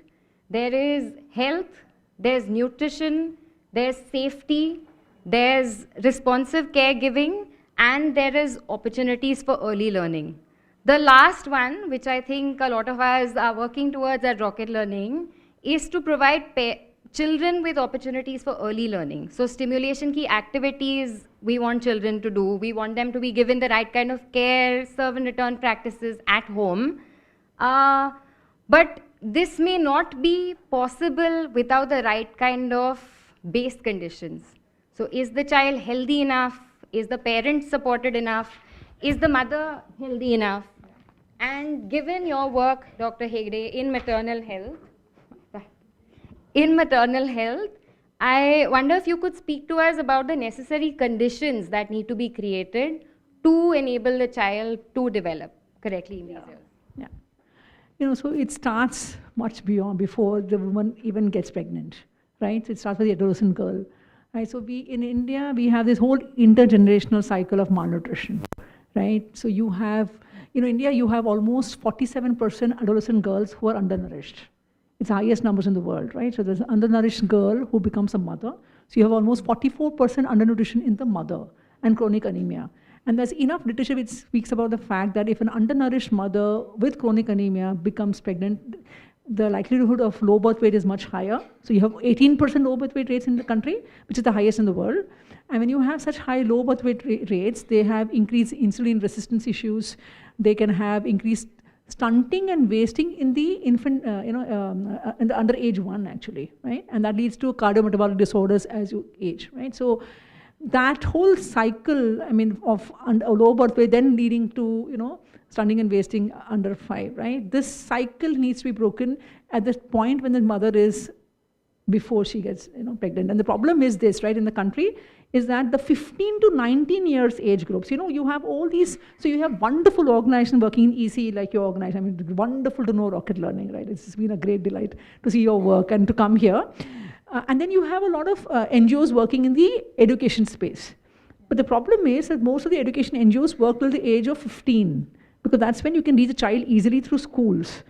Now, how much ever you try to keep a girl child in a school, unfortunately, after the age of 15, she goes back into the same situation. So 15 to 19, the most critical phase, you don't really have any support. NGOs don't work in that space. There are no Government of India programs for the 15 to 19. And adolescent motherhood is very common in the country, especially in tribal areas. Right? So then you have this whole cycle setting in, right? 15 to 19 years. So how do you break that is what, and even when NGOs like ours, right, maternal child health NGOs, we come in when the woman becomes pregnant. And we come in when the mother is already 3 months pregnant, right? So by the time we come to know she's pregnant, it's 4th or 5th month, and you have only a 4-month period to work in. And that whole environment, the cycle, needs to be broken. Second thing, you're talking about how can the environment be improved. I think it's very important to have a gender transformative approach. If you look at all of us, we speak so much of the mother. It's the husband and the wife. Even in Arman now, we're converting everything in. So we have a lot of services which provide information to mothers to pregnancy and infancy, right? So now we're targeting the mother and the father. It's like it's the father's responsibility along with the mother's, right? So it's like completely, so that gender transformative approach is so important because the gatekeeper is the husband oftentimes, right? We all use digital tools, but the husband is the gatekeeper. And then through the husband comes the family, right? I mean, the in-laws. So then how do we get the husband involved? That's another very important point to kind of, look into. So unless we get these two things sorted out, you have this undernourished child going on to, having cognitive impairment going forward. Yeah. So. Great. Thank you so much, Dr. Aparna. In the last couple of months, actually, we have done several field visits with the intent of launching an early stimulation program for children between 0 to 3. And what you said resonates deeply because most of the homes we visited, the phones are typically belonging to the fathers. Yeah. So the phones are in the hands of the father, and often even if the mother wants to access information, she doesn't have a device in her hand. So without actually addressing some of our behavior change communications to fathers, we probably can't reach the mother. Just one point also I want to make is that, one thing that I realized, in this field for such a long time, and we realized that in child health, we never analyze girl children versus male children. And, it was very shocking to me that we're not doing that. And when you realize the disparity, right, the nutrition disparity that girl child faces, right, it's 20% more mortality amongst under 5 girls as compared to boys, right? 22,000 girls die more than boys, right? So that's where, right? So the gender transformative approach involves not just involving the husbands, also ensuring that the communication in such a way that you ensure that the girl child gets as much importance as the male child. Yeah. Perfect. I'll just direct my next question to Meena ji, who's an Anganwadi worker in Gurgaon. And Meena ji, आपको इन्होंने जितना बताया शायद सुना होगा, मैं थोड़ा repeat कर देती हूँ. बट जैसे ये बता रहे थे किशोरी लड़कियों के लिए जो प्रोग्राम्स चलते हैं, उससे जो बाद में बच्चा पैदा होता है उसके बहुत सारे प्रॉब्लम्स पहले से सॉर्ट आउट हो जाते हैं ताकि उनका ख्याल रखें. तो मैं ये देखना चाहती थी कि जो पहले 1000 दिन हैं बच्चे के जीवन के, उसमें आप उसके बेटर विकास के लिए आप क्या करते हैं? आप आंगनवाड़ी वर्कर के रूप में किस तरह के सर्विसेज ऑफर करते हैं? आप पेरेंट्स के साथ, मदर्स के साथ, बच्चों के साथ क्या क्या करते हैं?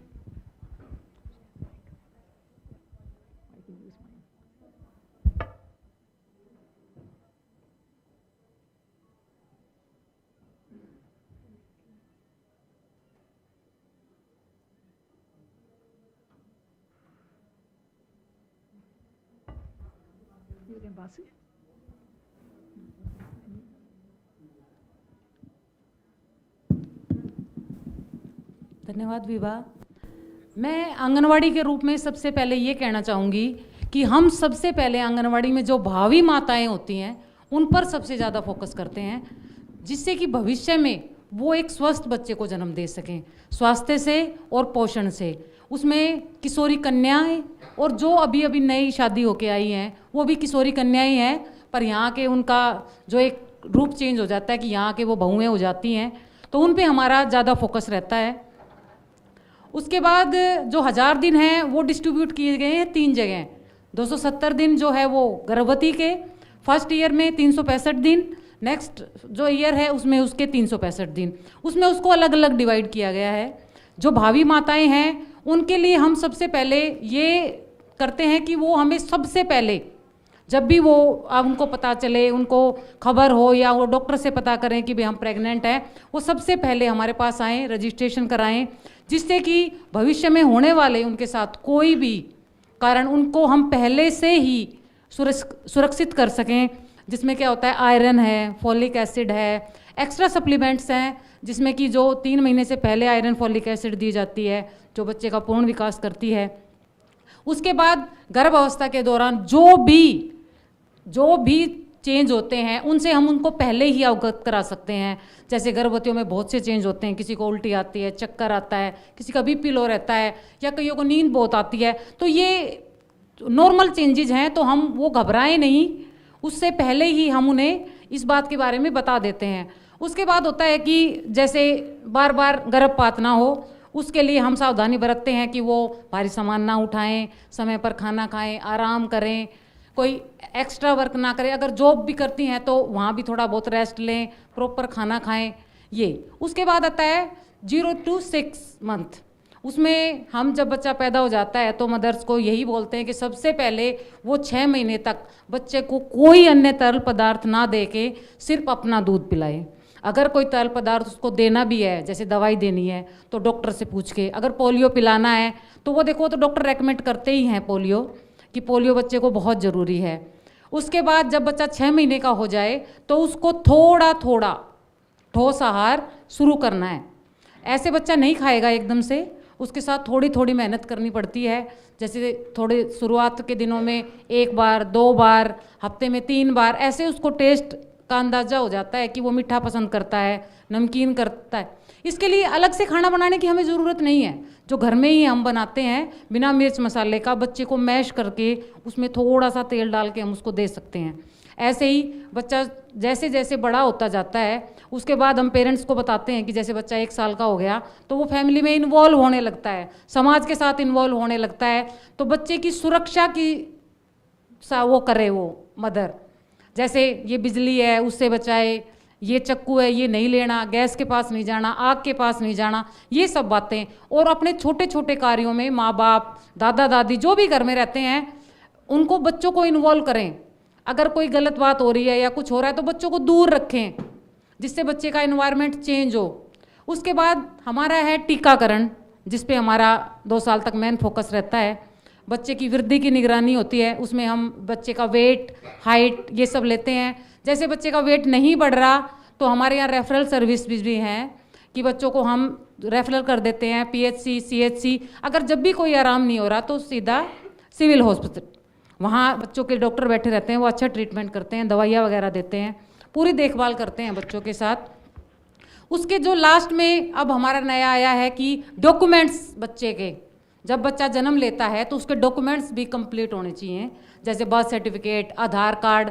हरियाणा में जैसे फैमिली ID का काम चला हुआ है, टीकाकरण का कार्ड। टीकाकरण के कार्ड को आम ना समझा जाए कि ये आम है, भविष्य में इसकी बहुत ज़रूरत पड़ेगी।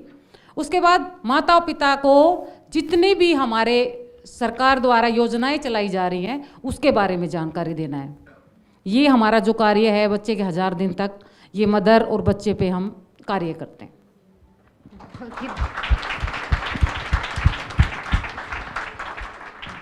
आई थिंक हर बार जब ये लिस्ट निकलता है एंड वी हियर कि आंगनवाड़ी दीदी क्या क्या करती हैं अपने पूरे वर्क के, इसमें हमेशा उतना ही शौक फील होता है कि इतनी सारी चीज़ें हमारे सारे देश के इतने सारे बच्चों का जो भविष्य है इनके हाथों में है। तो इस मतलब जो आप कह रहे हैं, विवाह में मैं आपको रोकना चाहूँगी, हम एक आंगनवाड़ी वर्कर 24 कार्य करती है। हाँ। वो सिर्फ लाइनों पे गिने हुए हैं, उसके एक्स्ट्रा कितना करती है वो नहीं कह सकते हम। हाँ, पूरा दिन निकल जाएगा, हम अभी उसके बारे में बातें करेंगे। तो आई थिंक तो हम आपकी तरफ आते हैं अपर्णा जी। आपका अभी एक 1.5 साल का बच्चा है ना? तो आप क्या करते हैं? मतलब हम अभी बच्चे की तरफ से देखना चाहते हैं कि मतलब हमारे देश के जो बच्चे हैं, 1.5 साल के बच्चे, उनका दिन कैसे दिखता है? आप सुबह से शाम तक बच्चे के साथ क्या करते हैं? उनके विकास के लिए क्या खेल खेलते हैं? क्या खाना खाते हैं?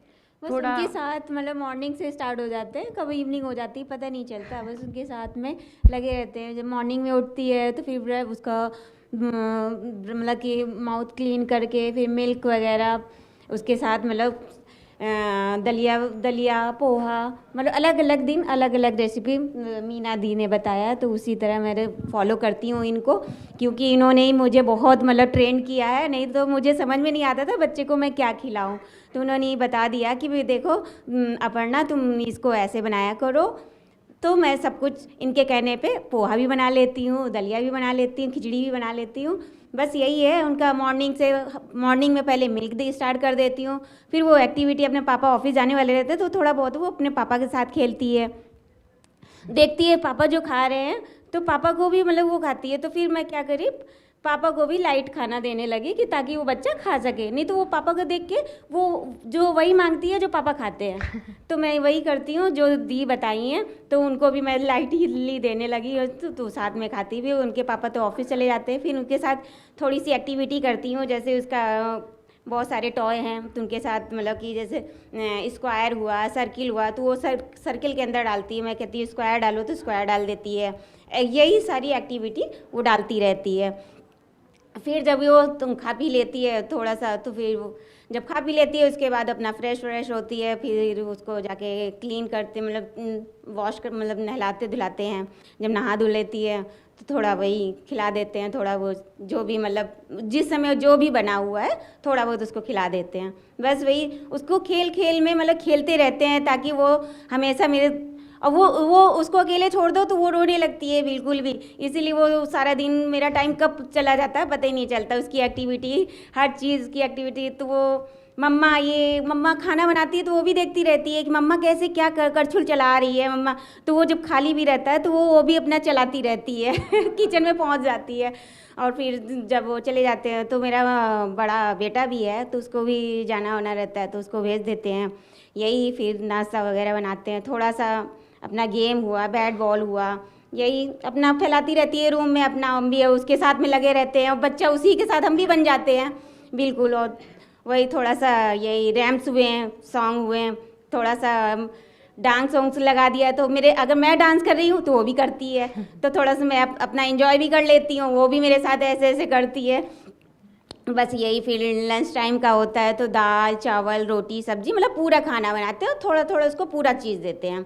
बस यही है। फिर भैया आ जाता है तो भैया के साथ भी खेलती है, तो तीनों मिलके खेलते हैं। फिर यही तो खेलती है, फिर वही 1 बजे के बाद वो थक जाती है तो वो सो जाती है, फिर वही फिर 2 घंटे सोती है, फिर भैया और मेरे साथ ही खेलती है। पापा तो आते हैं इवनिंग टाइम में, जब पापा आएंगे पापा को देखेगी, पापा का बैग लेगी, बस पापा हम आ गए। पापा चाय देखती हो तो चाय का कप भी तो फिर हम हटा देते हैं वो सोचती पापा पी रहे हैं मैं भी पीऊँगी, तो उसको ऐसे उसमें थोड़ा सा कुछ डाल के मैं मिल्क देती हूँ कि हाँ ये पापा के साथ ये भी पिए, तो थोड़ा बहुत मिल्क पी लेती है, ज़्यादा नहीं पीती, समझ जाती है मम्मी का घोल है कुछ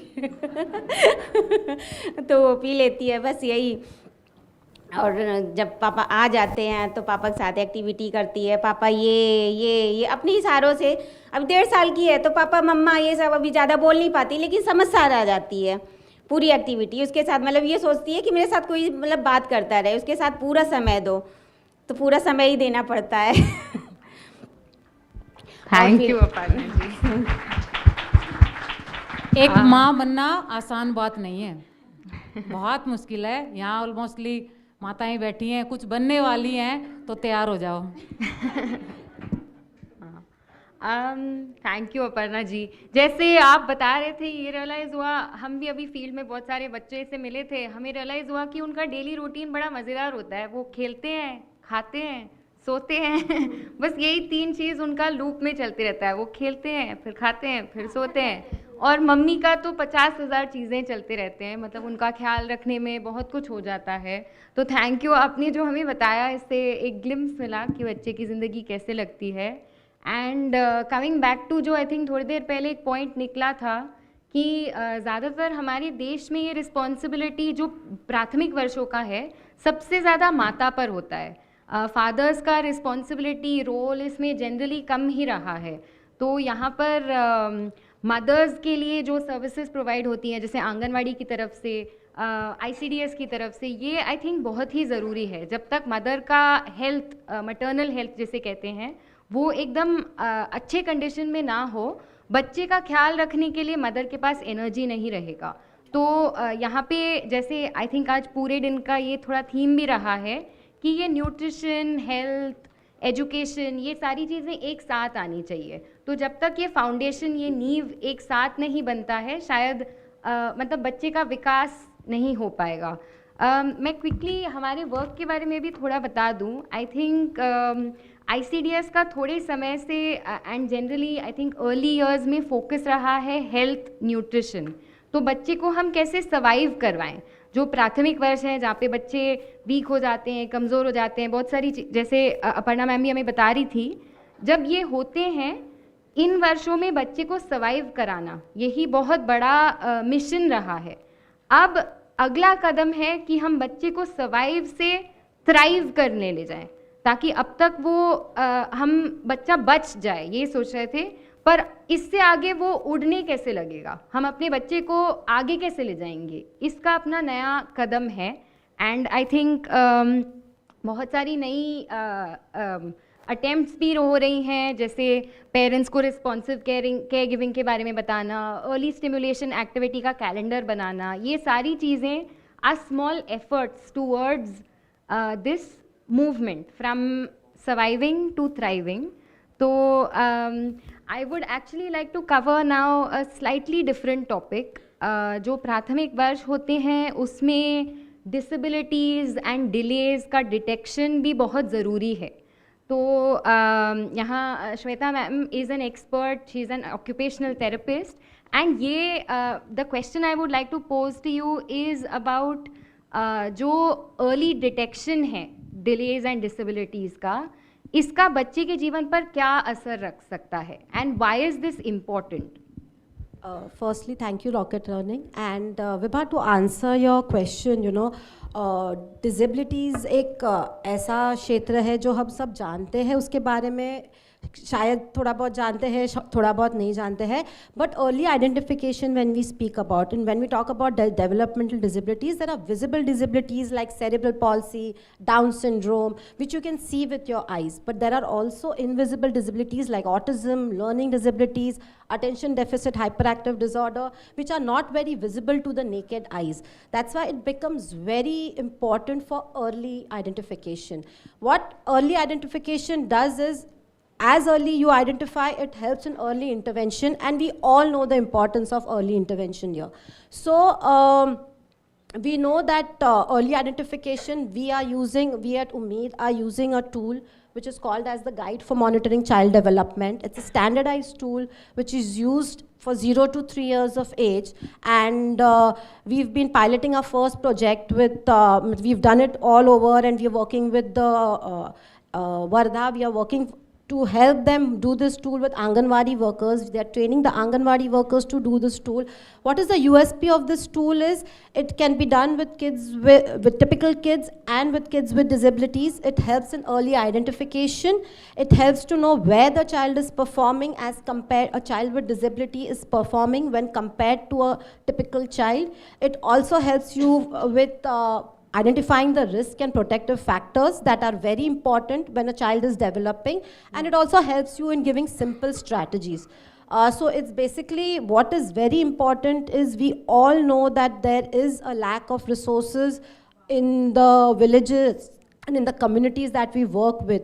So something that helps them to have these strategies, which we can tell the Anganwadi workers, the mothers with children with disability, so that we can early identify, we can prevent the happening of a developmental disability, we can early identify, and if needed, give interventions which are home-based and which are simple. Right, thank you. So if I'm getting this correctly, catching a delay early on can actually prevent the occurrence of a disability later on for the child, right? So Actually, I would really like Meena ma'am to speak on her experience. In the Anganwadi that she works in, there are actually Divyang children that she has personally worked with, and with actually no prior professional training in this. तो आपका क्या experience रहा है दिव्यांग बच्चों के साथ काम करते हुए? एंड मैं एक और सवाल इसके साथ जोड़ना चाहती हूँ कि अगर आपको ICDS की तरफ से, गवर्नमेंट की तरफ से किसी भी सपोर्ट की ज़रूरत है दिव्यांग बच्चों के साथ काम करने में, वो किस तरह का सपोर्ट आपको फ़ायदे का होगा? मैम, मेरे को दिव्यांग बच्चे के साथ काम करने पे एक नया एक्सपीरियंस मिला जिसकी मुझे कोई ट्रेनिंग नहीं थी कभी। पर देखो, सब बच्चा एक समान होता है, मेरे लिए भी होना चाहिए ये, और मदर के लिए तो है ही उसके बच्चे एक जैसे। तो बच्चा आता था मेरे सेंटर पे, उसके लिए मुझे ज़रूरत है तो ट्रेनिंग की, और सरकार द्वारा किसी ऐसे डॉक्टर को अपॉइंट की कि उसकी जो सहायता हो सके कि बच्चा जो है वो सब बच्चों के साथ स्टैंड कर सके, बच्चों के साथ खड़ा रह सके, आने वाले टाइम में भी वो सब बच्चों से अलग अपने आप को ना समझे, अपने आप को भी वो एक नॉर्मल चाइल्ड समझे, जिसकी सहायता डॉक्टर और पेरेंट्स और जो हमें गाइडलाइन मिलेगी वो गाइडलाइन उसके साथ हम कर सकते हैं। उस बच्चे के साथ मुझे ज़्यादा एक्सपीरियंस नहीं हुआ, पर वो सब बच्चों के साथ नहीं बैठता था, वो अकेले में अपने में मस्त रहता था, अपनी मर्जी से अपने काम करता था। उसके साथ मैं क्या करती, बच्चे जाने के बाद मैं उसके साथ खेलती थी, कुछ उसको बुक्स दिखाती थी, वो कलर वगैरह नहीं पकड़ता था तो उसके हाथ पे कलर लगा के ऐसे प्रिंट कराना, ये सब काम, मिट्टी से खिलाना, ये सब काम मैं उसके साथ करती थी। और उसकी मदर को भी मैंने यही बोला था कि इसको अपने घर, अपने कामों में इन्वॉल्व किया करो। ऐसे नहीं है कि इसको छोड़ दिया कि ये नहीं कर रहा, ये गिरा रहा है, नहीं, इसको बोलो कि मैं उठा रही हूँ, चल आप भी उठाओ, मैं ये कर रही हूँ, आप भी ये करो। तो धीरे धीरे बच्चे में बदलाव ज़रूर आएंगे। अब मैं जब आई थी तो उस बच्चे के साथ, अब डॉक्टरों के साथ उसकी अपॉइंटमेंट है, उसका इलाज चल रहा है, बच्चे में 20% फ़र्क है उसमें, अब वो बैठ जाता है आराम से। और दूसरा सवाल था कि आपको जैसे अगर दिव्यांग बच्चों के साथ काम करते रहना पड़े तो आपको गवर्नमेंट की तरफ से, ICDS की तरफ से किस तरह के सपोर्ट की ज़रूरत पड़ेगी?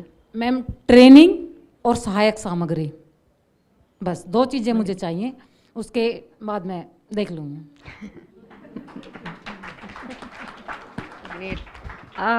I would like to ask you the next question, Dr. Hegde. You have been working through Arman at a very large scale on similar subjects. So delays, disabilities, these all come within sort of the purview of your work, and you have used a lot of technology actually for the dissemination of your programs.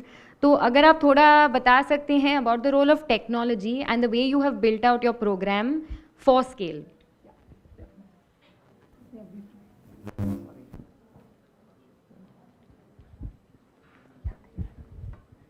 Thank you. Yeah, before I start, I must really thank you for the fact that you have these 2 wonderful ladies on stage, because we are always very motivated when we hear such inspirational Anganwadi workers and mothers. Really, that's what we really aim for, right? Yeah. So our work, right? So Arman works in the space of maternal and child health. We work with pregnant mothers and children till the age 1. And from the very beginning, because we realized the scale of India's problems is so huge that we have to design for scale from day 1. And that's when it was very apparent to us you use technology, right? And specifically mobile health, right? So 15 years ago when I founded Arman, we didn't really have mHealth being used, but we went in this field with the idea that we would not only use mHealth, mobile health, it would be tech plus touch.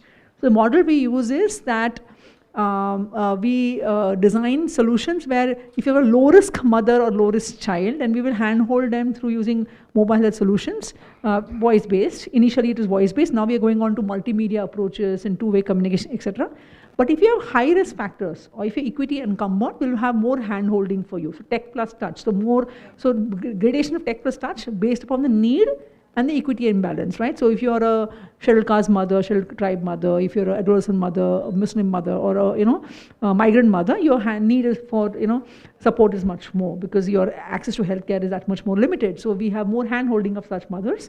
Similarly, if your mother or child has high risk factor, then we have more hand-holding, right? So, and the way we work is that we work pre-hospital stage because India has very high hospital-based delivery rates. But what really suffers is antenatal care and infancy care. So the way we work is where we inform mothers of care to be taken during pregnancy and infancy.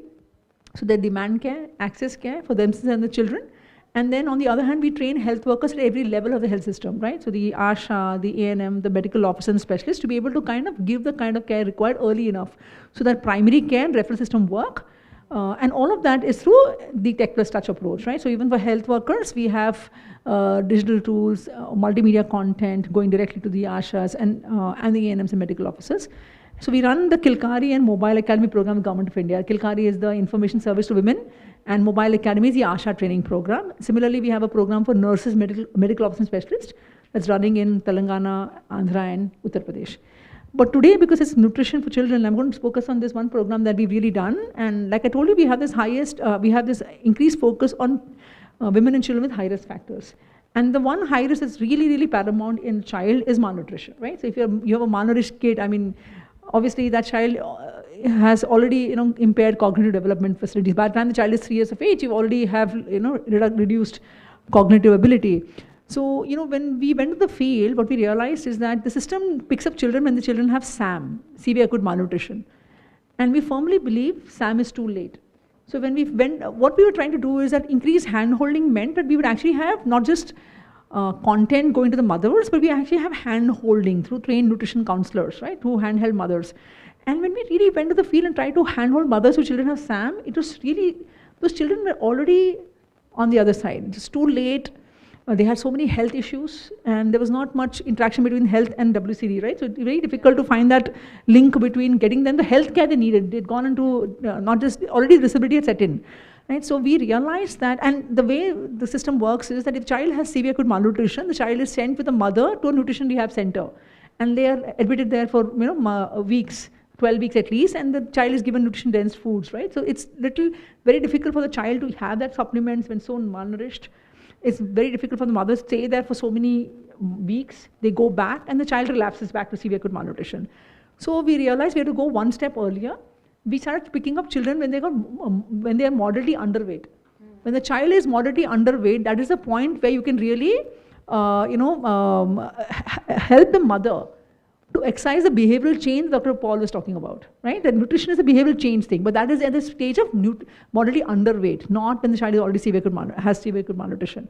So we did an RCT where we picked up 800 mothers whose children we picked up to be moderately underweight. We screened the children, because we had a baseline program of reaching out to mothers and children. So from the mothers we were already serving with information service, we picked up those children who had gone on to moderately underweight phase stage.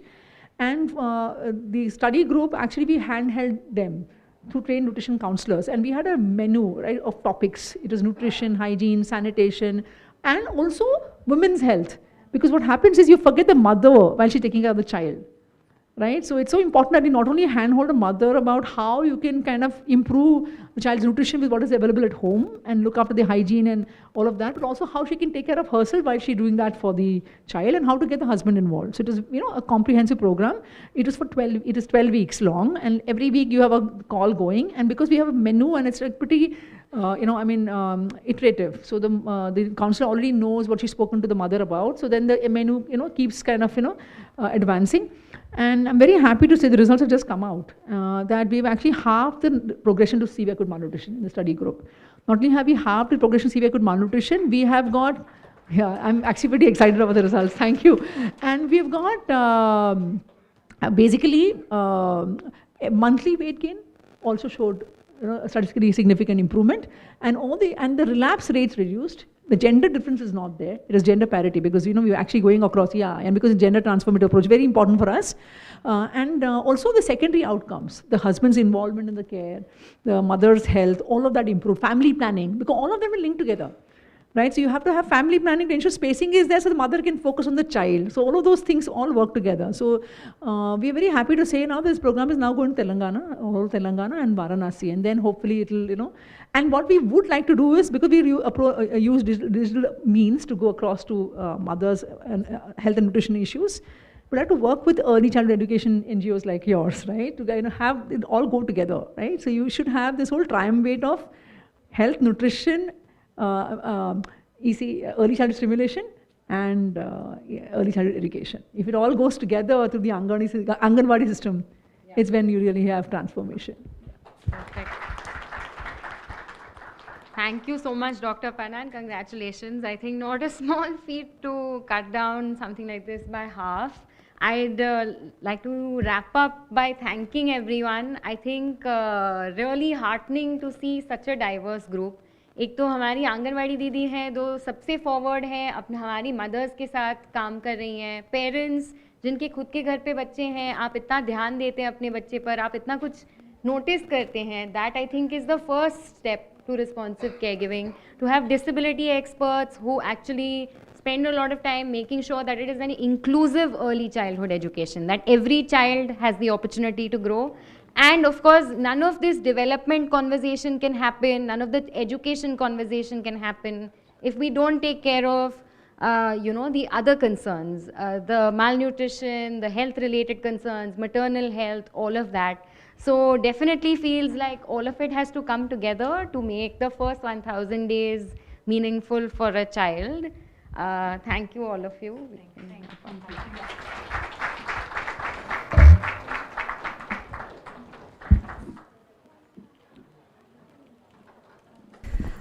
Thank you so much. I think it's just been so wonderful to hear from the people themselves, right? It's one thing to talk about the work, but then to hear from the people on the ground themselves who are doing this work is just incredibly exciting.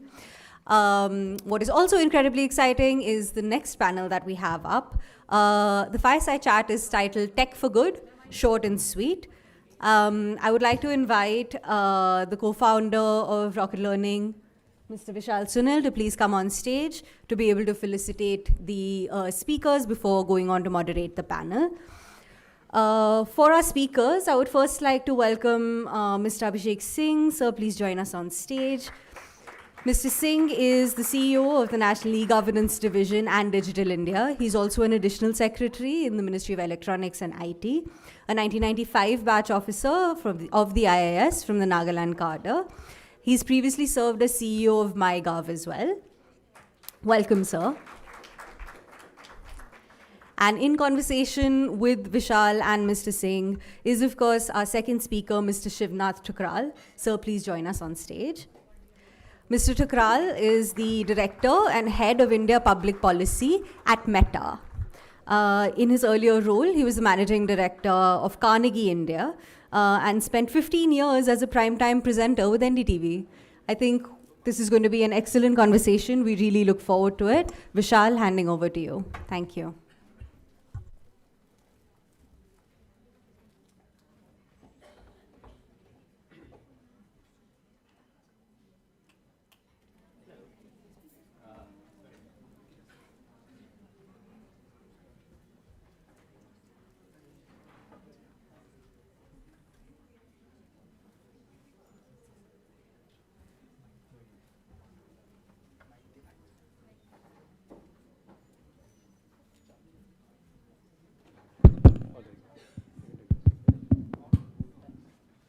Thank you so much. So I think we've all heard about the importance of ECD and ECCE, right? And I think what Mr. Honorable Secretary School Education this morning spoke to us about was the demography, right? And the power of India's demography, right? And similarly, Honorable CEO Niti Aayog also mentioned how we're missing out because most in 2047, if we want to reach our goals of Amrit Kal, right, we have very few years left to grab their attention and cause this movement of change, right? So a couple of things mentioned there was like a Jan Andolan or a people's movement for this to happen. But I think the biggest factor that hasn't been highlighted so far is the humongous power and the role of tech and technology and what it can do and how it can transform so many different barriers around us, right? And we've heard from several government stakeholders here about the importance of monitoring and making sure that we're able to deliver maximum public value. In relation to that, sir, what I would actually love to speak to you about is, Digital India and NEGD. How does your vision and strategy come into play when we're talking about Amrit Kal and we're talking about this demography of power? What sort of initiatives do you think will lead us there and help us bring in that India and that Amrit Kal? Thank you, Vishal. And I must say, the previous panel was giving a glimpse about what all technology can do. Like while we have been talking about the Digital India revolution and about how we are one of the most one of the countries which has used technology for social transformation in a way which no other country has done, whether it's building a identity platform with 1.4 billion Aadhaar numbers, or whether it's adopting digital payments and being the world's largest volume of digital payments happens in India. Like almost 46% of the entire digital payments happens in India. And what we've also seen is that adoption of technology by people by and large has been very fast. We have leapfrogged from landline phones to mobile internet, and the expansion of 5G and availability of low cost internet and availability of smartphones has ensured that technology has reached almost every corner of India. In fact, the recent Asar report that was brought out by Pratham also mentions that more than 90% of Indian kids, 90% girls and 95% boys actually know how to use a smartphone. Access to smartphones have also been expanded greatly, and today it's being used to offer multiple services. COVID-19 was a big inflection point that also led to expansion of e-services in a great manner. If you look at a platform like Diksha, Diksha is a K-12 learning platform which has got content available for all school kids in 36 Indian languages. Its adoption expanded greatly during COVID-19. And after that, when we have implemented projects like Poshan Tracker, which is being used by Anganwadi workers, we heard from some of them, to monitor the health and nutrition parameters of newborn children and pregnant women, we saw how it could quickly be expanded to more than 14 lakh Anganwadi workers, collecting data of 10 crore pregnant women and infant children with very low cost phones in low connectivity areas, and generating so much of data points that it has led to so many immense opportunities of monitoring the nutritional health of children. Like today, with the data that's generated, and more than 20 crore data points are generated every day, using that, we are able to monitor which child will be severely malnourished or moderately malnourished, and what interventions need to be taken. Alerts can be sent to the Anganwadi worker, and that Anganwadi worker can focus on the child which is likely to be malnourished and take necessary steps to make the child come back to normal health. So that is the power of technology that has been there. With the expansion of this, today, for early childhood education, we can leverage this strength that we have, this network that we have, to offer content in mother tongue as the new education policy requires, and ensure that education in the Anganwadi centers and the primary schools happens with the best possible content that can be given. We do have shortage of quality teachers. That problem can be solved. In very remote locations, I've worked in Nagaland and other places, we have seen that there's a shortage of quality science teacher, maths teacher. But if I have quality content, it can be rendered through the mobile phone, through these projects which have been implemented, and it will really, really change the way we are bringing up our newborn children and the school kids, and ensure that they are able to benefit from technology. So technology has immense applications in other sectors, but I'll just mention the early childhood and school education sector in which it can transform the way we are running our programs.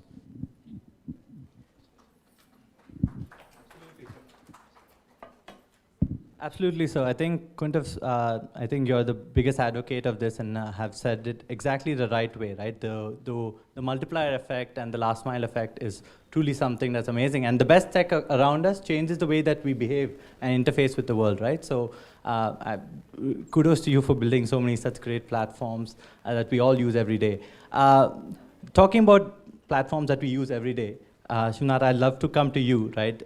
Current estimates are there are about 600 million smartphones. Maybe you have better estimates than me, actually. But you know, what are the major trends in the technology space, and what do you feel the role of Meta in promoting social good has been and will be going forward? What are some of the initiatives that you'd like to highlight for us as examples and touchstones?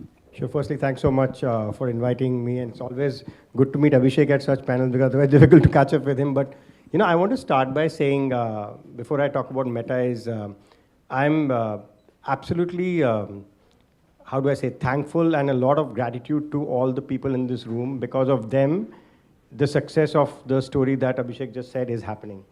if Anganwadi workers, if mothers, if social workers, if health experts, agar ye hamara product na adopt karte, so the whatever technology you can build, it will not be successful. So firstly, thank you to all of you for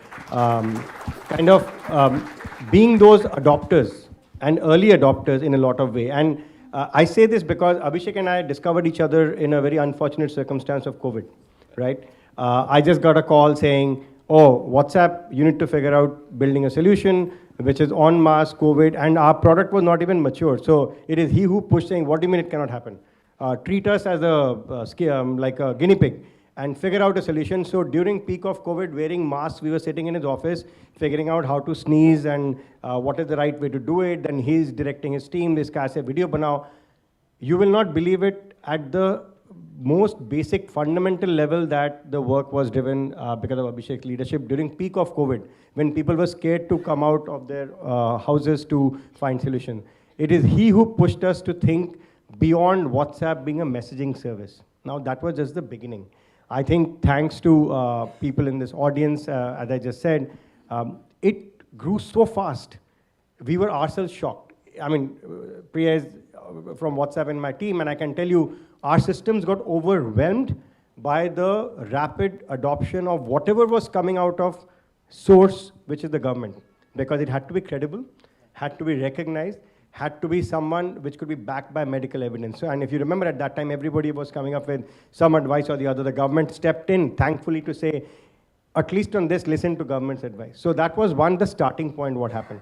How it then evolved, what we quickly learned is, any commercial company, if I make it sound like, oh, we are doing it just for social good, it'll sound extremely condescending and philanthropic. So let's be very honest that every capitalist-owned company is here to make money. But what we discovered is that our commercial offering itself had such a scope for social impact. And by the way, we did precious little. It is the ecosystem partners who did a lot. And some of them are in this room. I mean, you guys are one of them, right?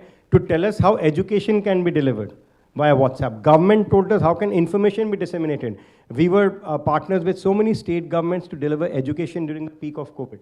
So when I say COVID, like Abhishek said, COVID was the inflection point, absolutely. But that was just the beginning. What we soon realized is, yes, the product had numbers, over 600 million users. Product had the capability of simplicity and the security of usage. And then what became important is the power of Indian innovation. And I think that is, I mean, has just blown us away. Blown us away to the extent that our global teams can't believe the kind of innovation which is coming to India. And I'll give you one or two examples in the social impact space and one or two examples in the commercial space. In the social impact space, for example, post-COVID, what we saw, companies starting scale up such as yours, such as in the medical space, Step One. There are many such examples where we saw communities coming together and how to deploy medical advice in a closed, safe environment to users based on a chatbot. So that was one such example. Then in our AR/VR devices, we were quite surprised with the ability of the Indian entrepreneur to innovate. So out of IIT Chennai came Merkel, which uses now the AR/VR device to train nurses on resuscitation of the child, because it's too risky to train a nurse on a live child, right? So that was the second example on the AR/VR side. On the commercial side, to deliver insurance, including KYC on a WhatsApp chatbot flow, became a revelation for us. So irrespective of the sector, but definitely for the social impact sector, education became a use case. In fact, in the new education policy for the state of Madhya Pradesh, WhatsApp is actually mentioned, saying it is because of WhatsApp during COVID that education could continue. It could not. Now, there were challenges such as household having one phone. Challenges sometimes of the child not using a high-end smartphone, so how do you download homework, etc. And that's where you people all came in, right? So I think if I now kind of draw the entire arc, role of the government, role of everybody in the room, people who were the early adopters, then the role of the ecosystem partners who could innovate on that, I think we have a winning formula. One last thing, as an American company, I can tell you, if we solve for scale complexity, for a country like India, I think we can lead this whole innovation story to a completely new level.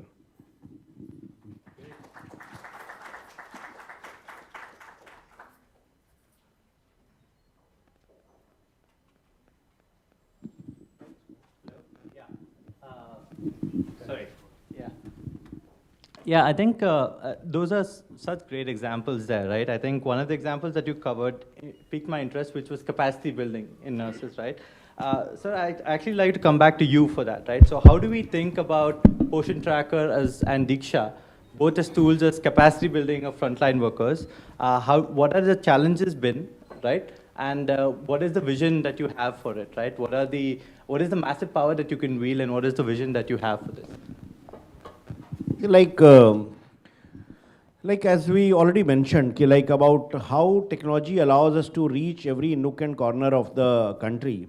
And even if I can't send quality teachers, can I send teachers through the virtual mode? So, or can I use technology to build capacities of teachers who are teaching? Because the way things are changing and expanding, it's always necessary to continuously learn, relearn, upskill your capabilities. So what we have seen is that on Diksha, there is a section called Nishtha. Nishtha deals with building capacities of teachers, training teachers so that they are able to impart quality education. Sometimes if they don't have visual elements or if they don't have teaching and learning materials, and for the foundation FLN model in the new education policy, those things are very, very required.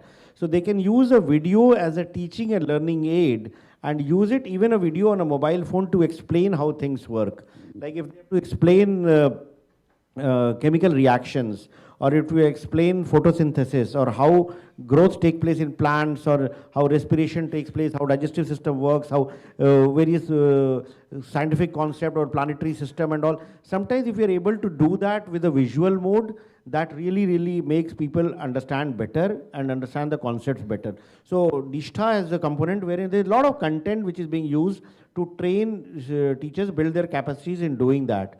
On Poshan Tracker also, what we have seen is that Anganwadi workers are one of the most, if I can say that, they are one of the most, they are paid for part-time jobs. They are not very highly paid. They are not very highly qualified. They are recruited, and there is no formal system of their training. ऐसा नहीं है कि anganwadi worker कोई select हुई, या even ASHA workers for that matter. They are selected, they are immediately deployed on the job. And most of the learning that they have is on the job, very little interaction with the CDPOs, and very often the interaction also that happens at the CDPO at the block level is more with regard to reviews and seeing क्या काम किया, क्या नहीं किया, attendance क्या है, वहाँ पीने का पानी है या नहीं. So it's more like review mechanism rather than building their capacities.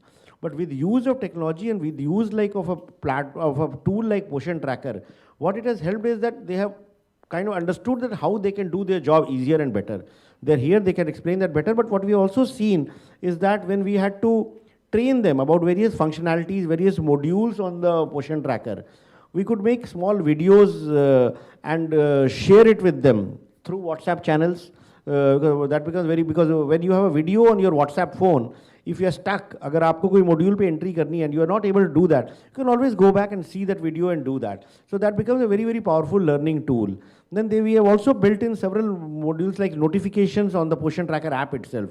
The in-app learning is something that can be leveraged to a great extent. We are building it, we're not totally there, but that can become a very, very powerful tool about not only doing their job, but they can be used for other things also, like good hygiene practices, good sanitation practices.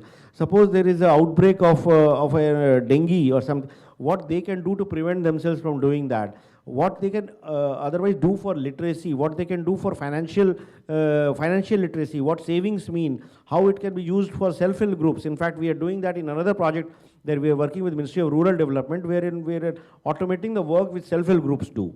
And we are digitizing their meeting registers and their ledgers, that interloaning that they also do. So there also the LOC-OS, we are calling that LOC-OS, and now of course being branded as the Lakpati Didi campaign, under which the endeavor is to create 2 crore Lakpati Didi. So there also on the app we are trying to build content that can be shared with the users of the self-help group or the Anganwadi worker in the case of Poshan Tracker in the local language. Very simple, easy to use. And when we create that content, I always tell my team that look at physics wala, look at content which is engrossing, which is short, which is snackable, not very long, not very theoretical, anecdotal examples of what has been done elsewhere and how people can benefit from them, learn from them. So in these ways, technology can play a great role in capacity building. In fact, in the another role that I have in Mission Karmyogi, where we are building in, we are working for capacity of government servants. And when we talk of government servants, it ranges from the highest levels to the grassroots level. So whether it's panchayat workers, or whether it's police constables in police stations, or Anganwadi workers, or Asha workers, or panchayat secretaries, or general engineers, for all of them, we are trying to create digital content, e-content, make it accessible through a mobile platform in a short, snackable, easy to consume manner, and not very long videos, not theoretical examples, case study based, and ensure that people see them, learn them, and try to be kind of in a way addicted to that platform. So the continuous learning takes place. So these are the ways in which we are leveraging technology for building capacities, and we are seeing good results in this. Wonderful, sir. I think that deserves an applause for sure. I think those are all very, very innovative, exciting initiatives from your end on that. And talking about short, addictive, very catchy content, you know, WhatsApp, Meta, all superb platforms for parental engagement, peer-to-peer apps. What do you feel, what are some examples, and what do you feel the role of these mass apps go as far as general education or parental engagement, right? And what are some of the models you've seen work and can simulate that Jan Andol that we're talking about, right? That people's movement. The people's movement doesn't have to be on the streets, but now it's on, you know, your platforms like WhatsApp and Instagram, right? The short videos and so on.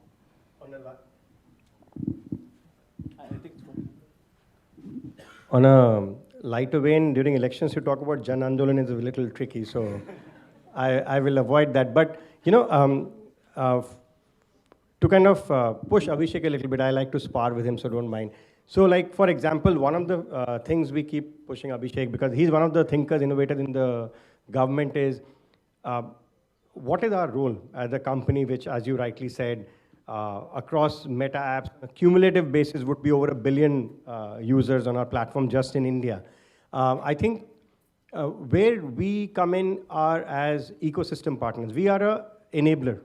We will never get into the business of providing financial service or health service, so we are not, we'll always be a platform. So think of it like an operating system, right?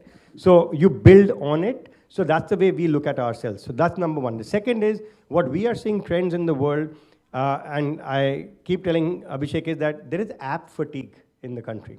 If there is app fatigue in the country, how do you make sure that you build on an operating system which is already being used on a daily basis? So I think when I look at the monthly active user on WhatsApp, yes, it's in the range of over 500 million users. And then now the question you may ask is, but it is not on the low-end phones, etc. But those are a matter of time. Those things will get solved. But I push every time anybody comes to me and says, I'm building an app, I'm saying, why are you building an app? When your entire solution can be provided through a flow based on very interesting, short, bite-sized content, is the way you need to go. I mean, that is why Rocket Learning has created such a extensive child knowledge kind of enhancement system. I think that is one part of it, as to how do you leverage us? How do you kind of ride on the last mile connectivity that we have? The same with the financial services sector. Why is it that today many banks are sending you notifications? Yes, sometimes spammy, which we are trying to address, but mostly banks are sending you notifications for all transactions, non-money related, on WhatsApp. Because they know my customer is definitely on WhatsApp. Now, who will download an app again? So that's one part of the story that we're looking at. The second part is, are we doing enough to support and grow the ecosystem?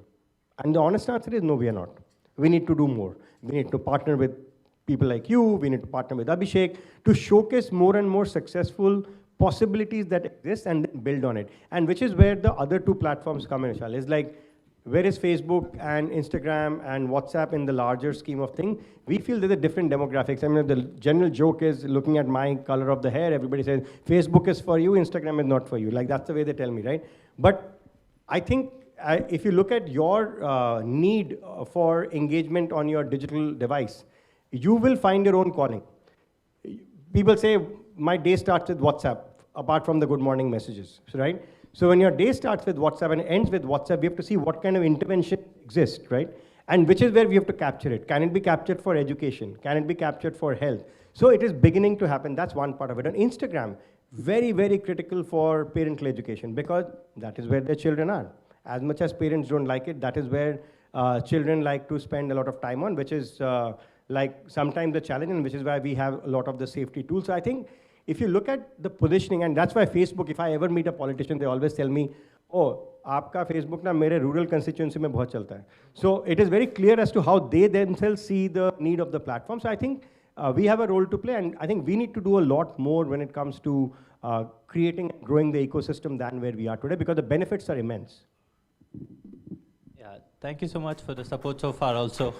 And one big thing that both of you have spoken about is massive adoption, data, and what we can do with it, right? So you spoke about notification system, you spoke about, how you're able to study patterns of users and provide best services to them. What I'd love to hear about is, the thought of the day, right? Which is, or of the year rather, which is AI, right? So with all of this data, it gives us massive potential for being leaders in AI, right? India being the leader of the next AI generation as such. So I'd love to hear your thoughts on, how do you leverage AI for good, AI for public partnerships, and social. Of course, AI has become a buzzword, and though it's been there around for long, but especially with the advent of generative AI, we all have become, more people have realized that they are actually using AI. They might have been using in some other form, but they didn't know that this is AI. So people relate ChatGPT or an interface therein, they can talk to an app as the use of AI. So when we look at India's requirement and potential of AI, the one big area which I feel will make a big impact, it's already doing, is voice-enabled services. Because we all know that, and we all believe that 900 million people in India are connected to the internet, they're accessing e-services. But when we say that, we also realize that 500 million people are not yet connected. And for the last 500 million people to get connected, we will need services in Indian languages, all kinds of, and more importantly, voice-enabled services. Just like I can talk to an Alexa or a Siri and ask for something, can I go to an app and say that, what is the price of paddy in the nearest market, or where do I get fertilizers, or even ask questions related to education or nutrition, any kind of thing. Ask a question and get back a reply in voice in my mother tongue. So that is what the future is, and we have tried that on the Umang app for some services, wherein you can find blood group of a particular group, B positive blood group kahan milega. So based on your location, it will tell you Safdarjung Hospital mein 4 unit available hai. So and these responses come in voice. So this is going to big impact. And when we tried these services on the Umang app, we also tried if input is voice and backend mein sab AI वगैरह हो रहा है, that's all Bhashini and other APIs, language tools, generative AI, all of it is working.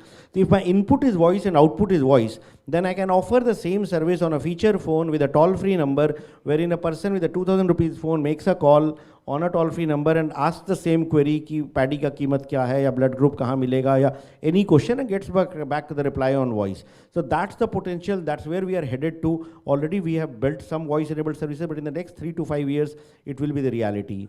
And then talking about, in fact, I must acknowledge the support that we get, especially from WhatsApp and Meta for various services. Like WhatsApp is a very kind of something which Indians love. And it's designed in a very simple manner, it's very easy to use, and a lot of people using it. So WhatsApp will also become like a mode of service delivery, not only as a chatbot, but also with a voice bot. In fact, we all heard about Jugalbandi last year, when the Jugalbandi demo was done with Satya Nadella, and then he started speaking about it at Davos and Microsoft Developer Summit, and this year also when he was here, he had interaction with the Jugalbandi team. So Jugalbandi does the same thing also. It allows access to various services with a voice command on a WhatsApp interface, and you make that and you get back the voice command there. So whether you want to ask about a question of maths, or whether you want to ask about why tides occur, or whether you want to ask about government schemes, like if the example that we were shown to him, like a farmer living in UP, what are the schemes that the government offers, and the backend to the My Scheme interface gives that answer. So these use of AI, especially with language-related technologies, with generative AI, making things easier, simpler to available, access on interfaces like WhatsApp, where one doesn't have to go to a website or download an app or navigate a CAPTCHA, a very complex CAPTCHA, which most of us struggle to do. So that is the future that I'm seeing, and that's where AI will make a big, big impact in the way we deliver public services in the country.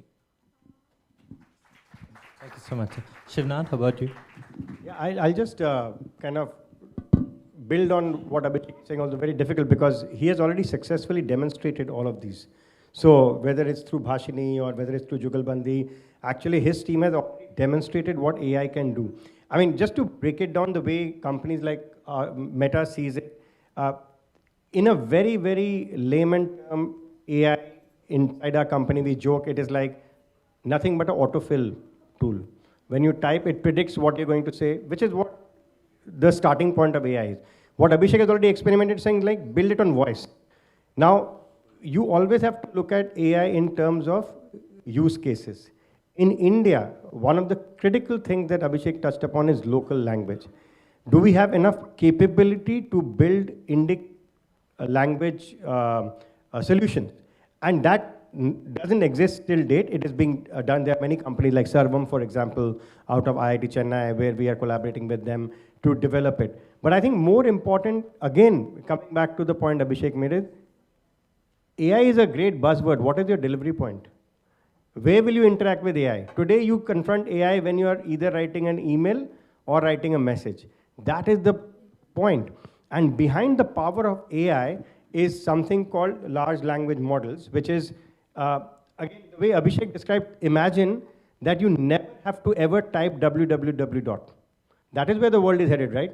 You never have to go to an internet browser to search, because what you will have is the power of a device.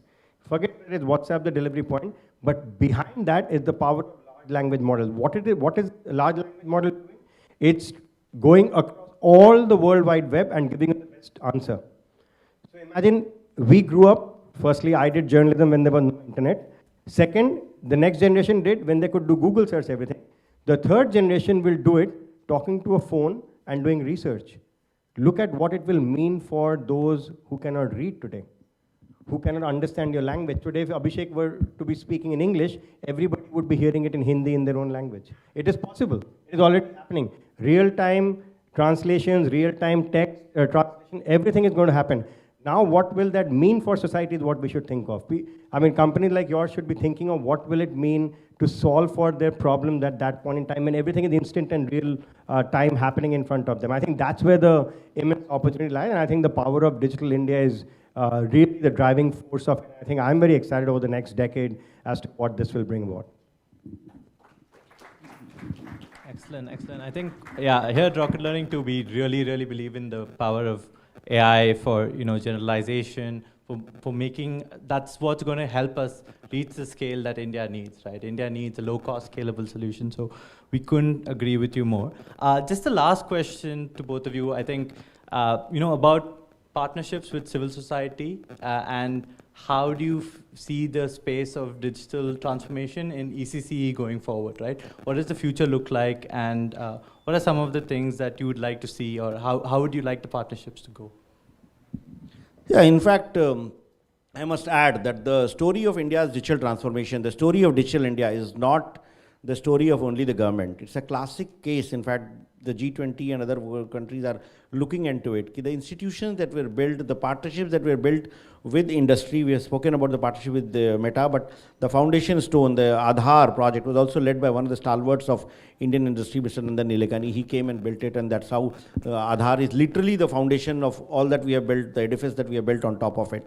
Or digital payments, or DigiLocker. And it has been a classic case of partnership, not only with the government and the private sector, but also the not-for-profit sector, the civil society, the volunteers, as we call it. In fact, in no other sector, we have the involvement of volunteers as much as we have in this sector, in the building of India stack. So whether it's iSpirit, or whether it's eGov Foundation, or whether it's ECCE. So we have partners across the ecosystem. And all these partners have come up with the intent of trying to contribute with their knowledge and expertise to do that.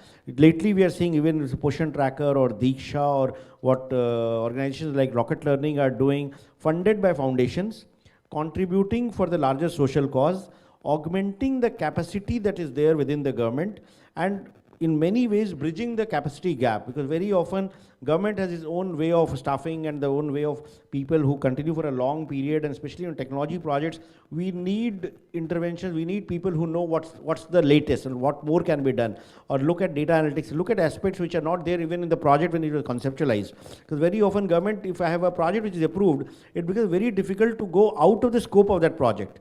But in every project, midway, we need to understand what more can be done. And that gap which is existing, that governance gap that is existing, is being met by many of these not-for-profits, many of these organizations which are working in the social sector, contributing to that. And when this partnership happens based on trust, when the government starts trusting the private sector partner or the not-for-profit partner, then magic happens. And that's what we are seeing it happening. It has happened in tech, it's happening in other sectors, and hopefully it will help, it will contribute, all of us will work together to making the Amrit Kal India, or the India at 47 that we are all aiming for.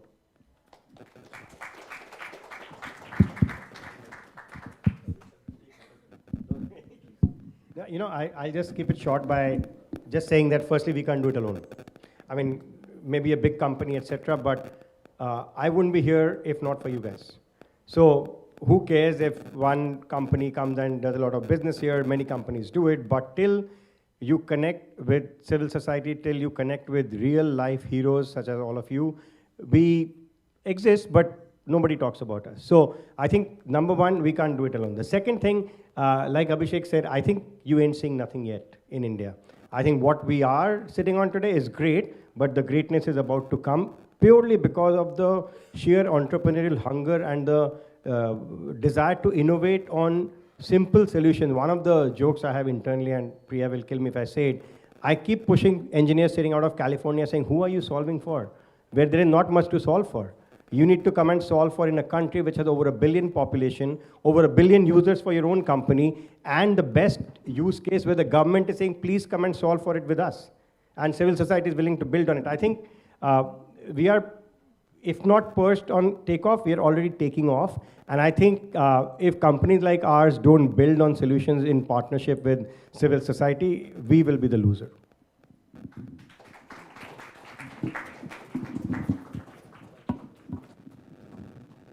Sorry about the mic mayhem. But yeah, I think we just want to thank both our panelists for such a wonderful and insightful and very encouraging and upbeat conversation. I think I'm definitely inspired, and thank you so much for brightening our day.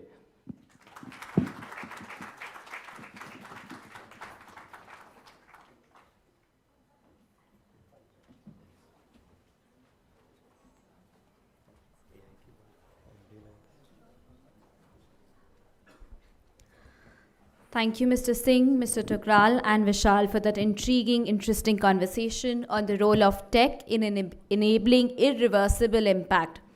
Technology, truly leveraged and used appropriately, is indeed a very, very powerful and transformational tool. Thank you for sharing so many relevant examples to help us understand that better. Next up, we have our third lightning talk of the day, for which I would like to invite Ms. Samyukta Subramanian, who serves as the co-lead for early years at Pratham Education Foundation. Her lightning talk focuses on gender-responsive pedagogy in the early years. Please welcome her with a loud round of applause.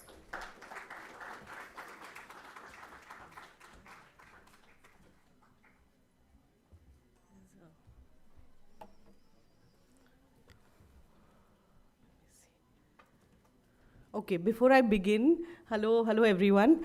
I'm going to try and see if I can play this video from a home where there's a mother and there are a few children. I'll just...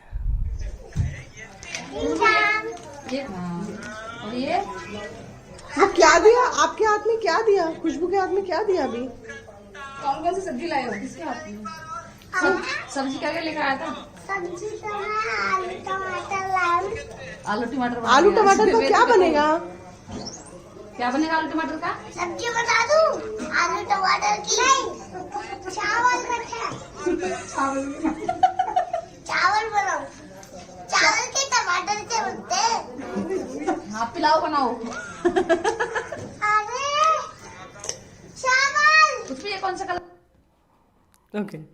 So that's a role play, as you can see. They're pretending to come into the house. Someone's buying the vegetables, and there's this discussion around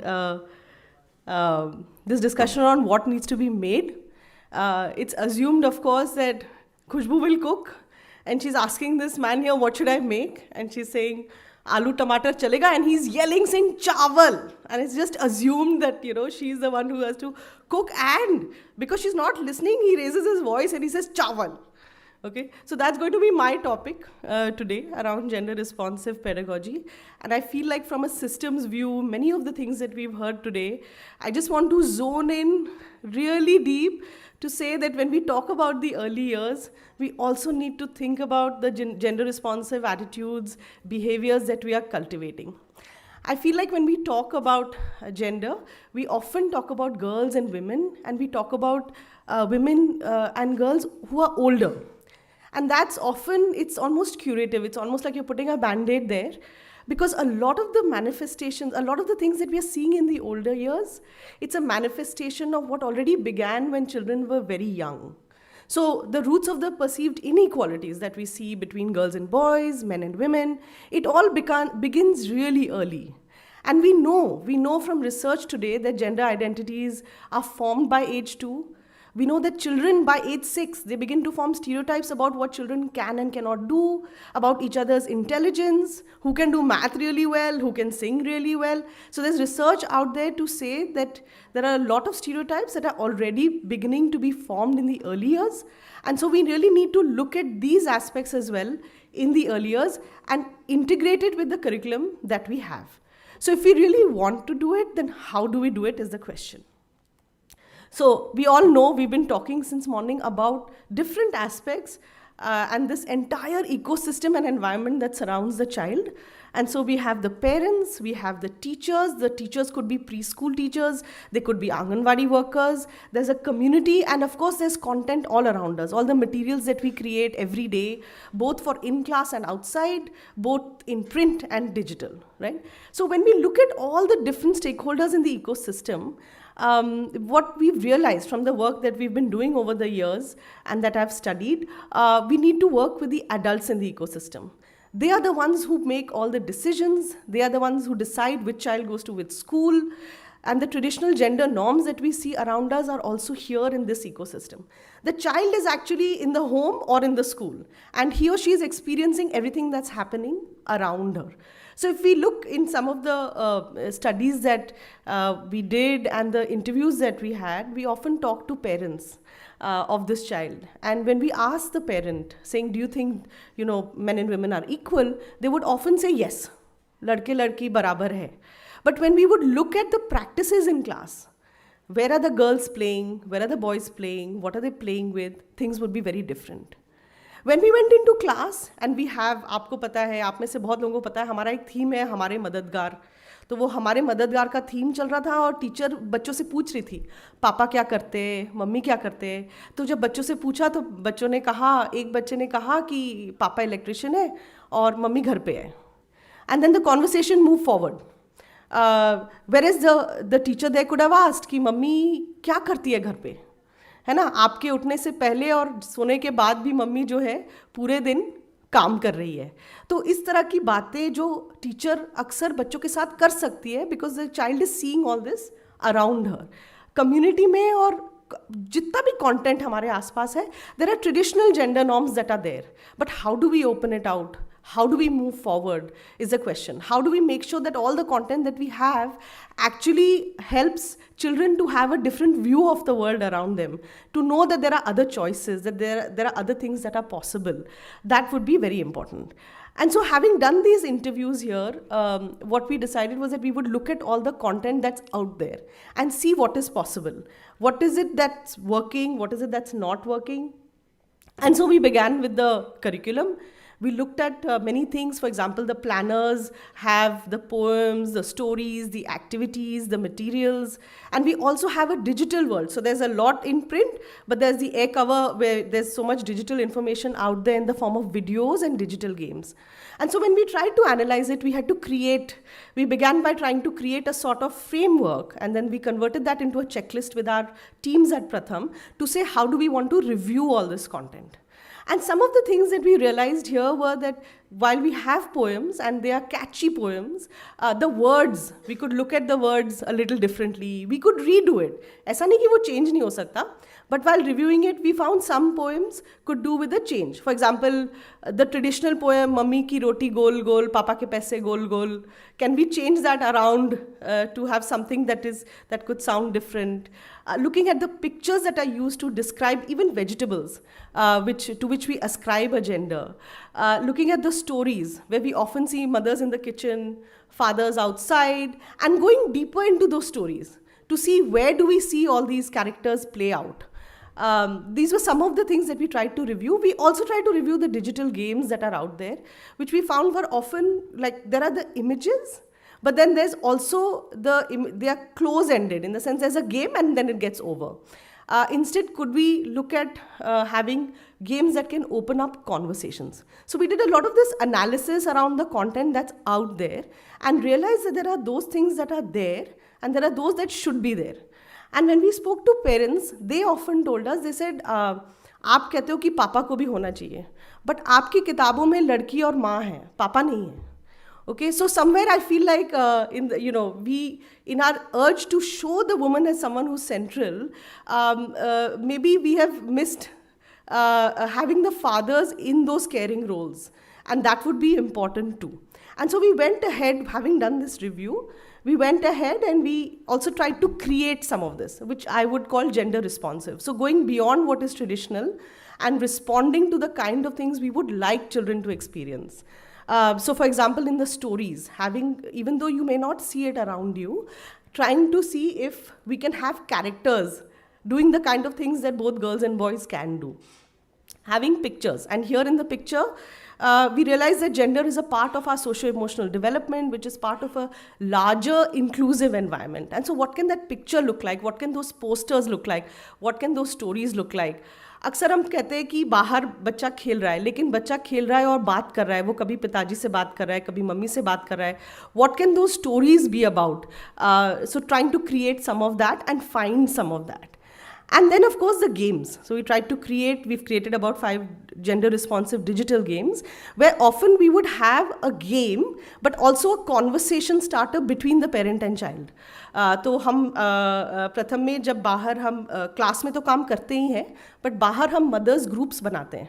Often the mothers groups meet every week, and we have them discussing a lot of the content and a lot of the things that they can do with children at home.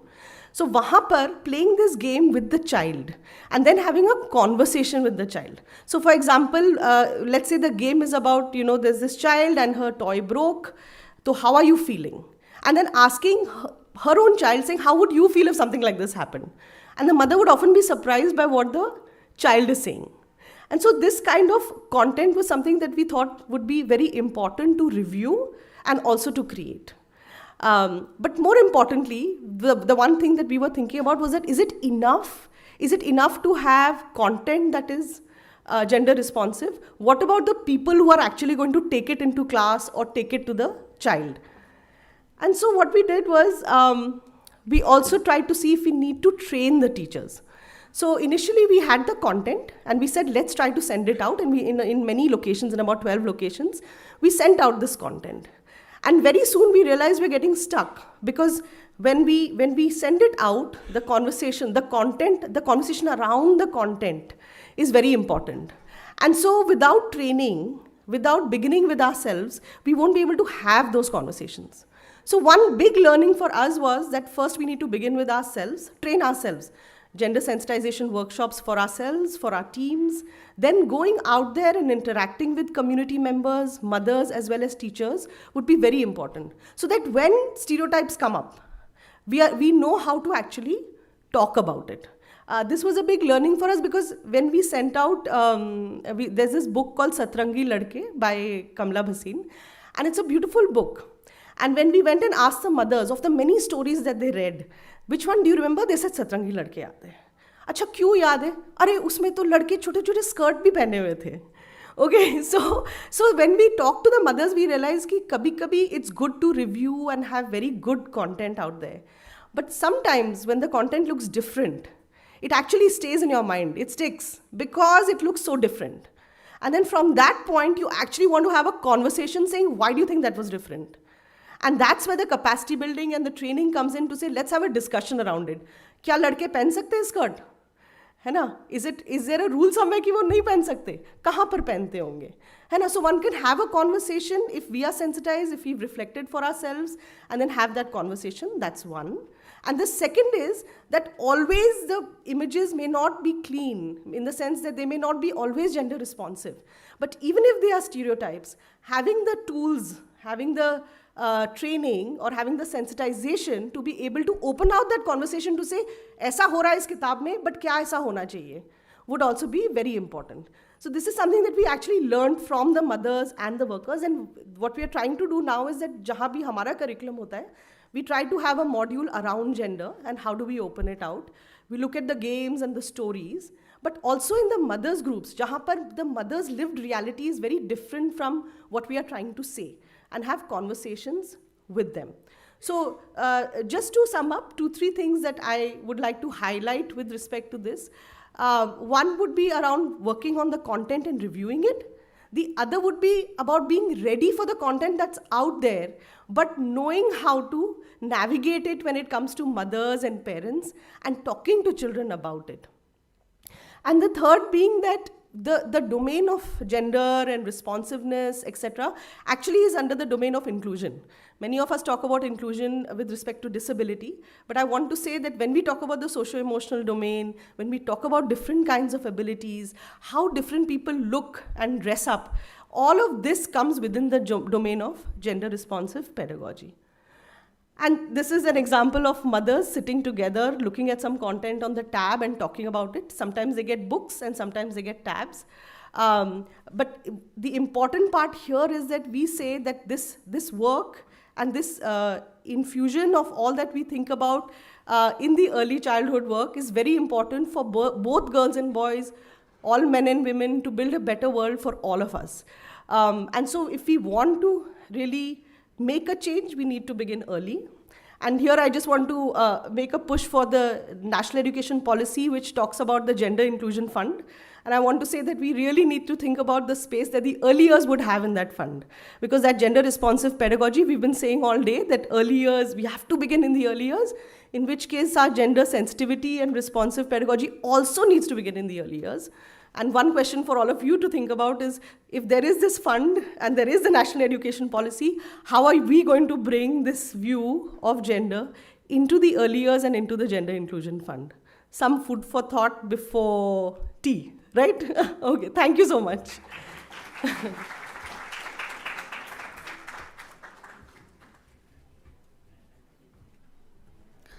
Thank you, Ms. Subramanian. Gender equality as a theme is very, very close to my heart as well, and I'm glad to see how Pratham is taking up this at so many levels and in so many different ways. We at RL also try, through our content, through our behavior change communication and campaigns and research, to take this forward, to imbibe, to be mindful, and to actively challenge stereotypes.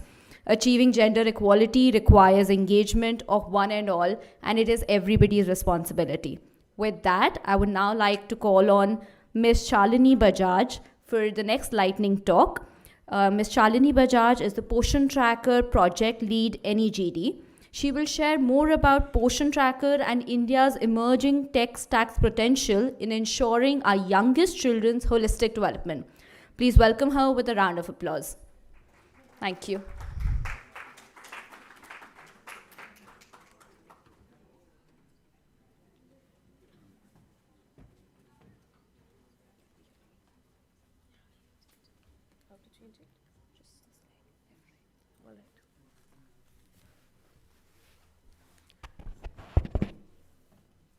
Very good afternoon, everyone. It's an honor to present the work that we have done so far in the last 3 years. The platform is already set by our previous talks and the leaders who were there on the desk, that Poshan Tracker is the backbone of Poshan 2.0, which is Ministry of Women and Child Development's initiative. The overall purpose is to eradicate the malnutrition from India, from children, from mothers, and from the adolescent girls. Those are the set of people with whom we basically work through the Anganwadi workers. Of course, the center of attraction always remains the Anganwadi worker, the real hero of the entire program. However, there is a little effort that has been made by Ministry of IT, which we are going to represent now, that what went back while creating this particular platform, and how and what USPs we were able to draw upon or bank upon for the success of the platform. So the journey started in the year 2021, March, when the program was launched. The very first USP that we had with us was the user interface. So as in when we started launching the platform Poshan Tracker, it was a pretty much a comfortable user interface for the Anganwadi worker, where there was no requirement of any specific training. They just simply downloaded the application, and within 3 to 4 months, we had a good amount of 10 CR beneficiaries onboarded on Poshan Tracker without any training. The purpose of Poshan Tracker, thank you. The purpose of Poshan Tracker is not just to give a technological aid to the Anganwadi worker, but it is also to eradicate all the administrative work that she does at her end. Till date, there are a lot of states who have started, although discontinuing this practice, there are 11 physical registers that the Anganwadi workers fill in, despite the fact that they look after the forefront with the beneficiaries as well. So to eradicate, I should say, to replace those physical registers with digital reports is what we've been capable of doing. And you will see in another 2 to 3 months' time, the physical registers will be completely removed from the ground, and all the worker will have the ready-made digitized reports issued by Poshan Tracker, which they can use for any administrative purposes that they would have to meet for. Now, coming down to how did this entire USP thing worked for us. So what were the USPs that we had with us? Of course, one was the user interface. Another, we have provided a couple of state coordinators in all the states. The bigger states get to have 2, the smaller states get to have 1. They are the one who become our voice for training people, not just the administrative staff, but sometimes including Anganwadi workers also.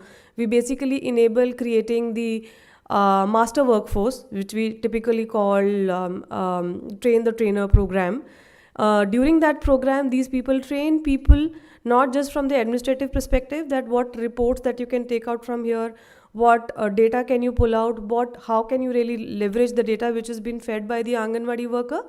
But at the same time, they are capable of telling them which are the weaker sections in terms of nutrition, which are the weaker section in terms of monitoring, which are the weaker sections in terms of something which is expected out of them but just not happening because of XYZ reason. That is also something which they are capable of handling, and they become the first year for us to even develop anything. The third USP was the modular approach. The entire program, considering it's a huge gamut of things that the worker does, starting from an adolescent girl who hits the puberty, and then nobody is there to teach her that what all is to be looked after in terms of nutrition is something which Anganwadi worker looks after in alignment with the field workers, other health field workers. But starting from there till the time the person becomes a pregnant lady, and till the time she delivers a baby, and looking after the baby also till the age of 6 years. This invites too much of work to be done by the Anganwadi worker. So they tell us all those modules and then they give the feedback to us on modular approach. So for example, we pick up one module, we develop it, we deploy it. If there is a concern from the state or from the Anganwadi workers, these state coordinators come back and then feed in what is required. We immediately work on those things and improvise them. Hence, the adoption is much more on a higher side. We have around 14 lakh Anganwadi workers who are working on this particular application. One beautiful thing about the platform is that the entire MIS is untouched by anybody except the Anganwadi worker. Data once fed in the system cannot be altered by anybody in the entire schema of administrative layer, and it is represented till the center level as is. If you go to the dashboard, if a central ministerial person wants to see what an Anganwadi worker is doing on that particular day itself as in a service delivery, that is also viewable in terms of reports and in terms of an interface. It was a little upward journey for us. We've made couple of modules. We've made couple of modules digitized, and then they've been completely re-engineered also. The main thing which we happened to follow through was worker ko sochna na pade, because we've got the feedbacks like ye click nahi ho raha, ye dikh nahi raha. These kind of typical feedbacks is what we get from the workers' end, because if at all you have to apply your brain, it needs training. The user interface is so beautiful, it doesn't demand anything from the worker beyond either a dot to be ticked, the radio button to be ticked, or a tick to be made, or a number to be fed, if at all it is any number to be fed. There is no other data entry which a worker has to do on the entire interface. Few stats around it. We've already got more than 95% beneficiaries who are Aadhaar authenticated. Workers are also going Aadhaar validated on the system. We are planned to bring in the DBT part here. Lot of promising plans are there for the portion tracker. Data quality keeps on happening every now and then. Initially, it used to be a lot of teaching around ki height weight kaise bharte hain. System has made it very easy. The moment a worker puts in a height or weight of a child, it immediately tells what kind of a health status a child has. Plenty of achievements around it. If I'll keep on discussing, it'll take the entire day. So thank you so much for the amazing audience here. And this was all up from our end as a contribution. Thank you.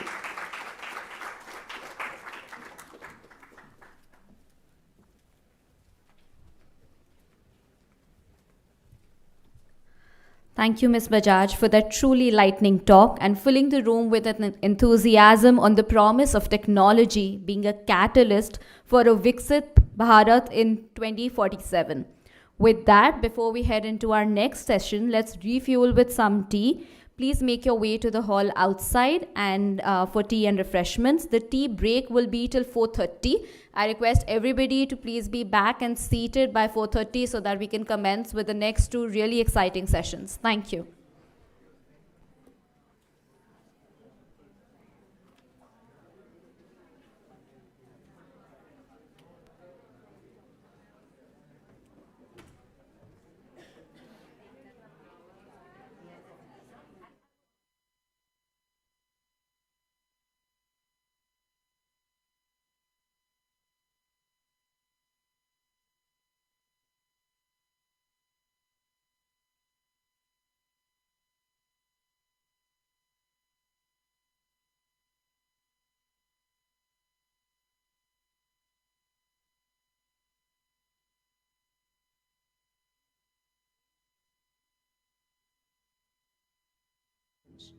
Educational inequality.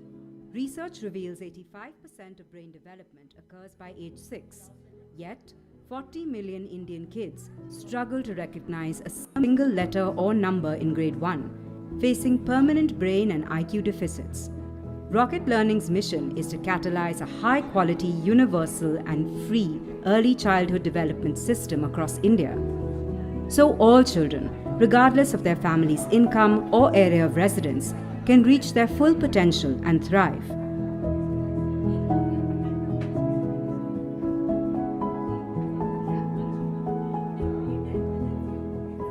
We engage parents and primary caregivers by delivering bite-sized, localized content via WhatsApp to their phones.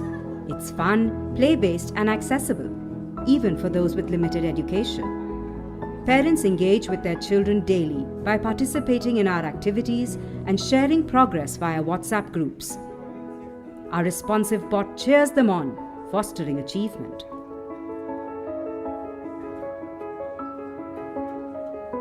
India has 1.4 million Anganwadi or frontline community daycare workers. Our educator coaching model equips them through in-person training and providing daily digital resources via WhatsApp-based communities of practice. We've trained over 100,000 workers, enhancing their self-confidence and impact. Structural reform is crucial. We collaborate with central and state governments to bring early education to the forefront of the national discussion. As strategic allies to the Ministry of Women and Child Development, we played a pivotal role in launching India's first modern ECCE policy and budget reform. Poshan bhi, padhai bhi.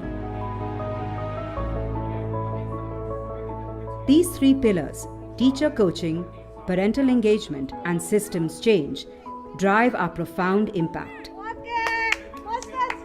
Through your support, our youngest minds are growing smarter and happier. A mission worth every effort. Join us, and together let's illuminate a brighter tomorrow for every child.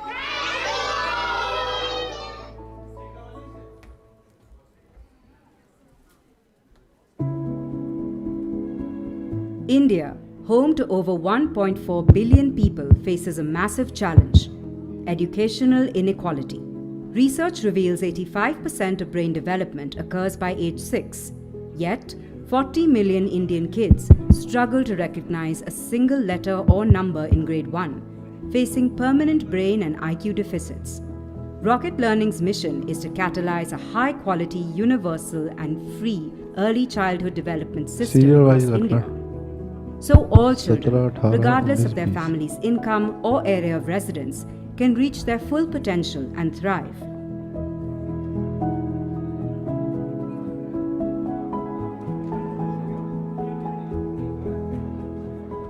We engage parents and primary caregivers by delivering bite-sized, localized content via WhatsApp to their phones.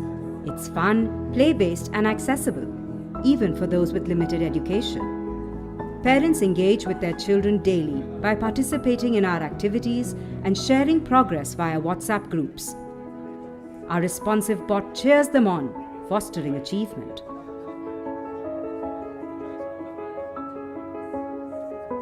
India has 1.4 million Anganwadi or frontline community daycare workers.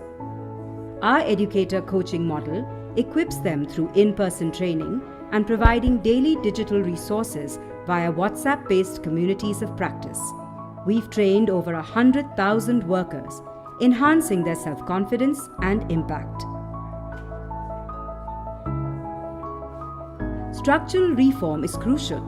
We collaborate with central and state governments to bring early education to the forefront of the national discussion.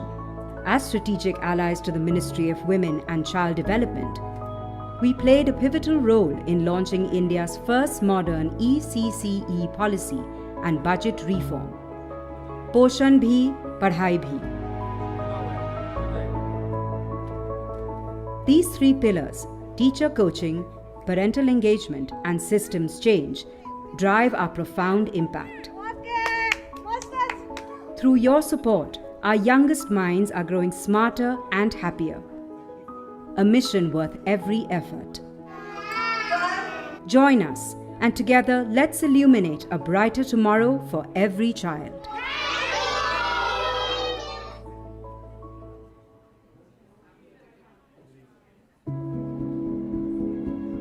India, home to over 1.4 billion people, faces a massive challenge: educational inequality. Research reveals 85% of brain development occurs by age 6, yet 40 million Indian kids struggle to recognize a single letter or number in grade 1, facing permanent brain and IQ deficits. Rocket Learning's mission is to catalyze a high-quality, universal and free early childhood development system across India, so all children, regardless of their family's income or area of residence, can reach their full potential and thrive.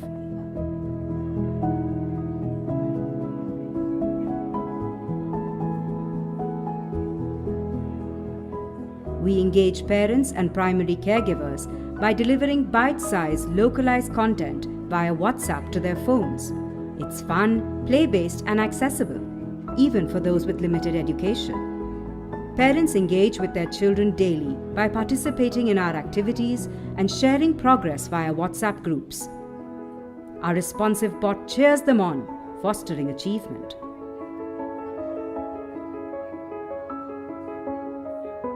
India has 1.4 million Anganwadi or frontline community daycare workers. Our educator coaching model equips them through in-person training and providing daily digital resources via WhatsApp-based communities of practice. We've trained over 100,000 workers, enhancing their self-confidence and impact.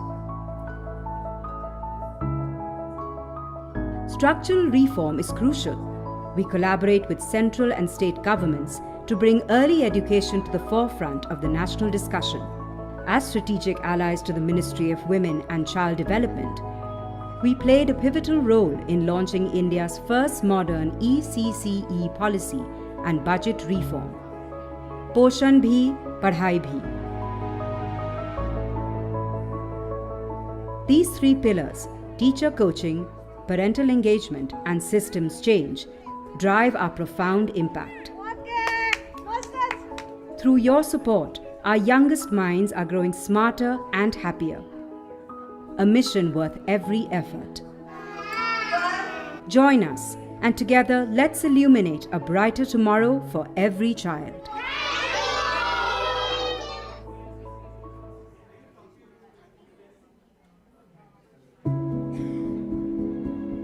India, home to over 1.4 billion people, faces a massive challenge: educational inequality. Research reveals 85% of brain development occurs by age 6, yet 40 million Indian kids struggle to recognize a single letter or number in grade 1, facing permanent brain and IQ deficits. Rocket Learning's mission is to catalyze a high-quality, universal and free early childhood development system across India, so all children, regardless of their family's income or area of residence, can reach their full potential and thrive.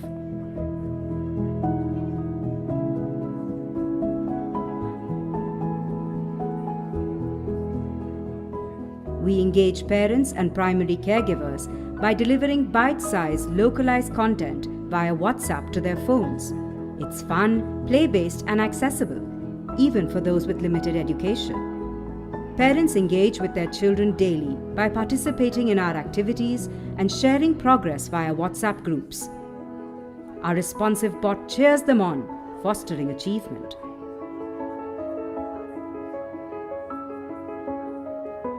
India has 1.4 million Anganwadi or frontline community daycare workers.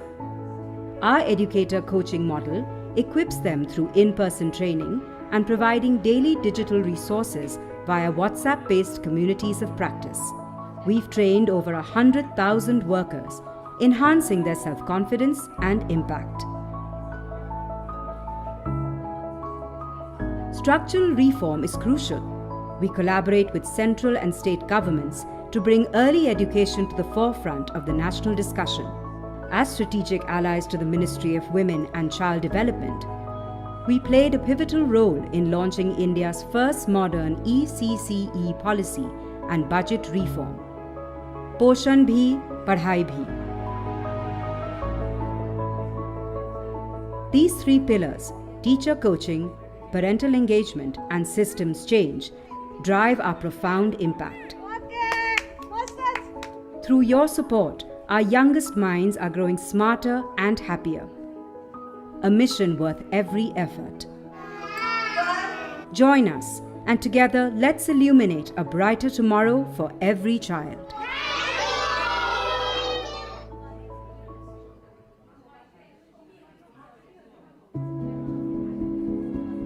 India, home to over 1.4 billion people, faces a massive challenge: educational inequality. Research reveals 85% of brain development occurs by age 6, yet 40 million Indian kids struggle to recognize a single letter or number in grade 1, facing permanent brain and IQ deficits. Rocket Learning's mission is to catalyze a high-quality, universal and free early childhood development system across India, so all children, regardless of their family's income or area of residence, can reach their full potential and thrive.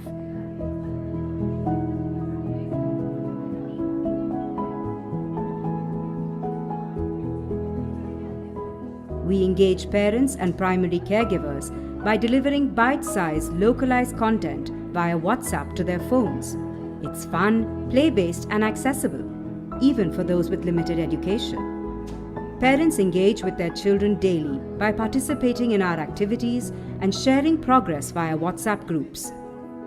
Our responsive bot cheers them on, fostering achievement.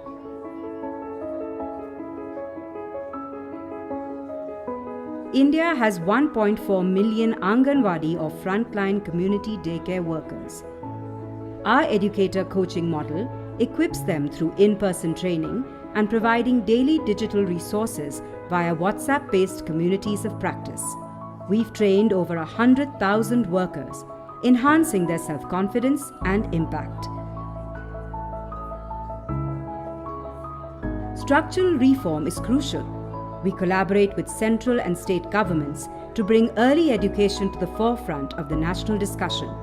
As strategic allies to the Ministry of Women and Child Development, we played a pivotal role in launching India's first modern ECCE policy and budget reform. Poshan bhi, padhai bhi. These three pillars, teacher coaching, parental engagement, and systems change, drive our profound impact. Through your support, our youngest minds are growing smarter and happier. A mission worth every effort.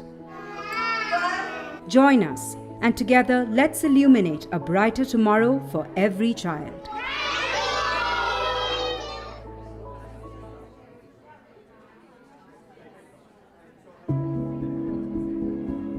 India, home to over 1.4 billion people, faces a massive challenge: educational inequality.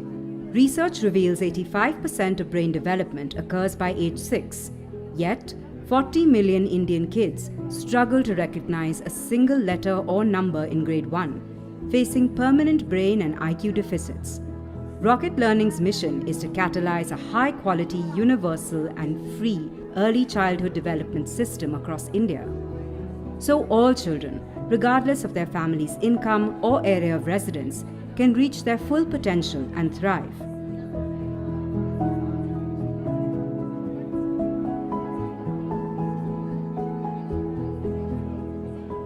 We engage parents and primary caregivers by delivering bite-sized, localized content via WhatsApp to their phones. It's fun, play-based and accessible, even for those with limited education.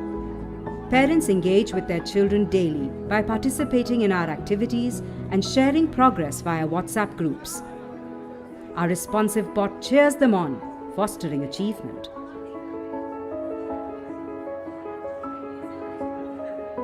India has 1.4 million Anganwadi or frontline community daycare workers.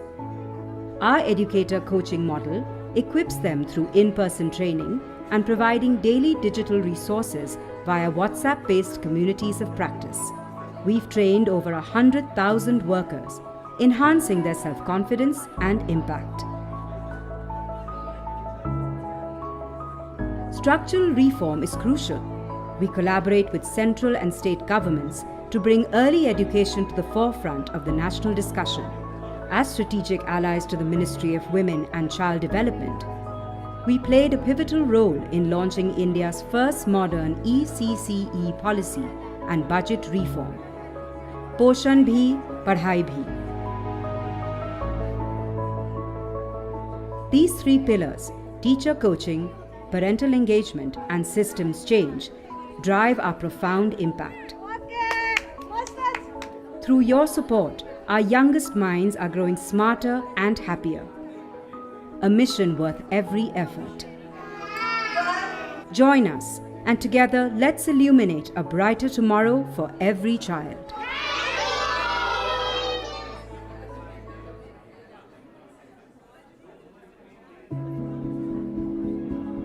India, home to over 1.4 billion people, faces a massive challenge: educational inequality. Research reveals 85% of brain development occurs by age 6. Yet, 40 million Indian kids struggle to recognize a single letter or number in grade 1, facing permanent brain and IQ deficits.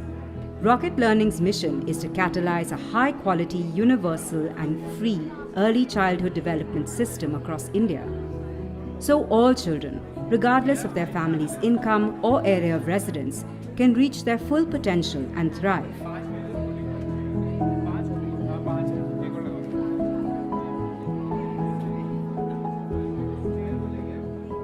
We engage parents and primary caregivers by delivering bite-sized, localized content via WhatsApp to their phones.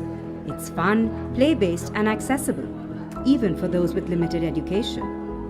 Parents engage with their children daily by participating in our activities and sharing progress via WhatsApp groups. Hi, I'll request everybody to please settle down. Fostering achievement. And everybody who's outside to please come in and settle down so that we can begin timely. Mic check. 1, 2.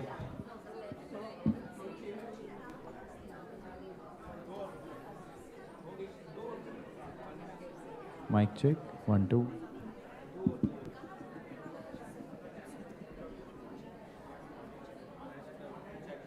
Mic check.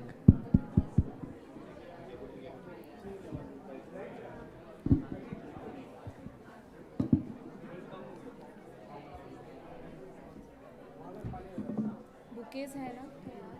चार चाहिए। Mic check. Mic check.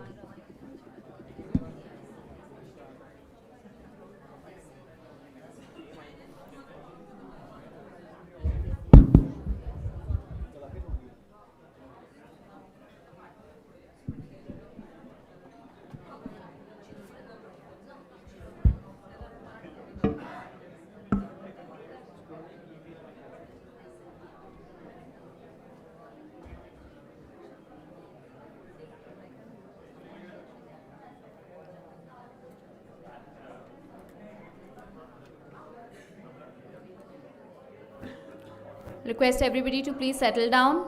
Back in.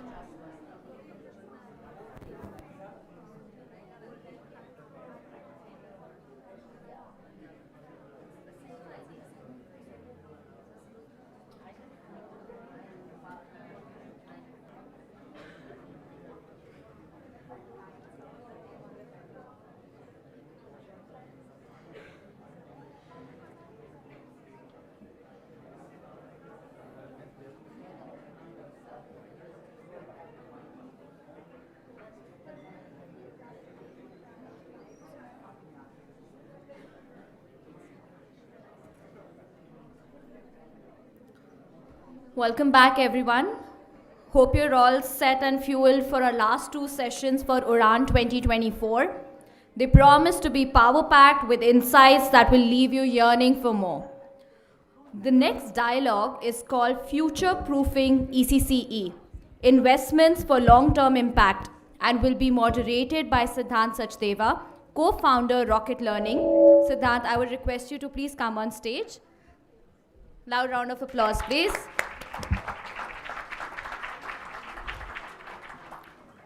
Thank you, Siddharth. And I'll now invite our speakers and request Siddharth to please felicitate them. Our first speaker is Ms. Tripti Gurha, Additional Secretary, MWCD, and Director, NIPSID. We welcome you, ma'am. Ms. Tripti Gurha is 1993 batch IRTS officer, currently serving as Additional Secretary in the Ministry of Women and Child Development, Government of India. She is also the Director at National Institute of Public Cooperation and Child Development and the CEO of Central Adoption Resource Agency, better known as CARA. Next up, I would like to invite Mr. Anustup Nayak. I request sir to please come on stage. He's the Project Director, CSF. He leads the Classroom Instruction and Practices team at Central Square Foundation. In his role, he works with multiple CSF partner organizations and state government agencies to support the implementation of the Nipun Bharat mission. Before working at CSF, his work involved supporting and scaling up an entrepreneurial venture named Exceed Education. Next, we have Mr. Keshav Kanoria, Principal at Britspan. Thank you for joining us, sir. Mr. Keshav Kanoria is principal in the Britspan Group's Mumbai office. Before joining Britspan, he had more than a decade of experience in management consulting at Dalberg, Boston Consulting's Group, Social Impact Practice, and Ernst & Young. Sir also possesses deep expertise in education, having advised clients on topics across the continuum for early childhood education to higher education. And next, I would like to invite Professor Vanita Kaul from Ambedkar University. Dr. Vanita Kaul is Professor and Director at the School of Education Studies and Founder Director of the Center for Early Education and Development, CSED, at Ambedkar University, Delhi.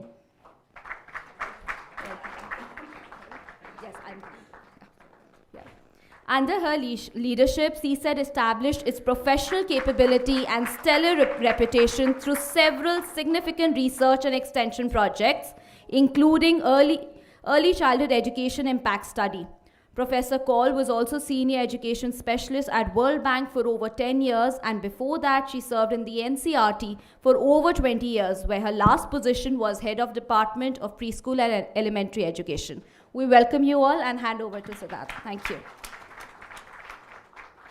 Thank you, Sakna. Thank you to all of you for taking out time. I had originally budgeted for a lot more time for me to speak, but now that I see this illustrious panel, I'll probably stick to all of you speaking. I think we've heard a lot about the return on investment that early childhood education as a space has, early childhood development rather, and there's been a good amount of research. Professor Heckman, who's a Nobel laureate, has professed that around 13% social return on investment is there on ECD interventions. And there's the Peri-Preschool project and a lot of other research, well-known research, which establishes the need for that. Having said that, I think we have to focus on what will move the needle in terms of more investment, right investment in the space in India. And in that context, would sort of love to start off with Professor Kaul, in terms of understanding, how do we look at this space with a more holistic view on, what is the return here? And what is the impact that this space holds, before we talk a little bit more about, how to really future-proof investments in the space. Thank you so much, Siddhant. Well, I think that as the policy said, I think the policy has made a statement which says that this is not an expenditure, but it's an investment. And that investment, I think, is very, very significant. But sometimes, yes, we do limit it only to the returns analysis, rate of returns analysis, although I don't know if it's been mentioned since the morning that it was done in India also. And they found, I think the World Bank had got it done, the analysis, and they found that for every rupee invested, you get a return of 25 if you invest in good quality early childhood care and education. So I think that that is something that is very significant. But going beyond that, that's only a kind of a notional or a kind of, a symbolic. But actually, if you think about it, it's a very comprehensive, you get very comprehensive returns on that investment. In the sense that there is so much that that early childhood care and education provides in addition to the education that the little children are getting. You have, we are now very concerned about the labor participation of women coming down. And you see the Anganwadi worker, the helper, they are all at the local level, they are getting recruited. And these are all women coming out of their homes and starting to work. And that itself, the very the very act of coming out of the home is a very enabling factor. So what is it doing to the women force? Giving them a lot of confidence, a lot of energy, a lot of income coming into the family. So what is happening then? The family's status is improving. In addition to that, I think that as it is envisaged that there would be, I don't know whether it will ultimately come through, but for instance, if you think in terms of having an Anganwadi come creche, I think today there is really a need for creches to come in, and I've been reading something about, there's some discussions on that. So if you have an additional worker, as a creche worker comes in, so you have, again, from the point of view of women's empowerment and enablement, I think it's a fantastic investment. Because you not only have the creche worker as an additional worker and opening up employment, but also you have those women who are now enabled, who have the surrogate care for the child, who are enabled to be able to go out and work or earn money through self-help groups or whatever else. So I think that, I'll just end by saying that narrating that many years back in Andhra, there were these self-help groups. And there were women who were doing very active work in the self-help groups and earning a lot of money. But what was happening was the children were not getting taken care of. And so they kept the girls out of the school, the older girls, because the money was a big attraction. They didn't want to withdraw from the self-help groups. So they kept, so there the importance of having creches also. So that's where I would take it. Thank you so much. I think that's fantastic context. Tripti ma'am, I think you are at a unique sort of intersection of witnessing both WCD as well as NIPSET, both of which are sort of actively involved in the space. I would love to hear your thoughts on where we are today in terms of where investment or resources are going before we move on to understanding more of what are the barricades in the space as well. So thank you. As you said, I'm in a unique position where I am looking at the policy initiatives being taken by the ministry as well as how those policy initiatives will be rolled out in the field also. So I will start talking about the ECCE policy when it started in 2013, and the framework and the policy curriculum was made in 2013. After that, NEP came in 2020. By this time, the ECCE it has become quite evolved and matured. So after the mandate that was given by NEP 2020, wherein our ministry, MWCD, was supposed to prepare the 0 to 3, the stimulation, early stimulation framework for 0 to 3 years, and then 3 to 6 years also for, preparing the child for primary education. By this time, the ECCE has really evolved, and the way it is being addressed now, in the sense, at one place we have ECCE curriculum being prepared. The way ECCE curriculum has been prepared, it is different for 0 to 3 years, early stimulation, importance of early stimulation, not only to the parents, to caregivers also, how good nutrition, good food, and safe and secure environment helps the child develop better, how the child experiences and how our response to that experience of the child results in better, responsive caregiving. All these things are now, nicely put in an activity calendar. In fact, Rocket Learning team has been with us preparing all this curriculum and framework. And then for 3 to 6 years, again, it's competency-based learning. 3 to 4 is different for 4 to 5, 5 to 6. And then also we have tried to include early detection of disability, given the screening tool also to the Anganwadi workers. So this is one side. The other side is that ministry is really spending on capacity building of the Anganwadi workers. So we know a trained Anganwadi worker is a much better resource than an untrained Anganwadi worker. So we are now going to train all the Anganwadi centers that we have with us. And in fact, state level master trainers, we have already trained about 5,600 or something like that. So the entire ecosystem is now kind of, excited and reverberating with all the, the way ECCE has matured. So I'm sure, capacity building of Anganwadi workers, plus the way activity sheets and everything has been prepared, it will go a long way in, preparing our 8 crore children to be, a great citizen of this glorious country. All right, this is very helpful. Again, I think it's well established that this space has a lot of benefits. There's clearly good traction, good work being done. However, there's still a long way to go. There are still barriers why the space is not where it should be, both in terms of investment, in terms of government, as well as philanthropy. Anustup, Keshav, would love to listen to your thoughts in terms of what, in your opinion, can be potential barriers when funders are looking at this space and evaluating it from a return point of view. Hello. Yeah, so can't say conclusively, but I have a few hypotheses. I don't think enough donors have really come forward and invested in ECCE in a very intentional and focused way. Right? It tends to be ad hoc investments or one-off investments or part of a larger portfolio.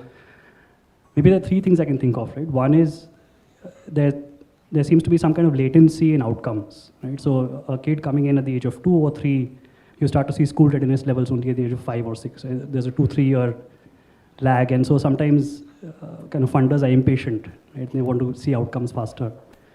That could be number one. Second is school readiness outcomes probably depend on a whole lot of factors. There are lots of factors at play. It's just not education, but also health, nutrition. We know the whole nurturing care framework. Lots of things need to be working together and seamlessly for us to actually really see delta.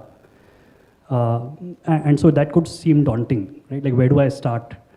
The third is that from a demand side perspective, like the constituents, the beneficiaries, do they really understand what does school readiness mean? What is quality? And maybe they have a kind of narrow understanding of that, and so is there demand from that side, and that would then put pressure on different stakeholders to actually start to give that more attention and funding and so on and so forth. So I think these are 3 hypotheses that come to mind. Anustup, would you like to add anything to this? No, thanks, Keshav. I think it's truly a wonderful moment for early education in India. आप अगर देखें तो never before so many forces are coming together. NEP has set the ground. After that, the FLN Nipun Bharat mission has rolled out. Following that, the Poshan Bhi Padhai Bhi campaign is now on. There is tremendous, what Triptiji was sharing, a lot of people were sharing, there is now this amazing convergence among the ministries, among all the actors. So I think this is like a Sputnik moment, jisko bolte hain, right, for early learning in India. So when I'm saying early learning, I'm talking of the 3+2, the first 5 years of schooling. But it can only be realized if 2 or 3 things happen, right? One, and a bunch of them, Vinita ma'am and Keshav, right? जो अनुराग कुंडू ने सुबह बताया था कि there is no shortage of evidence, right? Now maybe for the, and I was trying to educate myself, हम Heckman बोलते रहते हैं, मैं भी Heckman बोलता रहता हूँ, Heckman के beyond हुआ क्या है? I was also doing some research. I mean, there is stuff beyond Heckman, and I'll start with someone who's in the room. Rukmini did a RCT on early childhood interventions in India, showing that the impact of significant impact on the cognitive, language, numeracy skills persisting after 4.5 years. तो लोग सोचते हैं कि ये एक बार आप ये spring को स्ट्रेच कर दिए तो बाद में उसका रहेगा क्या effect. That doesn't mean that we'll invest in ECE and back off, but I think there is evidence to show that uska ek momentum hai that will carry forward. I think that's the first thing we need to anchor on. This second thing which is very important for us to understand is that why doesn't this awareness and evidence translate into action? बहुत दिनों से हम जानते हैं कि early childhood matters, but why hasn't it translated? I think I have, like you said, conjectures or hypotheses. One is that one big difference, and CSF recently did a situation and analysis, and part of that analysis is in one of the posters.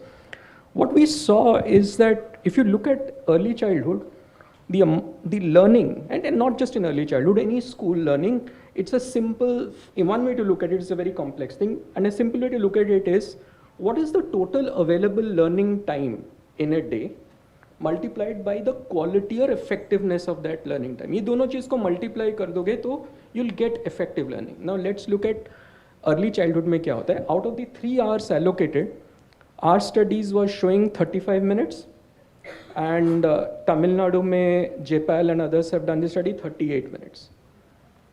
Now, if we can't stretch that, and there are many reasons why we get almost 10% of the total available time wasted, and bunch of it was spoken about in the morning. You have multiple anganwadi worker के पास 25 responsibilities हैं, tracker भी fill करना है, बहुत सारे other चीजें. So when you're looking at investment in ECE, you can't just approach at it like we will run this pilot program and it works. And a colleague was telling in the morning that India में एक pilot, India and across the world pilot-itis हो गया है. कि we keep running pilots, and there was a joke running around in Twitter that no pilots fail. आपने कभी किसी pilot program को fail करते हुए सुना है? I have never heard, maybe others, but very few pilots scale. So when we are trying to scale these pilots, these problems kick in, and that's where I feel that investment needs to kick in on ensuring the right ingredients coming. जैसे कि first ingredient, we do not have enough ECE educators in the schools, which is a fundamentally different problem than what we are seeing in primary education. Of course, many primary education classrooms are still multi-grade, multi-level, all of that. But the problem is far more intense. And I should congratulate many governments, UP, others are taking steps to hire these educators. So one has to solve for these structural problems. And that's where you need more patient capital. That's where you need capital which also helps government unlock its own funding. A lot of conversation was there in the morning. Niti Aayog CEO spoke about the total funding. One way to look at ECE funding is what percentage of it is of grade 1 to 8. It's only 10-12%. That can be a little bit more. So how can investment focus on these levers which can unlock the structural constraints? Structural constraints बहुत हैं. And those structural constraints को, if we don't unlock, we'll face problems. For example, if you hire teachers, you have to think about there aren't enough trained teachers available actually. Now, if the government qualifications say that you need a certain set of degrees, diplomas, all of that, that pool is actually very small. We did some calculation, it runs, UP alone produces about 800 such educators according to the government's standards. But can we think about this supply side a little bit? And Vinita ma'am is sitting here, she's done a lot of work on all forms of teacher education. So in summary, I'm making 3 points. One is that this moment of opportunity has come. I think we must leverage this opportunity. जिसको कोई बोल रहे थे जन आंदोलन. So I think we need a demand side pull because only 25% of children are attending classes in ECE. And that's something we need to fix for. Second, we need to address these structural problems, which is very different from saying ki I will only provide curriculum and instruction. And of course, third is ensuring that these pilots actually go to scale. And that doesn't mean, as Noam Anguist was telling a few months ago, that it's not like a chota sa baby hai pilot, usko bada baby bana de. So the scale of a pilot is not making a small baby big, but it's actually growing into a full adult. So which means actually enabling the state to deliver better. How does the state hire better? How does the state train better? How do you remove these constraints? Thanks, that's very insightful. I think I really like the part about pilot to scale as well as sort of strengthening educators, right? And there can be different ways to it, as Guha ma'am was also saying that there is already sort of investment happening on the educator side. Professor Kaul would love to understand, how do we think about the educator piece? Are there other areas which we should also prioritize when we are investing within the space? And then we'd love to come back on the pilot to scale point that Anustup said. Yeah. I would definitely agree with what Anustup just said. because I think and I'll give you empirical evidence since you're talking about pilots and research, that in our study which we did with Azhar Center in Ambedkar University, we did a kind of we tried to derive what were the most essential quality indicators. I mean, prioritize what are the quality indicators that really make a difference in terms of children's learning levels. And the first and foremost was the teacher. I mean, the one that emerged was the teacher. So I think that somewhere we have to invest in a teacher, and a teacher who is professionally trained.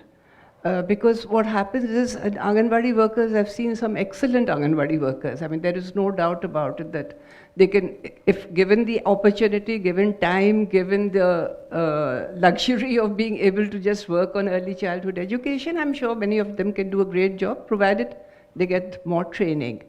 But because of the nature of their job, which is multi-purpose, like a multi-purpose worker, so but cannot expect it. I mean, it's inhuman to expect them to do so much. Somebody was talking about it in the previous session. So I think that somewhere we have to, if we want to really get the best returns out of the investment we are making, and I think our investment is gradually increasing in this field, we have to have invested teachers. That's no two opinions on that. The other is some kind of advocacy for parents, because no matter, there is a certain pedagogy which is specific to early childhood, which is the play-based pedagogy. But unless the parents are convinced that is what is, that really works for children, the Anganwadi workers are also very often helpless, or the teachers, because they have to succumb to what the parents are asking for. Parents equate education with or ABCD or whatever, you know. So somewhere I think that advocacy is very important. So we need to invest in advocacy, like having media campaigns or apps or whatever. I mean, whatever use of technology. And the third thing I think is materials for children. You see, because one of the problems that I find very often when I have an opportunity to look at a lot of curricula and so on, is that this gets converted into the Anganwadi worker having to do a lot of activities for children. That's not what it is all about. It is about children doing activities themselves. That is what the learning comes from. And for that you need materials, and one has to invest in materials.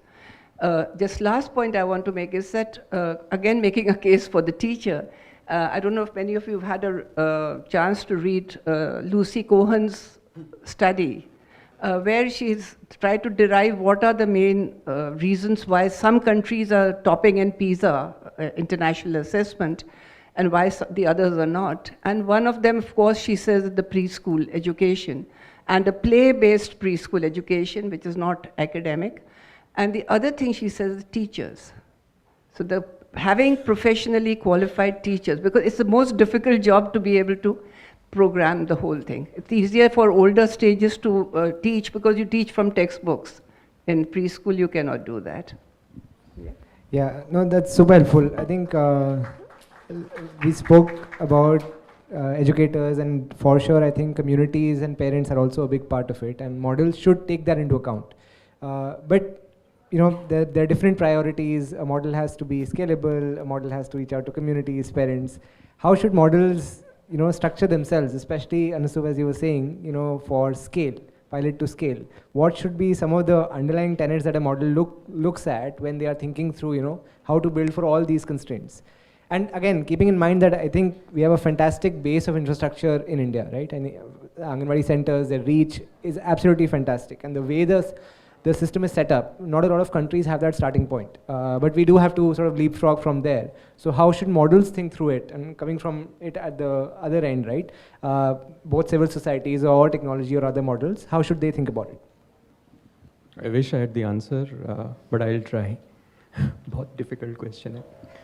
I think as I reflect not just on ECE, but also all of education, last 10 साल में there's been a lot of understanding of how education works. So we know, Dr. Kaul, correct me if I'm wrong, that in the last 10-15 years with neuroscience and everything, we know a whole lot better about how children learn. I wouldn't say we know everything, but there is fair degree of certainty that certain, like you said, play-based. But as a whole domain, we are struggling कि teacher की mind काम कैसे करती है. हमें at least there is not that depth of research, practice, and Sara education reform is around that. And Rita ji from NIPSID was telling in the morning, just two, 3 sessions before, कि how do we simplify the work for teacher? Because all these pilot programs and things which seems to work by removing a lot of constraints for the teacher. And when you go to scale, those constraints come back in. Right? But we have to work within those constraints. So one is, how do you simplify? Shweta, I don't know if it's in the room, Shweta Guhan from KIED, they have done a research in collaboration with Central Skill Foundation. They studied 9 curriculums in 7 states. And one of their big finding is the amount of code switching a teacher has to do. कि एक lesson पढ़ाने के लिए उसको 8 चीज़ें या 9 चीज़ें stitch करना पड़ता है, फिर they can come to one lesson. Right? So we have to radically simplify something ताकि teacher को झट से पता चल जाए, but it's not simplistic, which means that she still has to deliver something. So it's a very hard problem to think about, right? So that's, I think, the first thing to scale. The second is, how do you break free certain, systemic frictional points in the system which keep even good programs that are being scaled from landing badly on ground. जैसे आप एक अंडे को छोड़ते हो और वो आके ही टूट जाता है. Lot of programs are getting exploded upon impact. और वो we were talking, उसको मैं last inch problem बोलता हूँ. जैसे मैडम बोल रही थी सुबह, doctor Bajaj was talking about कि when that portion tracker is being clicked, उसमें वो क्लिक करते करते कुछ confusion हो जाता है, right? या वो app stuck हो जाता है. So a lot of times, a lot of scale is not बड़ी बड़ी बातें, but this छोटी छोटी बातें, right? How do you fix these frictional points?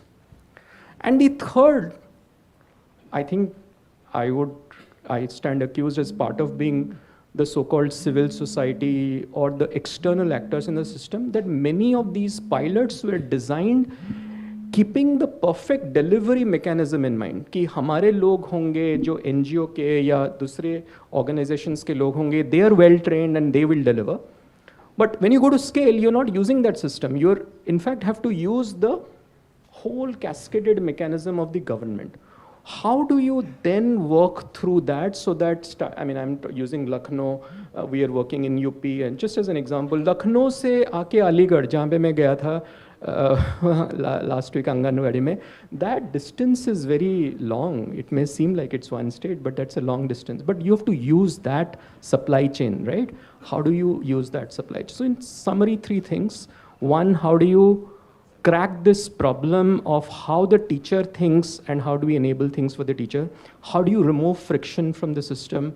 And how do you use the system itself? Tripti ma'am, I think a lot of work is happening both on the educator side that you're talking about, also on the TLM side to make things simpler. Would love to sort of hear your thoughts on that before sort of moving on to what's next from an ecosystem point of view to Keshav. Yeah. So I think responding to what Anushtup has said, I want to say that nothing ended in between.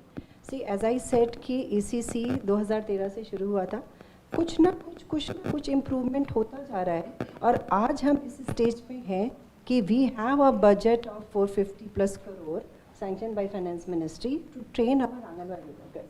So it's not like कि बीच में आया पोषण tracker आया और वो बंद हो गया. I'm not trying to defend my case, but I'm only telling that पोषण कोई भी चीज़ बनती है, इवॉल्व होती है तो टाइम लगता है, and especially if it's in a government system, it's on a very very large scale.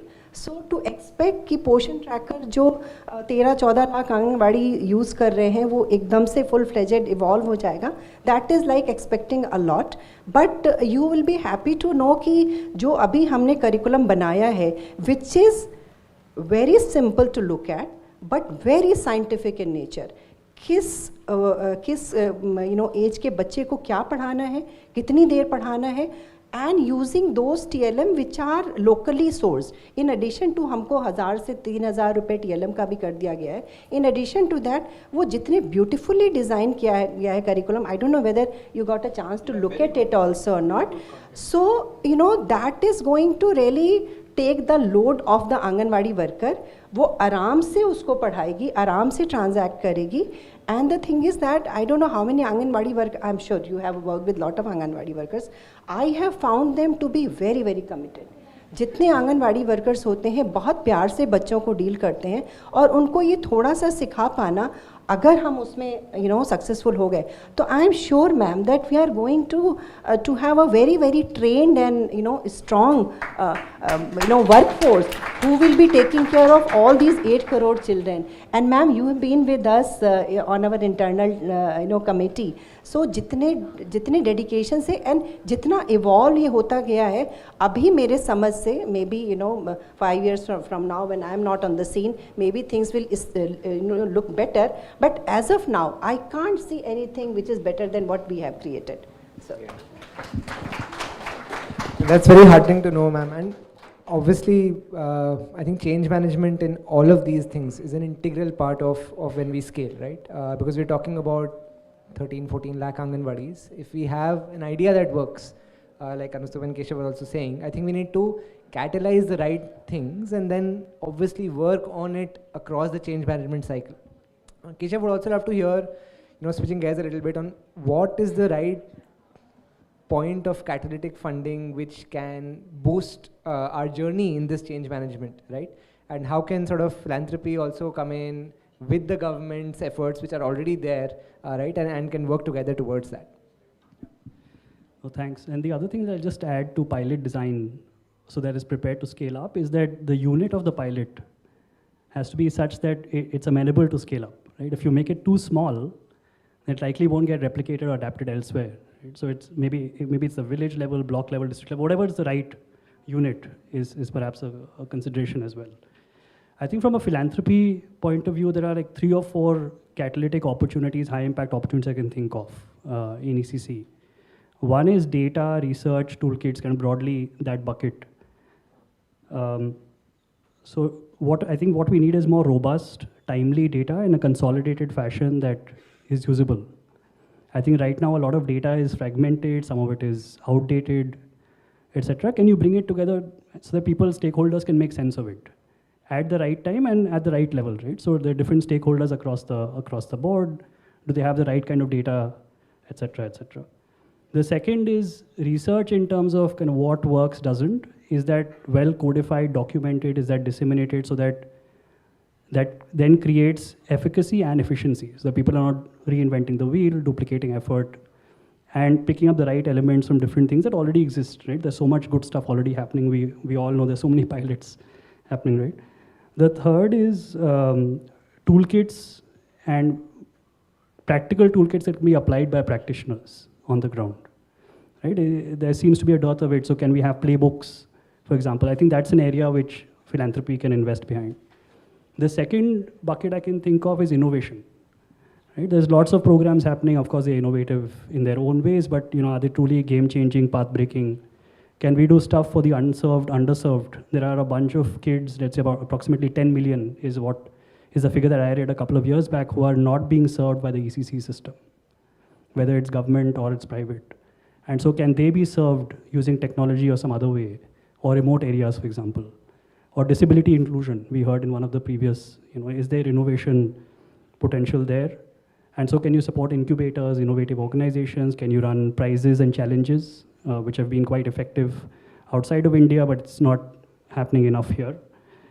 The third bucket I can think of is policy influence and advocacy.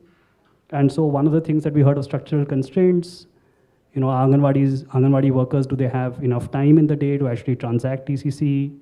They've got too many responsibilities. Can we rationalize that, simplify, streamline their responsibilities, etc.? So they're focusing on the most important things that will really move the needle. And can government really increase budget, right? Because we know the kind of spending is significantly less than what is in K-12. And so can we up the spending there? Are there existing funding pools in the government that can be tapped into and leveraged as well? The third big bucket is convening and collaboration. And we're obviously making an attempt here itself through convening. But can we get more kind of on-ground voices to be elevated? Can we get fresh thinking, let's say from behavioral scientists, technologists, design thinkers? Because this is a very multi-dimensional problem. We need to approach it from multiple angles, and so can we bring in that expertise in some of our convenings to really figure out what are some interesting ways X problem can be tackled or Y problem can be tackled. There could be examples from outside of India, there could be examples from other sectors. There's lots of potential there from a learning sharing point of view. And collaboration, I feel, is also ripe because, again, multidimensional needs multiple stakeholders to work together and, properly. And this needs to be demonstrated at a certain unit. So can actors come together in a very intentional, focused, targeted way and try and solve this problem at the right unit? I think there's scope for probably multi-stakeholder collaboratives to be formed in the country. I personally am not aware of anyone that maybe it's in the making, but I think there could be potential here as well. So these are some that come to mind right now. Thanks. I think we have sort of course, understood where the impact is. We've heard the fantastic sort of thinking from the government side in terms of setting the framework, simplifying tasks is already being done. We also are aware of the constraints, right? But I think it's a difficult topic to summarize, of course, but I would just request all of you, if probably in a couple of lines you can say what's next to future-proof ECCE, right? For the next, let's say, 5 years, if not for the next 50 years, because I think 5 years is what we really need to use the momentum that is there today, to use the fantastic work that we already have started, and to close out some of these things, to prove some things, to roll out some of the things. What is that one thing that will really move the needle? If that'll be wonderful to listen to from all of you as a concluding sort of note. One thing. Yeah, you can of investment. Course. That's a good answer. That's also one thing. So maybe I'll build on that actually, because so investment, I think I would encourage funders to think of it in two ways. One is in their portfolio, how can you embed an early childhood lens? Because you might be doing health, nutrition, whatever, some other topic, but there could be an early childhood lens there, right? And so can you really think about that deeply? And then the second is you can approach this from different angles, right? If you're interested in systems change, here's a systems change problem that's ripe to be invested in.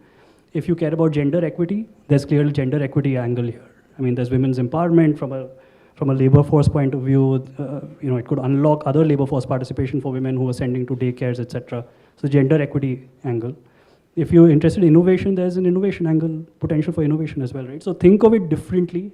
It doesn't have to be like I have an early childhood portfolio, but can you approach it from different angles as a funder? Thanks, Kishan. Anustup, I know we are at 3 things now, but... Yeah.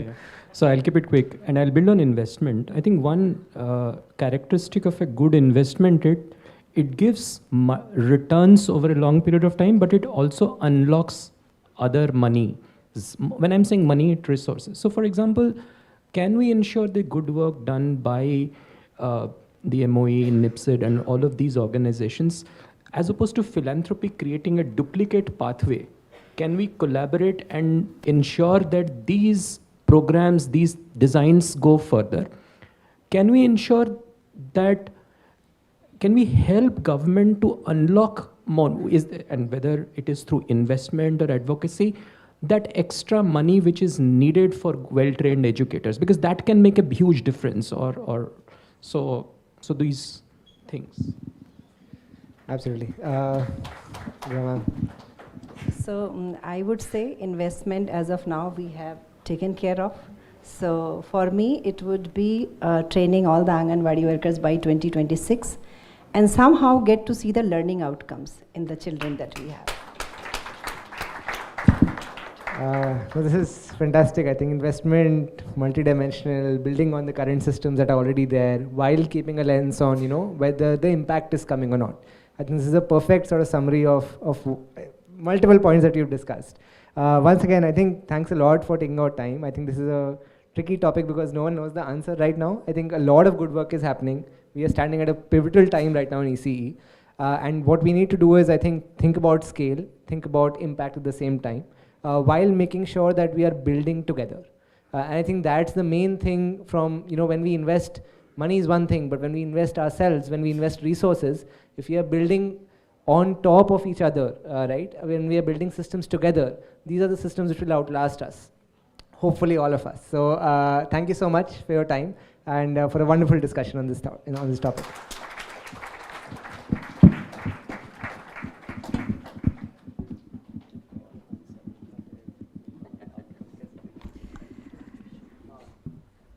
Thank you to all of our speakers. That was really, I think, as Sid has said, right, one of the multidimensional conversations that really actually covered so many things. We talked about structural constraints. We talked about multi-stakeholder partnerships. We talked about, the need for an educator set. And the convening of, energy, talent, resources in this sector is really something absolutely remarkable.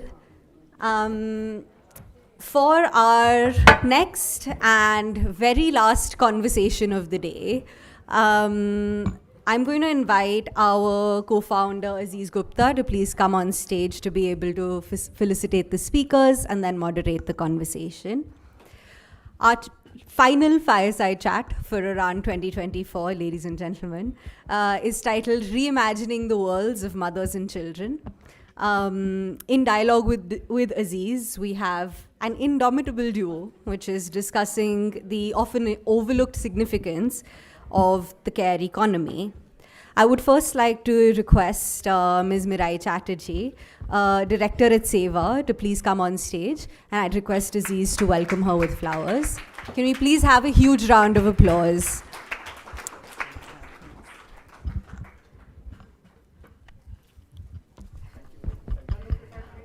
Ms. Chatterjee is the director of the Social Security team at SEVA.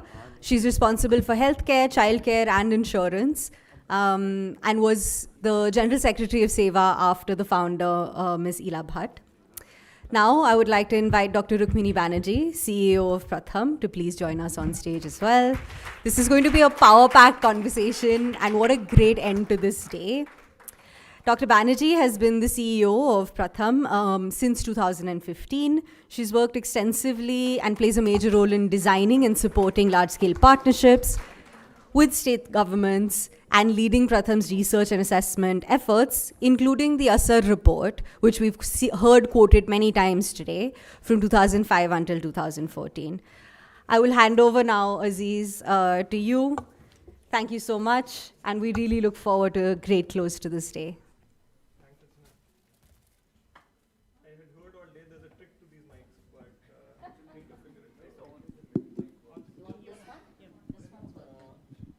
Okay, perfect.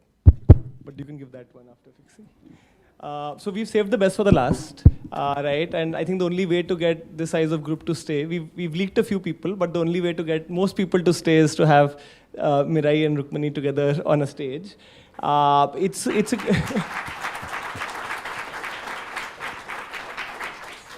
It's a huge honor and privilege for me personally, because Mirai and Rukmini are two of the social impact leaders who I admired the most personally, and the work that they've done over the last 30 plus years has been instrumental to all of the other big people on the stage who have said so many good things about early childhood education, care, development, and so on. So it's wonderful to be here with them, and we were, as preparation for this panel, we had something else in mind, and then they both got together on a call and made something very different, which is reimagining the worlds of women and children. Which is actually probably the essence of everything that was discussed today, and especially with women in terms of young mothers. So what are the worlds of young mothers and children looking like today? and how can they be reimagined in different contexts. So that's the discussion today. And let me begin with the first question to Mirai, which is actually to help set the sort of the beginning of it. How is ECCE and childcare actually connected? How is ECCE important for, like, both these concepts, how are they also important for women in their broader lives as well? If you could share a little bit, given the amount of work that Seva has done on this topic. Sure, Aziz, and delighted to be here with a wonderful young audience of future ECC leaders, and also with old friends like Dr. Vinita Kaul, Rukmini. And I would like to congratulate Udaan at the outset, and rather Rocket Learning, for this wonderful conference. Coming to the question you asked, yeah, they deserve a bigger applause.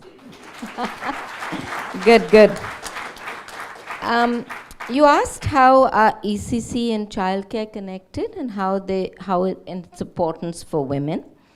So I'll start with children, although I must say in Seva we came to children through women, because as you know we organize informal women workers.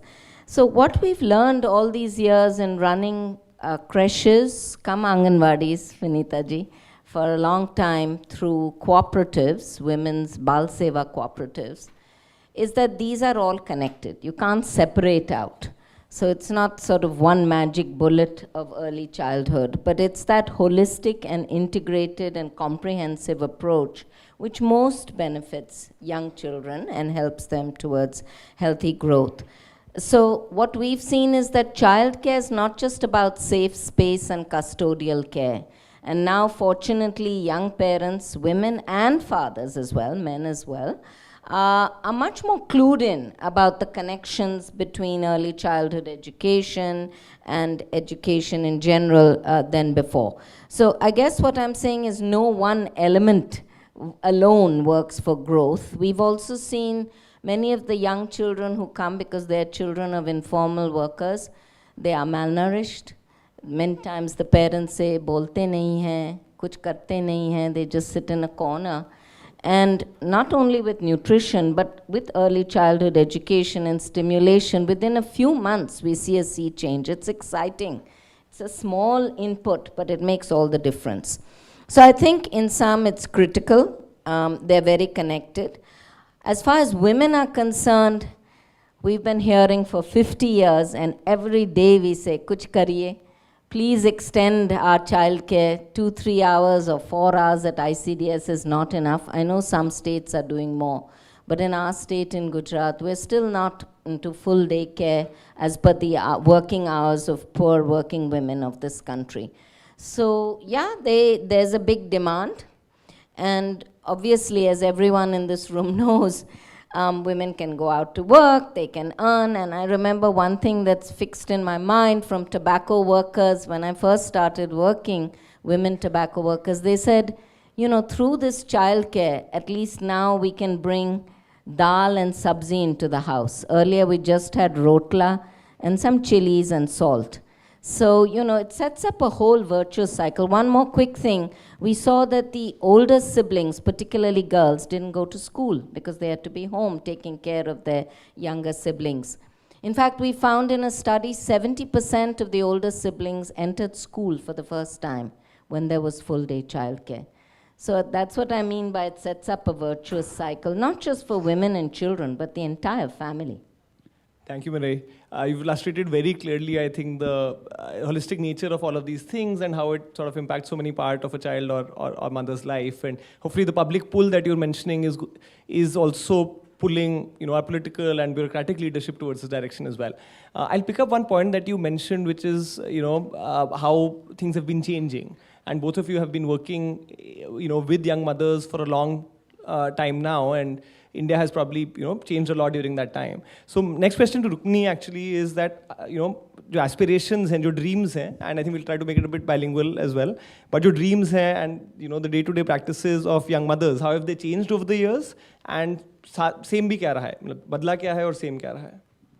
So, of course, first of all, before I answer your question, if we were in a cricket match and it was a test match, then we would be called night watchmen.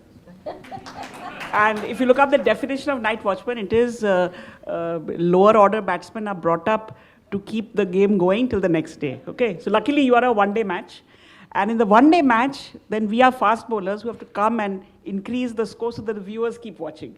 So no pressure, Mirai, but I just thought we should say this, that being last in the day has consequences, and it's our job to make sure that while we are speaking, nobody else leaves, right? So also, Aziz, I have to say that through the whole day, I was thinking of the Anganwadi in Lucknow, which I visited with Aziz some years ago, where the children were very taken up, and Anustup, I don't know how you will calibrate this observation, whether it was effective time or not effective time. There was a lot of conversation in that Anganwadi about the size of Aziz's shoes. So the children were looking at his shoe and looking at their chappals and making a lot of comments. Now, in a proper study, this would not be counted. This would be counted as off task. But there are things that kids do which are very interesting in Anganwadi. And Rukmini put up a photo on Facebook with MBA boots and preschool boots, and it was quite a difference. So I still have that photo. Okay, but now going back to your question, I think that, see, Pratham started, many years ago in Bombay in the slums.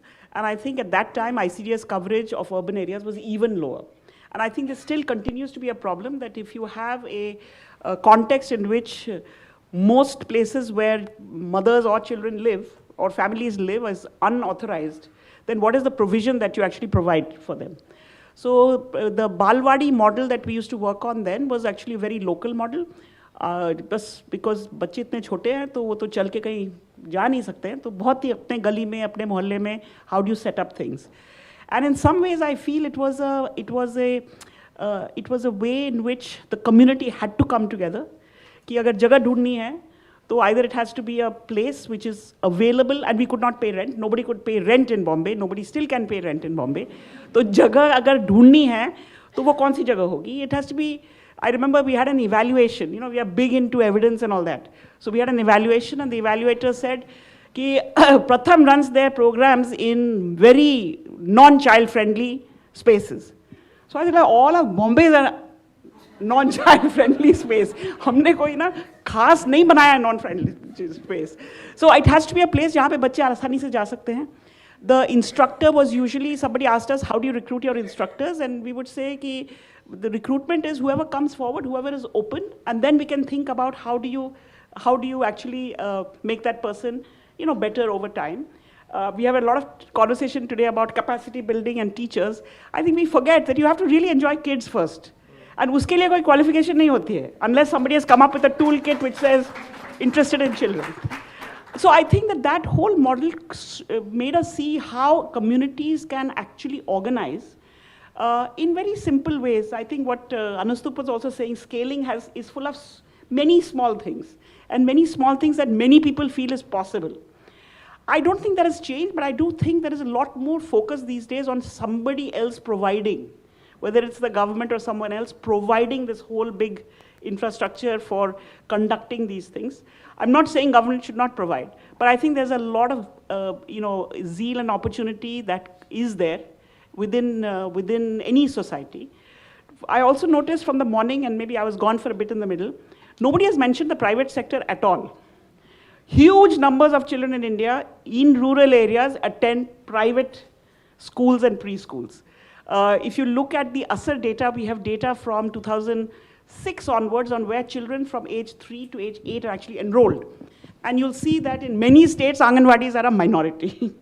And in those states, actually, बच्चे चले जाते हैं to private schools who don't take children in first. They take you in, I don't know, I used to think of lower KG and upper KG, but आजकल lower KG भी हो रहा है, because 3 साल चाहिए हमें before you can get to first. My granddaughter, when she graduated to first, it was like a huge thing in the family कि ये बच्ची इतने साल already बिता चुकी है in schools without even getting to first. So I think that there is, I feel that there is, many things are still the same. We could still improve. I think the importance of early childhood was known, but is more widely known. I feel like maybe the options for how you organize as good a childcare or ECE as possible is probably getting more narrower the more that there is top-down views on how these things should be done. But let me stop there. Yeah. No, I think you've already given us a lot of food for thought, and I think जो आप बोल रहे थे कि कोई index नहीं है कि बच्चों के साथ टाइम स्पेंड करना इम्पॉर्टेंट है. I think that is very interesting observation because जो हमने देखा है, we work with primary school teachers, preschool teachers, anganwadis, and you do of course as well. हमें जो दिखा है कि anganwadi workers actually entered the profession a lot for this. उनके 5-6 काम हैं. हमने एक्चुअली सर्वे किया है एक कि आपको जो आपके 5-6 काम है उसमें से आप ज्वाइन क्यों किया था आपने. And if you ask anganwadi workers तो इन्वेरिएबली नंबर 1 होगा बच्चों को सिखाने के लिए, पढ़ाने के लिए and all of that, right. We enjoy spending time with them. बाकी होम विजिट करना तो चलो करना पड़ता है, मतलब ठीक है, मतलब I think those are even they are more laborious tasks as well, right, sometimes, and so maybe those are other factors that come in mind, but invariably you will get that answer by overwhelming majority that we like spending time with children. And so that's why we actually like the Anganwadi system, because they actually do like spending time with children, my guess more than actually the teachers do. Is pe maybe Mirai, if you want to also give your perspective on how young mothers have changed, building on what Rukmini has said already. Sure. So we mostly work with informal women workers, and we see a real generation shift. I remember when we started out 50 years ago, most of the mothers were anguta chap on the registers and stuff, but now those days happily are gone. The younger mothers are more educated, not just 10th pass, but even beyond. Greater understanding of the value of education in general, including early childhood education, although they may not know the full aspect of it. They see much more on the net. They look at things. They see what other countries are doing. वहाँ पे ये हो रहा है, तमिलनाडु में ये हो रहा है. They ask us questions much more in our mothers' meetings, in our creches. English, that is a big demand. We hear, Angrezi to sikhao, please. So we have to tell them we can't start teaching children who are in the gudiya, in the cradle at 2 English at this point. Also a willingness to pay. That's something interesting we find, that we're ready to pay. In fact, in Seva Bank, some of our biggest loans are education loans. There's such a premium on education. Then digital tools, they're much more tech savvy. They form their own WhatsApp group in the creches, and among the mothers they're sharing, isko kya hua, what worked with this, what didn't work, what's the challenge here, those kinds of issues. But I also think fathers, let's not forget the fathers. At Seva we've always worked with women, but about 15 years ago we started interacting quite intensively with fathers, and we found a great amount of interest. They come for meetings, they give inputs, they give really good suggestions, and also the younger fathers are much more active. What's remained the same is the huge demand and need, as I already mentioned. I forgot to mention one of the points in the virtuous cycle is women mention again and again peace of mind, which is not something that, perhaps we focus on a lot. So the fathers, but the need is there, and dreams. Again and again for 50 years we've been hearing कि जो हुआ मेरे साथ सो हुआ. But I want a better life for my child. So that hasn't changed. That's a lovely note to answer the not change. Okay, perfect. I want to add something about change. I feel that with this proliferation of private preschools across all of India, there has been, I would say, and I always, this is a Vinita thought, but I'm going to say it not as well as she does. There has been a bigger downward movement of academic stuff into preschool stuff. And I think this NEP and Aajkal Jo Ho Raha Hai is a very big opportunity to reverse the trend, to say actually much of our primary school needs to be built on the preschool principles.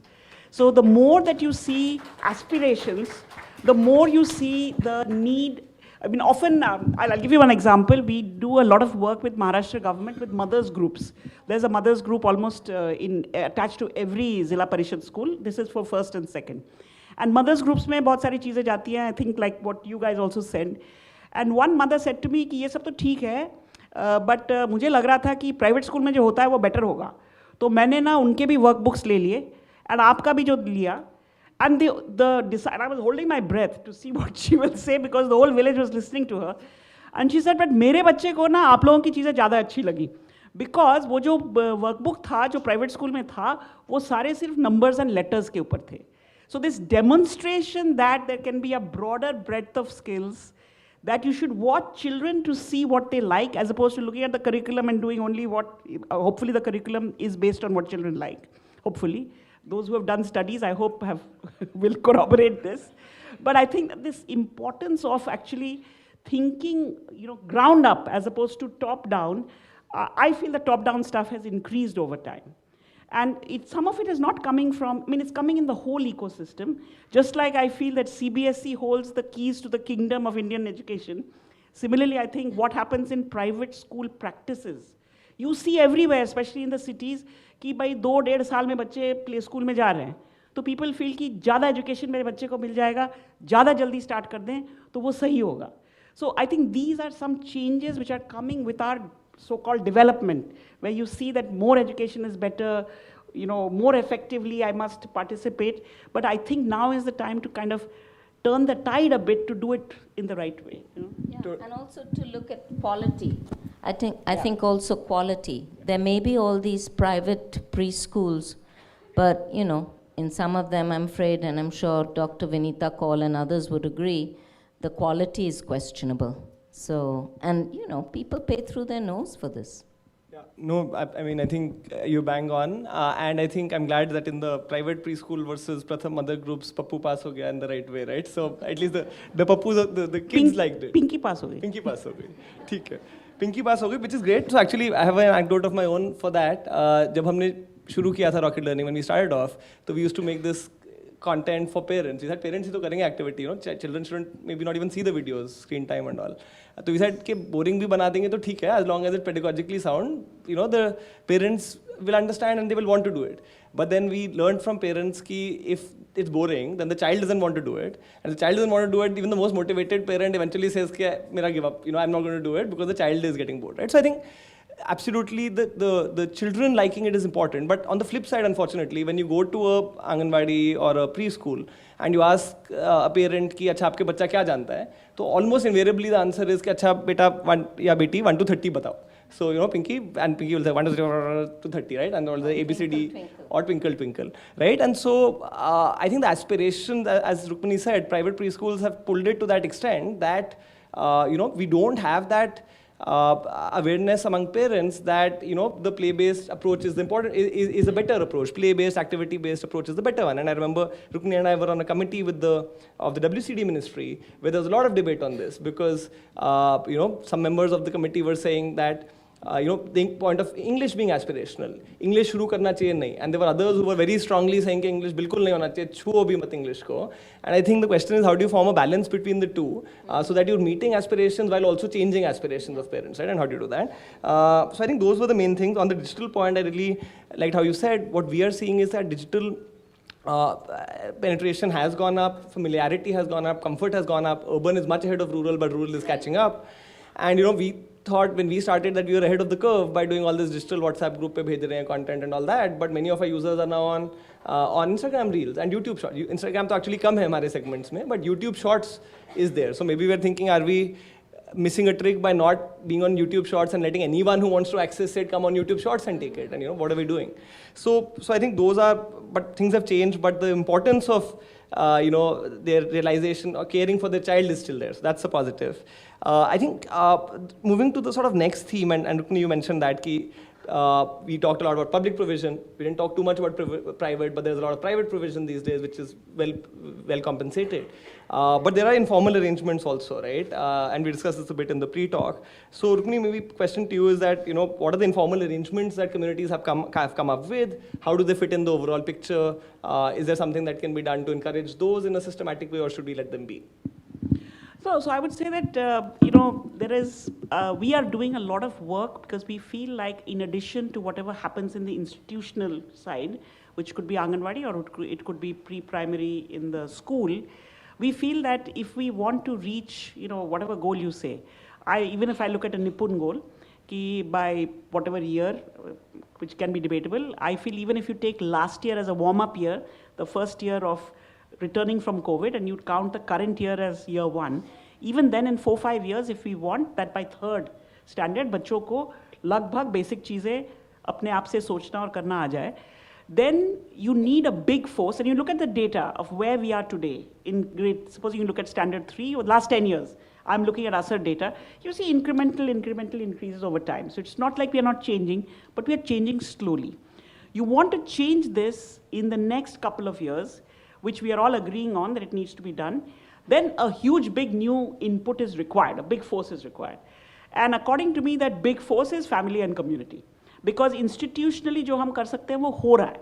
You know, अब सुबह से हमने सुना कि कितने पैसे खर्च हो रहे हैं, कितनी ट्रेनिंग हो रही है वगैरह वगैरह, वो सब हो रहा है.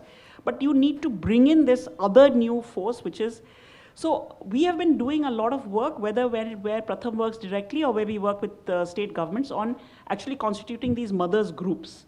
मोहल्ले में वैसे भी mothers होते हैं. There is a whole, I think, generation which has seen their mothers be in self-help groups. Some of the, I'm from Bihar, so in Bihar, Jivika is a very big force. लोग कहते हैं कि election जिताना हो तो you need to have self-help groups. I'm sure self-help groups do other things as well. But there is a culture, the reason I bring it up, there's a culture of women doing things together locally. And we are seeing, and we are learning actually, because very often it's the mothers group who make demands. Like for example, recently I was with the mothers group who said, अब आप अपना ना वो सब भेजना बंद करो, हम ही भेजते हैं आपको. So this is again a big point, that to say that we have things to contribute to the system. We need to be recognized. When Anita Karwal was Secretary Education and the NEP document, not NEP, NCF document was being made, or guidelines, I forget, there's so many documents. What was it? Nipun. I have plants in the audience who will tell me to say the right things, okay? So there we said that, you know, there is this thing that we've been using ourselves, and we think it's a good idea, is the school readiness melas. School readiness mela क्या है कि बच्चे जब first में जाएंगे उसके कुछ महीने पहले एक मेला करोगे गांव में. Mela can be anywhere, can be सरपंच के घर के सामने, can be in school, whatever people feel, and उसमें बूथ रहते हैं. Y booths? बिकॉज हम सबको इलेक्शन की आदत है, वी नो कि पहले बूथ में जाओ, अपना ये कागज़ दिखाओ, सेकेंड बूथ पे जाओ. So it's a known format, but each booth has actually activities. Now, why are we doing this? It's a long-winded answer to your question, but because we want to say that there are many ways in which this foundation needs to be broad. You need a breadth of skills. So, एक counter पे होगा कि paper folding है. Paper folding के लिए I don't need one pitara to come from, you know, wherever it comes. वो गांव में मुझे अखबार मिल जाएंगे. Another one is for categorization, seriation. तो वो भिंडी लगा लो from big to small, आलू प्याज अलग कर लो. And the people who participate, everybody can watch, everybody is welcome, but the people who participate is mother and the child. Fathers can come, but very often mothers are the main ones who come. Now, all of this is an attempt to both, I think, broaden the idea of what foundation skills are. And secondly, it is to say that the family plays a very key role. So you are the center of this whole journey. And it's not like the whole village is not watching. I've had arguments with grandmothers who say, हमें क्यों नहीं ले रहे हो? So I said, हमने आपको बाहर कहाँ रखा है? आप भी आ जाओ. पर फिलहाल मम्मी और बच्चा भी इसको करेगा. So how do you create a culture to say that all the activities that can be done by anybody, anywhere? घर में तो कोई अलग-अलग ministry है नहीं. As at most there is सास की ministry and बहू की ministry, but इसके आगे तो there are no ministries. And the children's needs, you know, are met, because otherwise they'll drive you crazy. So we need to have a community like that and not only wait. So I think that if you look around to see how even within the given institutional structures people organize themselves, you see Punjab, for example, you know, there was a lot of talk about how WCD and education department can collaborate and what guideline needs to be written. But when you visit schools, you see people have worked it out. So one of the suggestions we had is कि ऐसे 100 schools को बुला लो, उनको stage पे बैठा दो, वही बता देंगे ना उन्होंने collaboration कैसे किया. Collaboration government order से होता है कि collaboration दोस्ती से होता है, that you have to figure out. बहुत सारे लोग दोस्त हो गए तो ऊपर के लोग भी दोस्त बन ही जाएंगे. So arrangements, I think there are many different kinds of arrangements that people do. Community में, school के अंदर, co-located आंगनवाड़ी में, and we need to look at these to really and have people speak about them, because everybody is arrived at that through some logical process. ऐसा नहीं कोई randomly जाके collaborate करने लगता है. कोई फायदा होगा तभी कर रहे हैं लोग. So I would say that there is a lot of different things that can be done. A group of my colleagues went to Bangladesh recently, and they came back saying that they don't have an Anganwadi system. So we were also very aware of the fact what Anganwadis can do. But wahan pe they have a rotational mothers every month, 2 mothers coming to the center and providing, whatever is the support, maybe less trained, less aware than otherwise, but that can always be built up. So we are a country of billion plus people. I mean, surely we don't lack people to help out in important things. Right? No, that makes so much sense. And I बोल रहा सास और बहू की ministry, but सास बहू ministries में भी हैं WCD जैसे में, so that's also happening. But I think if I was to, one thing that I also took away, right? I think जो आप कर रहे हैं, what you've been doing through the school readiness melas is कि helping family members, parents realize they have something to contribute. उनको बस बोलना नहीं है, वो कुछ कर भी सकते हैं. And actually I think this is ingrained everywhere. So I'll go to digital. मैं WhatsApp बहुत लोगों का स्टडी किया है in rural areas. And generally उनको बहुत सारा content मिलता है, but वो वापस कुछ नहीं भेजते. वापस कुछ करना होता है वो कॉल करते हैं. तो जब हम व्हाट्सएप ग्रुप्स पे कोशिश कर रहे थे कि लोगों को वापस भेजना, कि आप वापस भेजो, ये बहुत एलियन बिहेवियर है, विच वी डोंट रियलाइज कि एलियन बिहेवियर है, बिकॉज हम तो कॉल नहीं करते, we send on WhatsApp, but it's and not just चलो कॉल करना एक बात है, बट आप मुझे बहुत कुछ आया है मैं उसको कंज्यूम करूंगा, but I don't feel I can add too much, right? So I think giving that confidence, that empowerment ki we can add and we can contribute, and now schooling is quite high, so confidence levels are high, and schooling may not be related to learning, but it is related to confidence. So that is definitely the case, and we can do a lot more on that. आपने self help group की बात की Rukmini Meera, I would like to sort of ask, अभी self help groups are doing a lot of different things. Governments are trying to get them to do different things as well. But government का जो पूरा infrastructure है, set up, and we discussed this a bit, कि ये set up in, एक WCD ministry है, एक education ministry है, एक health अलग है, self help group की भी अलग department है. So, maybe the same person, the young mother and the child, is being looked at in silos by different ministries, but probably, it's a holistic continuum. So, wanted to ask you, ki, in this current approach, what are the negatives? But negatives so is one thing. What would a reimagined, more cohesive system, what could it look like? Or what could be the beginning points of a more cohesive system? Thanks, Aziz. So the first thing I want to say is that we need to learn from our colleagues, the Anganwadi workers and Ashas at the grassroots, how well they integrate and coordinate. It's us who are sort of blinkered that I'm in this ministry and that ministry. But we find at grassroots level, they all come together really well. And I think some answers may come from there. We've also seen at block level and also at district level, even the supervision, they share with each other, they dovetail. So many things are happening, and I'm sure you all see that as well. I think one of the things we hear women at the grassroots say is that so many people come to us asking so many questions, taking all this information. We have no idea where the information goes, and it doesn't come back to us. तो क्या करते इतने सब इकट्ठे करके पूछते रहते हैं हमें. So, they are quite flummoxed by all this questioning. So I think, there's one answer that, if we do surveys, if we collect data reports, is there some way, and maybe that tracker we heard of will be a good way. I mean, is there some way that this can be an integrated report so that health, early childhood from the education ministry and WCD sort of comes together and is also fed back at the local level? That's one thing. And perhaps one thing, and I heard that in Bihar they had tried this.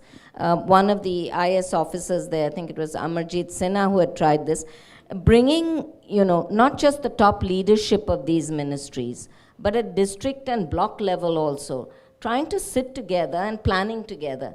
So you don't have, this army of people sort of going to that one mother just as she's getting ready to go out to the jungle or the field for her work. So I think that could be something that, I know it's not easy, none of these things are easy, but my experience is if there's a message from the top, from Gandhinagar or whatever the state capital, karo, go ahead. Give the green signal, and then I think leave it to the people in the decentralized districts and blocks to work it out, and also at panchayat level. And even in the urban areas, we see this with link workers and so on and so forth. They coordinate very well. We don't have to give them instructions, but we just need the nod from the top. Makes sense. Rukmini, any? So I would say a couple of things to add to Mirai. One is, we are a big country and we are very different in different parts of the country. So as I look at, these provisions that are happening now with this age 3 to 6, In the morning, we heard a lot of talk about uniformity and consistency and so on.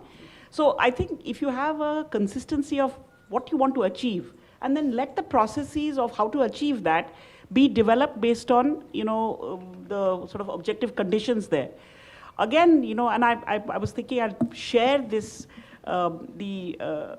Asar is known for your reading and math, but it has actually a lot of information on where children from age 3 to age 8 are currently.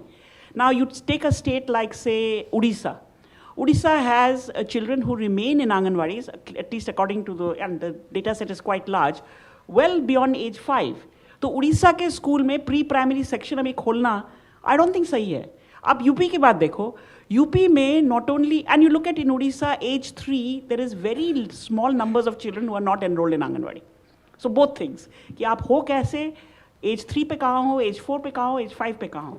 Now if you look at UP, there's very large section of children who are not in Anganwadi even in age 3. Now in that setting, and we also know that in age, there is early enrollment in school, in class 1.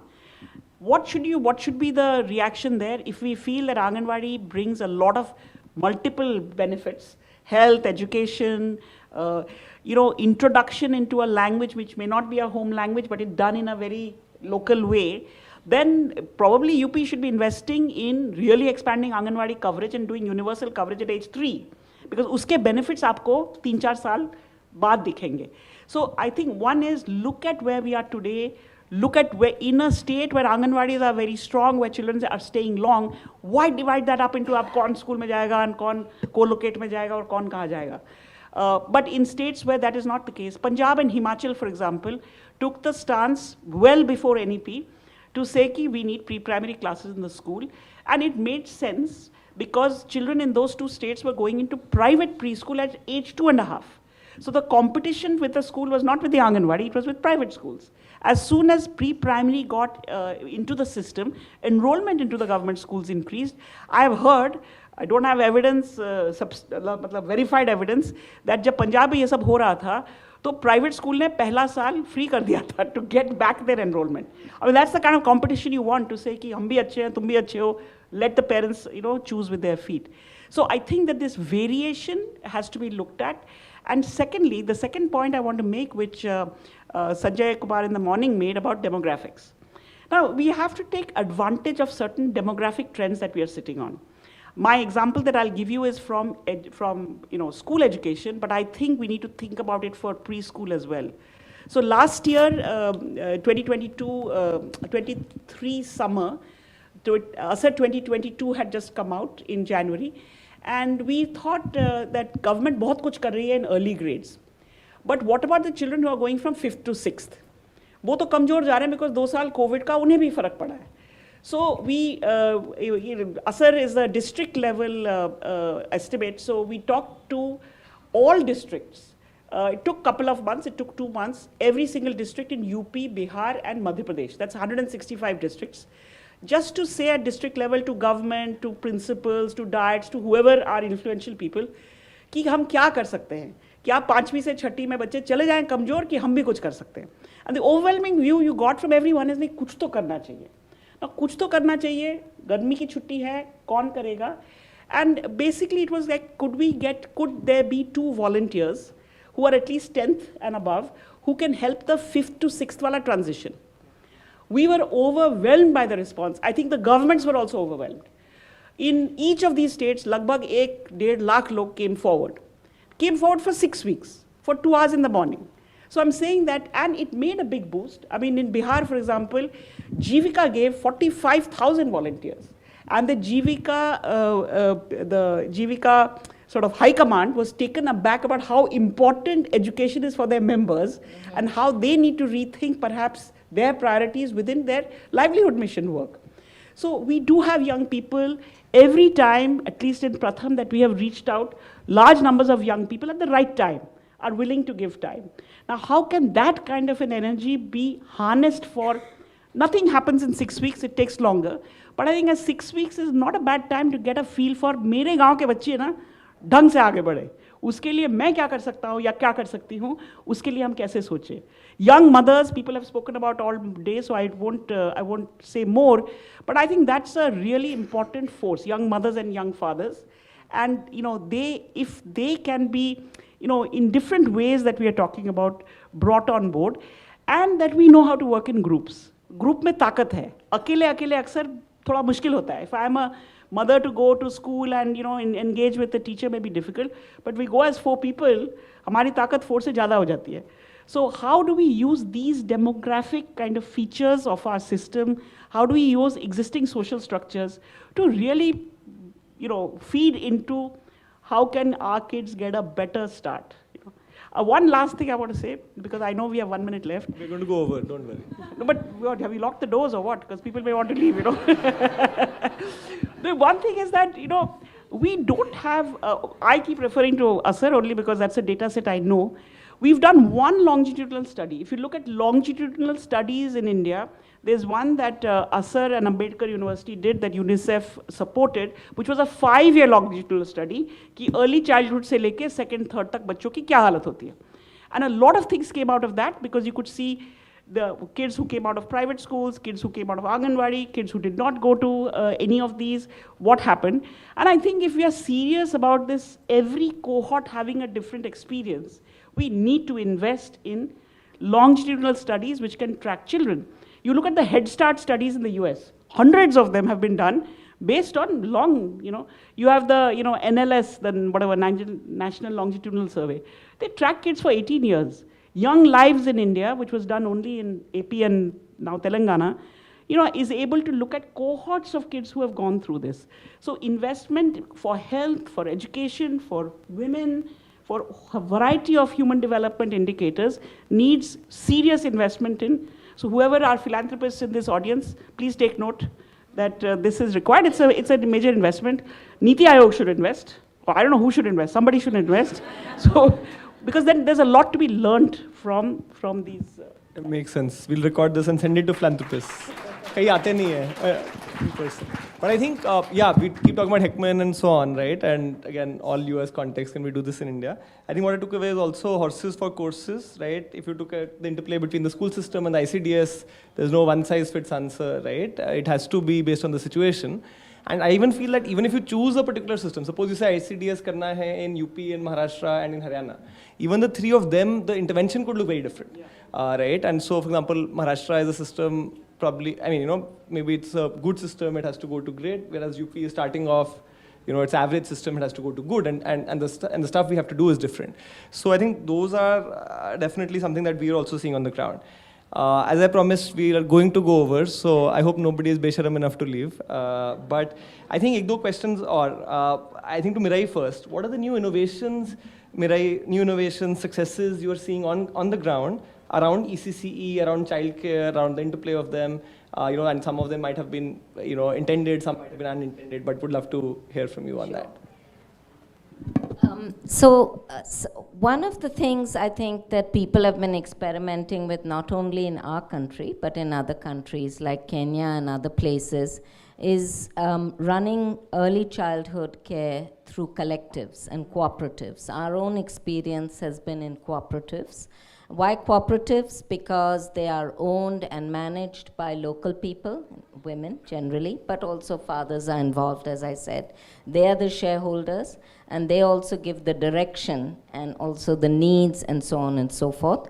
So I think that has been an innovation long before self-help groups. But of course, in many states, self-help groups are also quite active, and I think are actively exploring the possibility of not just providing a service, but that this could be a livelihood opportunity also for women. I think another aspect which came up today was how do you operationalize, how do you work in urban areas? I think some of the collectives and cooperatives like our own have something to offer in that. Of course, there's no success, it's all a work in progress. I think we've heard since morning, including Rocket Learning itself, so many rich examples. It's been actually a rich harvest of examples of what can be done and innovations. 1 or 2 of the innovations I'd like to suggest from our own experience is working with the ICDS department In fact, we have a pilot, speaking of pilots, going on in 2 remote tribal districts of Gujarat, where we've worked with the local ICDS authorities to show how ICDS can be extended to include creches as well, because most of our children, and the bulk of the children in our creches are under 3 years. So how can it be extended? How can mothers begin to trust and leave their really little ones, infants, in these creches come Anganwadis? And what is the cost? What is the extra cost? And one of the things, of course, we've been hearing since morning is the extra worker. So in this model that we are trying to pilot, there is a third worker. You have to have that person for the early childhood and also other things. I must say, unlike what was mentioned this morning, we are not so like, you're the Anganwadi worker, you're the early childhood. No, everybody mucks in. And also it's important for the Anganwadi worker, who's the leader of the team, to know what early childhood education is about in the first place. So I think some of these are things, and also I think some of the innovations in how to support those who are the carers, caring for the carers. We heard government, I understand, is not keen to have one more cadre of government servants, Ashas and Anganwadi workers. But, we do have to think about caring for the carers. And one of the things we've been experimenting with is how can we extend pension and insurance and some basic services so that they also have some kind of support system. And I think a lot of examples are coming from the States. A few months ago, I was in another meeting on childcare, and which the commissioner from Haryana was sharing not only how many creches come Anganwadi she is planning to open, but also insisting that all the public sector units first put their money where their mouth is and start creches for their workers. And also, she said, let's start with ourselves, and then we can extend this to the private sector. Just a small example, we are working with the Reserve Bank of India office in Ahmedabad. They somehow approached us because, as you all know, there's a Supreme Court order where this is required. It's not an option. It's actually a legally binding instrument that, we've conveniently forgotten, private sector as well, formal sector, anyway. But anyway, that has been a really good experience. And then we found that the RBI Ahmedabad told their friends in RBI Kanpur, Lucknow, and this is how it all goes about, with early childhood education, of course. So I think these are some of the innovations. I think there's a lot more in our country that we haven't even heard of. Today we heard about Punjab and Meghalaya, and I'm sure there's a lot more to unearth. Thanks. Thanks, Mirai. And I think, the third worker has been talked about a lot. And I think what you said, though, that I think we have to look at the local condition before deciding who or what and why they should be there. So in some cases, it will have to be for creches. Other cases, there may not be a need for creches, but there may be a lot of children going to the Anganwadi. So you have an educator. In other cases, children go to preschool, so you have it as a person who's going to for home visits, and maybe you don't need a third person there, right? So I think it can be done in that way. And I think another thing, I remember Rukmini saying this to me long back, so I'll steal that, Rukmini, if you don't mind, which is that, why do you have to condemn the existing worker to say कि अब आप खाने बनाने वाली हैं और कोई नया आके सब पढ़ाने वाले हैं, right? So we've just, like I mentioned the survey where they said like the biggest purpose for us is कि हम बच्चे के साथ time spend करके we are able to educate them. How is the politics in that classroom going to look like? So, sorry, I forgot one thing, if I may quickly jump in. You were asking about informal arrangements. One of the things we found, particularly anganwadi कार्यकर भी आ गए हैं तो मैं हिंदी में बोलूँगी, हमने ये देखा है अहमदाबाद और सूरत में कुछ महिलाएं जो है अपने घर में आंगनवाड़ी या क्रेश चलाती हैं 5-10 बच्चों को इकट्ठे करके, और माताओं को उनमें विश्वास है क्योंकि वहीं के हैं, लोकल है वगैरह. तो हम ये सोच रहे क्यों ना उनको मतलब मदद करे इस तरह, या तो लोन दे उन्हें ताकि वो ट्रेनिंग मटेरियल्स और थोड़ा रूम इम्प्रूवमेंट्स घर भी ठीक ठाक करे, टॉयलेट वगैरह शौचालय बनाए, या फिर सीड कैपिटल उन्हें दे और फिर उनको हमारे कोऑपरेटिव से हम जोड़ देंगे और फिर वो अपने आप ही चलाएं. तो ये भी एक इनफॉर्मल, एक्चुअली ये पूरा उदाहरण महिलाओं के तरफ से और झुग्गी झोपड़ी में तरफ से आया है, क्योंकि महिला कहते कि हम ICDS तो 2-3-4 घंटे ही चलते, हमको तो दिन भर चाहिए, हम तो 8 बजे मंडी में चले जाते, या निर्माण मजदूर है हम वहाँ चले जाते, तो फिर हम क्या करेंगे. तो तो ये हमारे लिए सही है. So this is another option that we're trying. Beautiful arrangement. It's a beautiful arrangement and should be done much more. Rukmini, last word. What are you saying? So how can I do last word? I have to say lots of things. Many words. I have to just tell Anustup that I have been in pilots that have failed. Several pilots that have failed. One pilot was हमारा personal pilot था. हमारे दिल्ली के office में we were doing lots of work in early childhood और सभी हमारे colleagues के छोटे बच्चे थे. So I said कि हम ऑफिस में एक क्रैश खोल लेते हैं.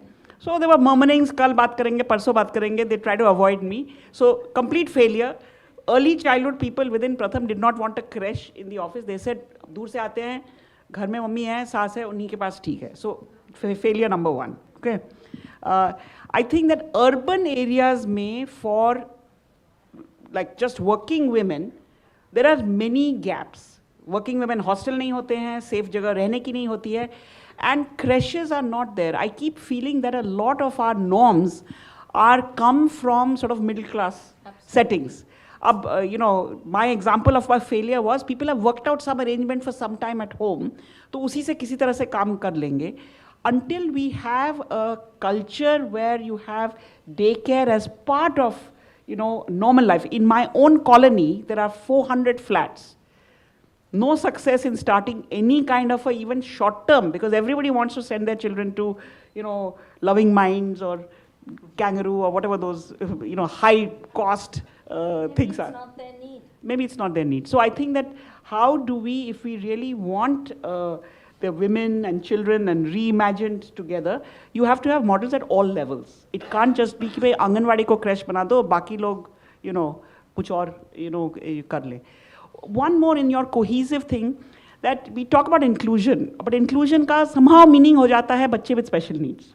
Now I want to give an example कि in Pratham we like to have every full-time person who's working in our early childhood programs get certified.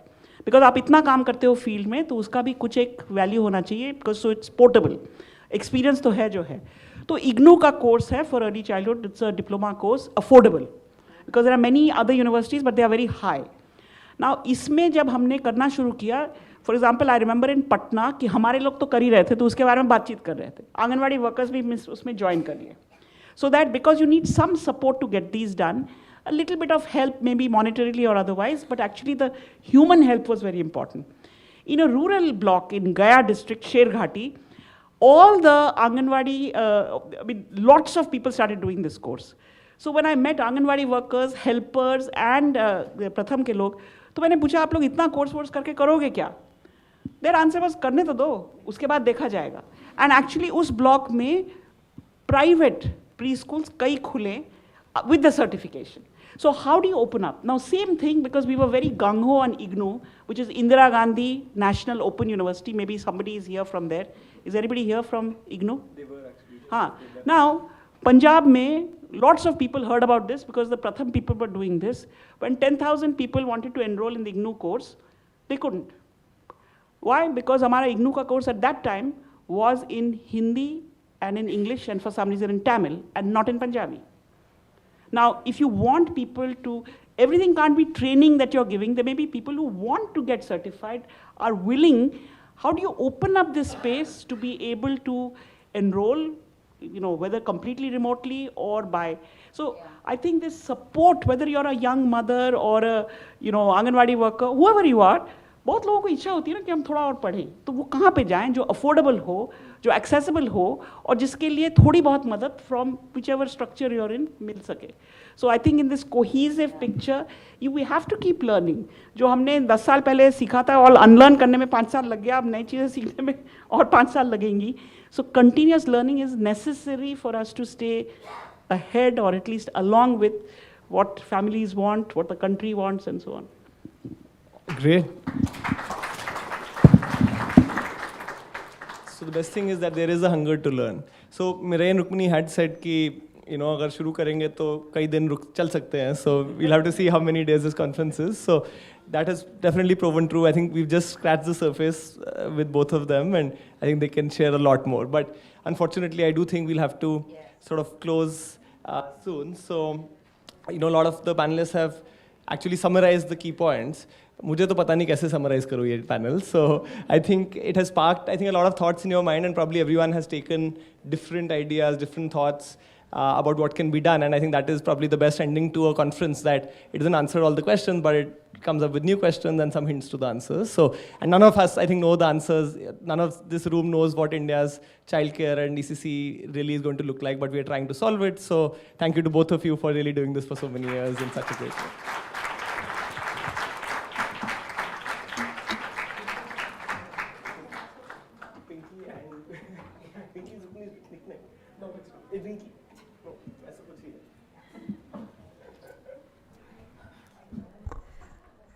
Oh my God, what a stunning end to a lovely, lovely day. I'm just going to say that it is always very, very challenging to go last with a vote of thanks, which is what I'm going to proceed to give now. And there are two reasons why that's difficult. One is that we have had such amazing, such insightful, such varied discussions all day that everyone's brains are saturated and they want to switch off. Don't worry, I'll try to keep it short. Unfortunately, the second reason that makes vote of thanks difficult is what will actually compel me to take a little bit more of your time and ask for just a little bit more of your patience. And that's because an event like this is impossible to pull off without hard work and support of so many different people who have come together to make Udaan 2024 the incredible day that it has been. And so I'll ask for your patience a little bit longer while we thank all the various stakeholders that we have to thank. First of all, the people that we are all here to serve, right? Our communities, parents, Anganwadi workers, teachers who we have seen today, who we have heard from today. It's your love for your children that is the force that is bringing us all together. And thank you so much for the trust that you have placed in us with the learning of your children.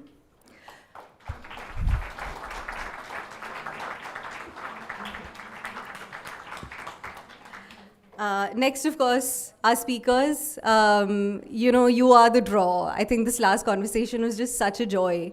And, our speakers are the reason that we have an audience sitting here today, the reason that we have, people watching at home on the live stream. And without our speakers' kindness in giving their time, their insights, without their ideas from their years of experience, there would be no conference, right? There would be no Udaan. Special thanks, of course, to the government partners who came and shared their views. These are people that we often work with day in and day out. And we see the incredible structural constraints that they work under all the time. And so it's really been great to have them here with us too. I'll move next to RL's anchor partners. Events, convenings, all the ideas that we want to hear from speakers, this marketplace of ideas that we have tried to create, all of it is, again, impossible without having patient and catalytic capital behind us. And so we'd like to thank our strategic partners, the Sarvamangal Family Trust, and the Shah Center for Early Education, the Vedis Foundation, ACT Grants, and Ananta Om, all for their invaluable support in helping us bring early education to every child and helping us have and facilitate these kinds of incredible conversations. We come next to our knowledge partners. We have the Convergence Foundation and the Bridgespan Group. Thank you for your assistance in helping us think through critical parts of this conference, think through what are the conversations we want to have, what are the areas that we should be focusing on, and who can we bring in, right, to have these conversations. I want to thank everyone at the venue, at IIC, everyone who supported us with setup all the way from Surinderji and the bookings back in December, to the cleaning and the catering staff for keeping us all fed and watered. I must mention our vendors, Rakitin, Prashant and team, the event management company, Syncline. They've done a wonderful job. They were... I think we were getting, Anusup, you've been called out so many times now, I should call out one more time. We were getting messages at 1 a.m. when you left the airport and then messages when you checked into your hotel. All thanks to the vendors, so that was, wonderful. World Solution and Asian Printographics, can I please give a special shout out to My Heart, this conference booklet. They did a great job with the printing. and the gift printing, the tent arrangements, Krishna with the florists, KTC, the cab vendor. And now, very, very quickly, to the great rocket ship itself, the RL team. We have the absolutely inimitable Apurva Desai. She pulled together this entire conference. She had like 100 balls in the air at any given point in time, and she was juggling all of them to perfection. I don't even think she's had a chance to listen to like all the conversations as much as she would have wanted to, just because she's been working non-stop through this day as well. Edie, thank you. Apurva Bhargav. She is our literal physical backbone of this event. Every single chair, table, poster, cab, hotel room, gift, print, everything, flower bouquet has all been Apurva Bhargav. Everything thought through, ordered, arranged.